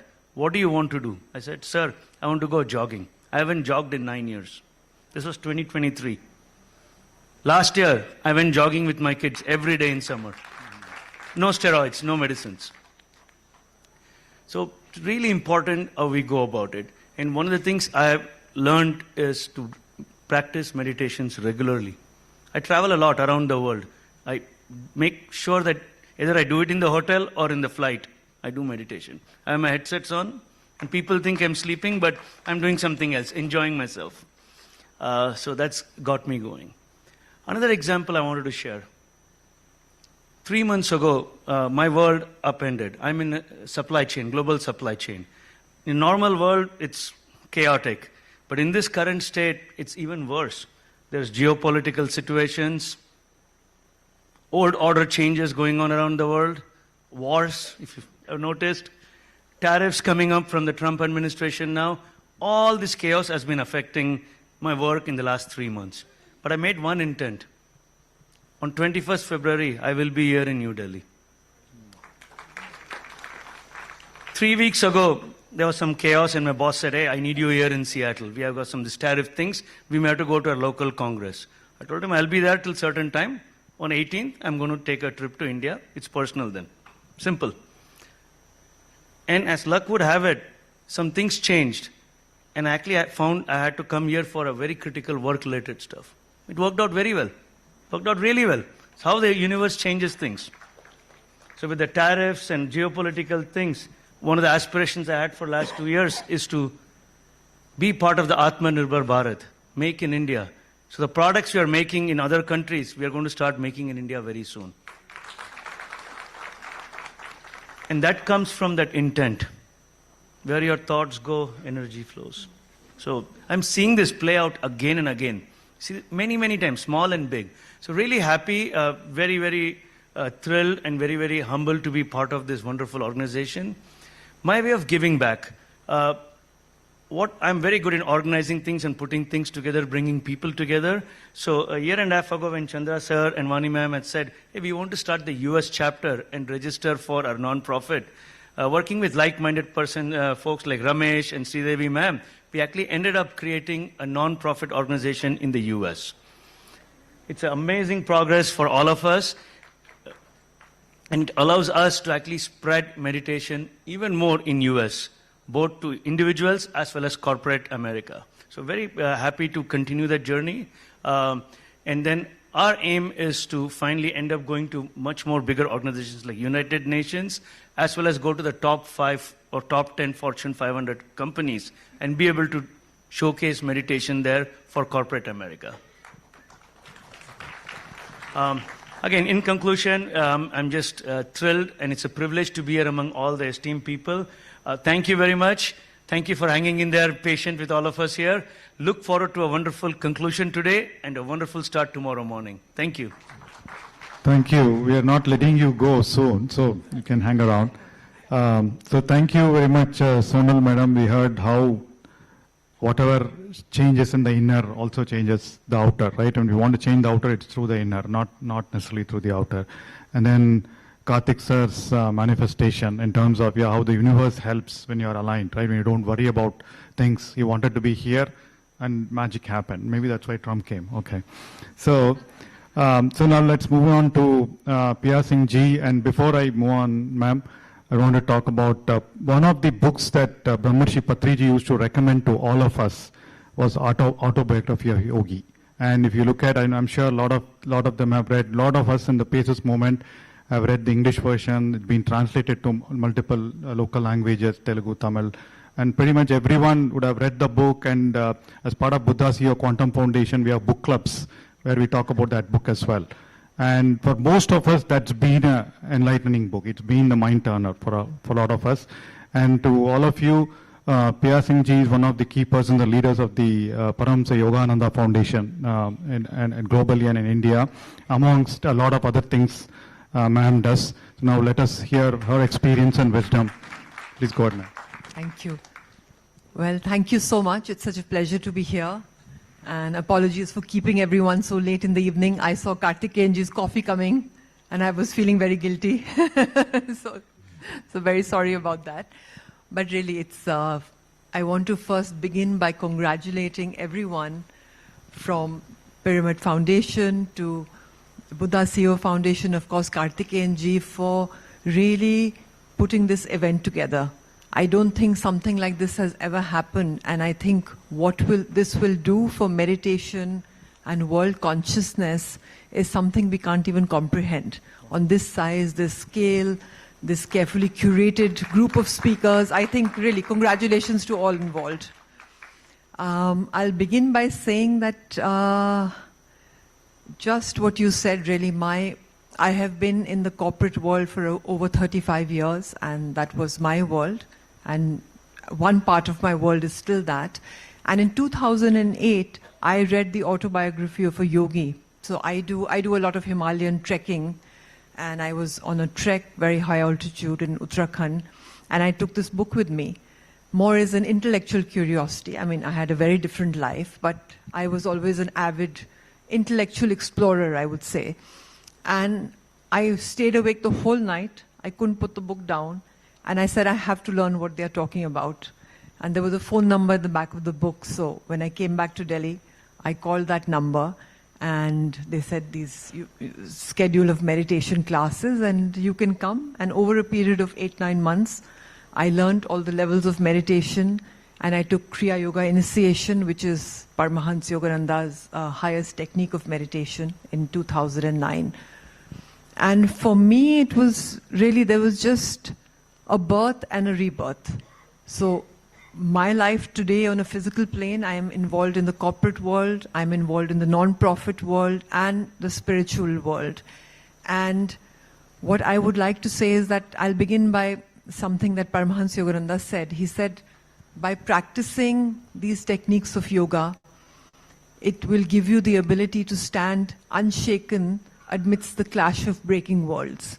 And that's really what these practices do for us, has done for me, because your circumstances don't change, you change. And it's how you navigate your life, and yoga gives you the techniques to do that. If I can just briefly talk about how this change happens and what that allows. We heard in the earlier talk about the changes on the physical plane. And even deeper changes are really on the inner planes. Paramahansa Yogananda taught that there are 3 levels of consciousness. There's the subconscious, the storehouse of all past memories, karma, emotions, the conscious level with which I am speaking to you right now, and the superconscious. The superconscious is another word for soul, the divine, God, whatever name by which what we wish to call it. And meditation is, through whichever technique we practice, it is the process of raising energy from the base of the spine to the brain and accessing the superconscious. So we can talk about an expanded state of awareness, we can talk about connecting to God, connecting to soul, leaving our ego behind. And when we are able to do that through good meditation, deeper meditation, we access feelings of peace, love, harmony. We also access the powers of intuition. And that's really the difference between an ordinary person and a genius. So someone like Einstein or other geniuses obviously had the capacity to access their superconscious through however they were able to do it. Maybe they didn't formally practice meditation, but it's the place from where answers come. It's from where genius comes, acts of creativity come. So truth is universal. Truth is not created. It exists. It's our ability to draw it down. And meditation allows us to be in that state where we can access not just feelings of harmony and peace, but solutions to problems, inspiration, creativity, all the answers, all the truth that exists in the universe. Another definition of yoga, a definition of yoga is yoga chitta vritti nirodha. That's how Patanjali's second formsum described yoga. So yoga is the process of neutralizing the vortices of feeling. You know, our whole life, whether we are sitting here or in our work life, we are constantly reacting to outside stimuli. I like this, I don't like this. What yoga does is it allows us to calm that process, and it allows us to act, not react. And that is an enormous benefit that I have experienced in my life, just calming down the reactivity to outside stimuli. Another thing taken from what you were saying is, you know, another sort of Paramahansa Yogananda's breakthrough teachings, which he speaks about in the autobiography of a yogi. He says that thoughts are things, right? I mean, they control everything. And he says thoughts are universally rooted and not individually generated. So thoughts, every thought that we have exists in the universe. It is based on our level of consciousness that we attract that thought. So if we are in a higher state of consciousness, even if we are having some problem in our life or problem in our workplace, we will be able to feel peaceful, calm, and thereby attract a solution. But if we are in a lower state of consciousness, even the smallest problem will look like something big, or we'll just be cribbing about nothing, you know. So, and the only way to raise our level of consciousness is through meditation, and then attract the higher quality of thoughts and not be a prisoner of our mind. The last teaching of Paramahansa Yogananda that I'd like to share, and then I'll just, in conclusion, share how it's changed my life. Actually, a cornerstone of his teaching was the principle of magnetism. So what he really shared was that, you know, we are beings of energy. You know, every cell in our body is made of energy. Einstein said E is equal to mc square. So science also converges on the fact that all matter is made of energy. And Paramahansa Yogananda gave this axiom: greater the will. Will means willpower and concentration, the ability to concentrate. Increases the flow of energy. Meditation is also the process of raising that energy from the base of the spine to the brain. And greater the flow of energy, greater the magnetism.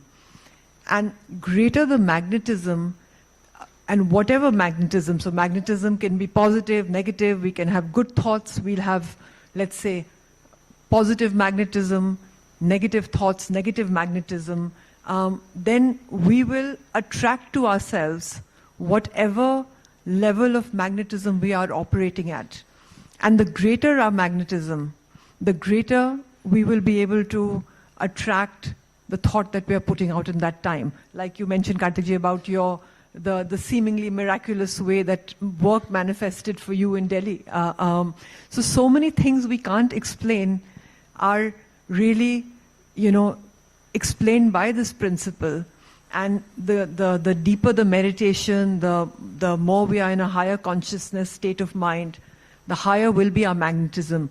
It also explains leadership, which is something I'm sure everyone in the corporate world or any other, even if you're a housewife, you have to inspire and lead your children. We all have to deal with. It explains how someone like Mahatma Gandhi, one person, could generate that kind of magnetism where he could inspire a whole nation to, free themselves of British rule. There is also negative magnetism, which explains why someone like Hitler could inspire a whole country to do heinous acts. But the more we can increase our magnetism and do it let's say, in a positive way, our circumstances will start changing to reflect what we want. All these things that I've talked about, I'm not just speaking to you as intellectual or theoretical principles. I have seen in all my 16 years of practice now doing Kriya Yoga. I practice deeply twice a day. I also teach meditation. I'm deeply involved in the spiritual world in taking forward the teachings. But what I have found, if I could do 3 things well 15 years ago, I can do 20 things 1,000 times better today. So that's the power of these teachings, and I have found that circumstances just manifest around me in many ways that are good for me or that I want, in ways that didn't earlier or I could not at a conscious level make happen. And of course, it improves one's relationships, whether at work. I can say in my life that, I'm able to have far more harmonious relationships. I'm able to inspire people in my workplace, and I'm able to do it in a way that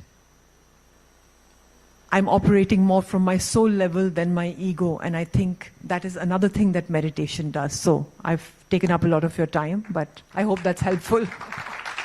Wonderful, wonderful. Thank you very much, ma'am. I know you can talk a lot more about what you've been telling from Yogananda's wisdom. So definitely we will invite you for one of our master classes. We want you to talk to us more about your practice and experience, right? So great. I think we've heard multiple perspectives on how meditation and yoga helps us in everyday life, right? So one last round, just one question for each one of you, just think about it. So I wanted to talk about one incident, right, where you really felt, wow, thank you, meditation. What would that be? I can make it the most current one. When I came to Delhi from US, I came to Mumbai to see my mother on the 17th morning. So I spent 17th and 18th with her. And I was to take 7:30 p.m. flight to come to Delhi. And so usually for Air India, it was, you have to go 2 hours before. So the plan was to be at the airport at 5:30, and I reached. And I guess, we didn't see that it was now changed from 7:30 to 6:30. So I had a big line because it's international, Air India has all the international travel too. So there's 25 people in front of me, and so the lady said, "Ma'am, you're not going to make it. You have to be there 1 hour before, and you're already late." So I said, "Okay." And so I requested. I said, "Do you mind if I go in front?" And they said, "No, please." So everybody moved without me even thinking anything. I moved. Earlier it was there. I would have been, oh my gosh, and it would be so much stress into that. So I go still ahead. The inspector says, there's 4 people in front of you, I'll take you in. So here, they made me go inside. When I go, they said, sorry, the counters have closed.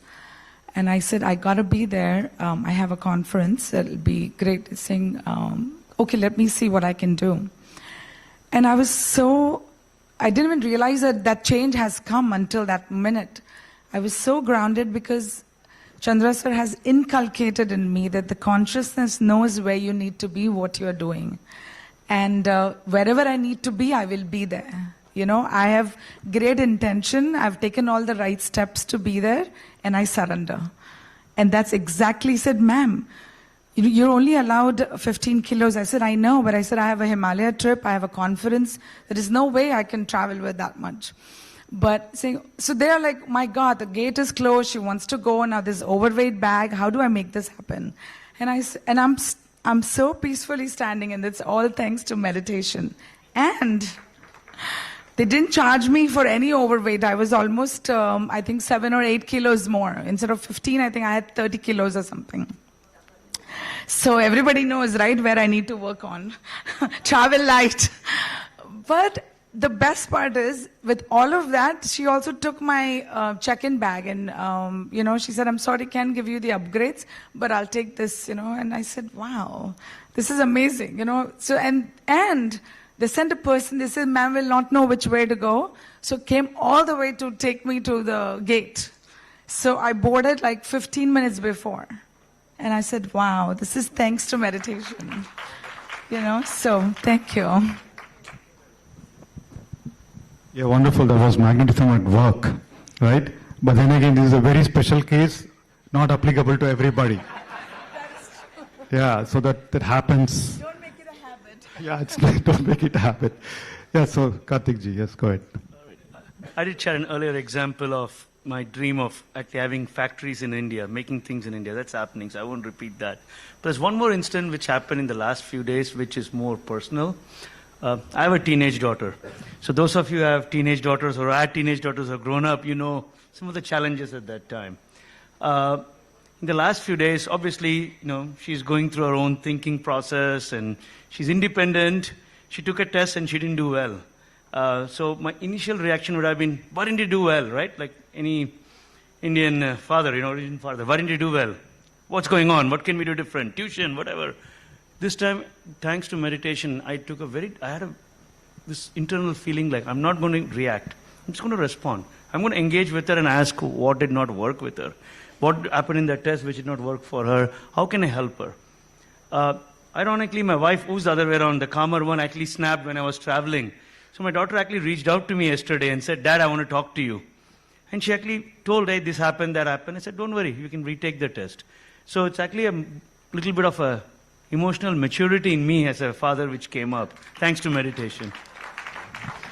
Wonderful, wonderful. Good. My daughters are listening to me, so I hope I am also behaving the same way.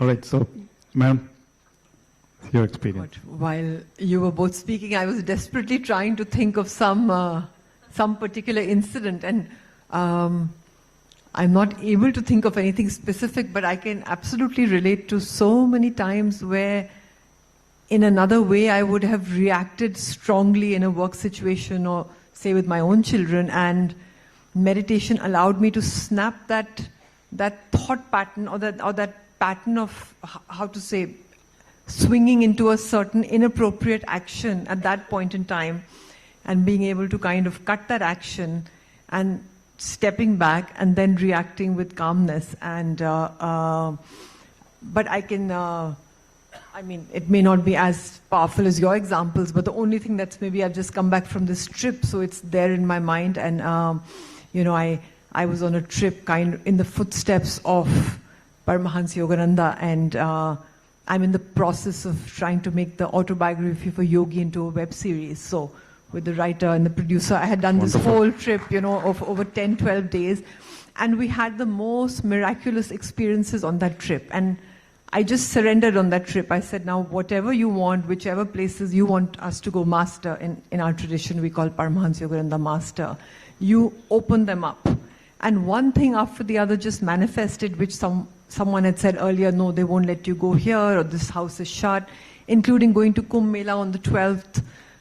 That was like a big snan day, and everyone had said the traffic will be crazy, you won't make it.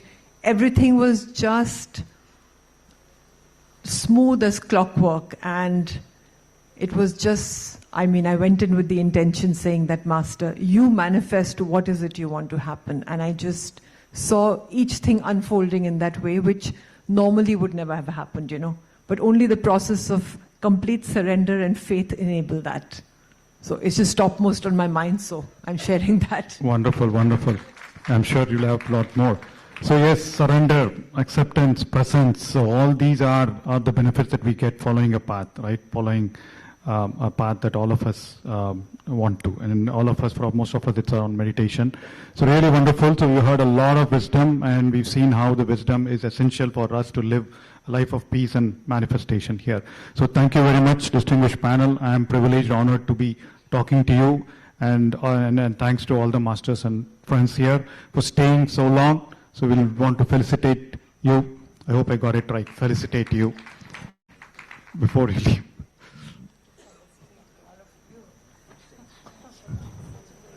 The good becomes better. Meditation is a self-exploration journey. Continue to discover yourself, the new you, the vibrant you. Don't fill your life with days. Fill your days with life. And with that, we conclude the session. See you tomorrow at 8 o'clock. Thank you for joining. Thank you, everyone. Okay, 7 a.m.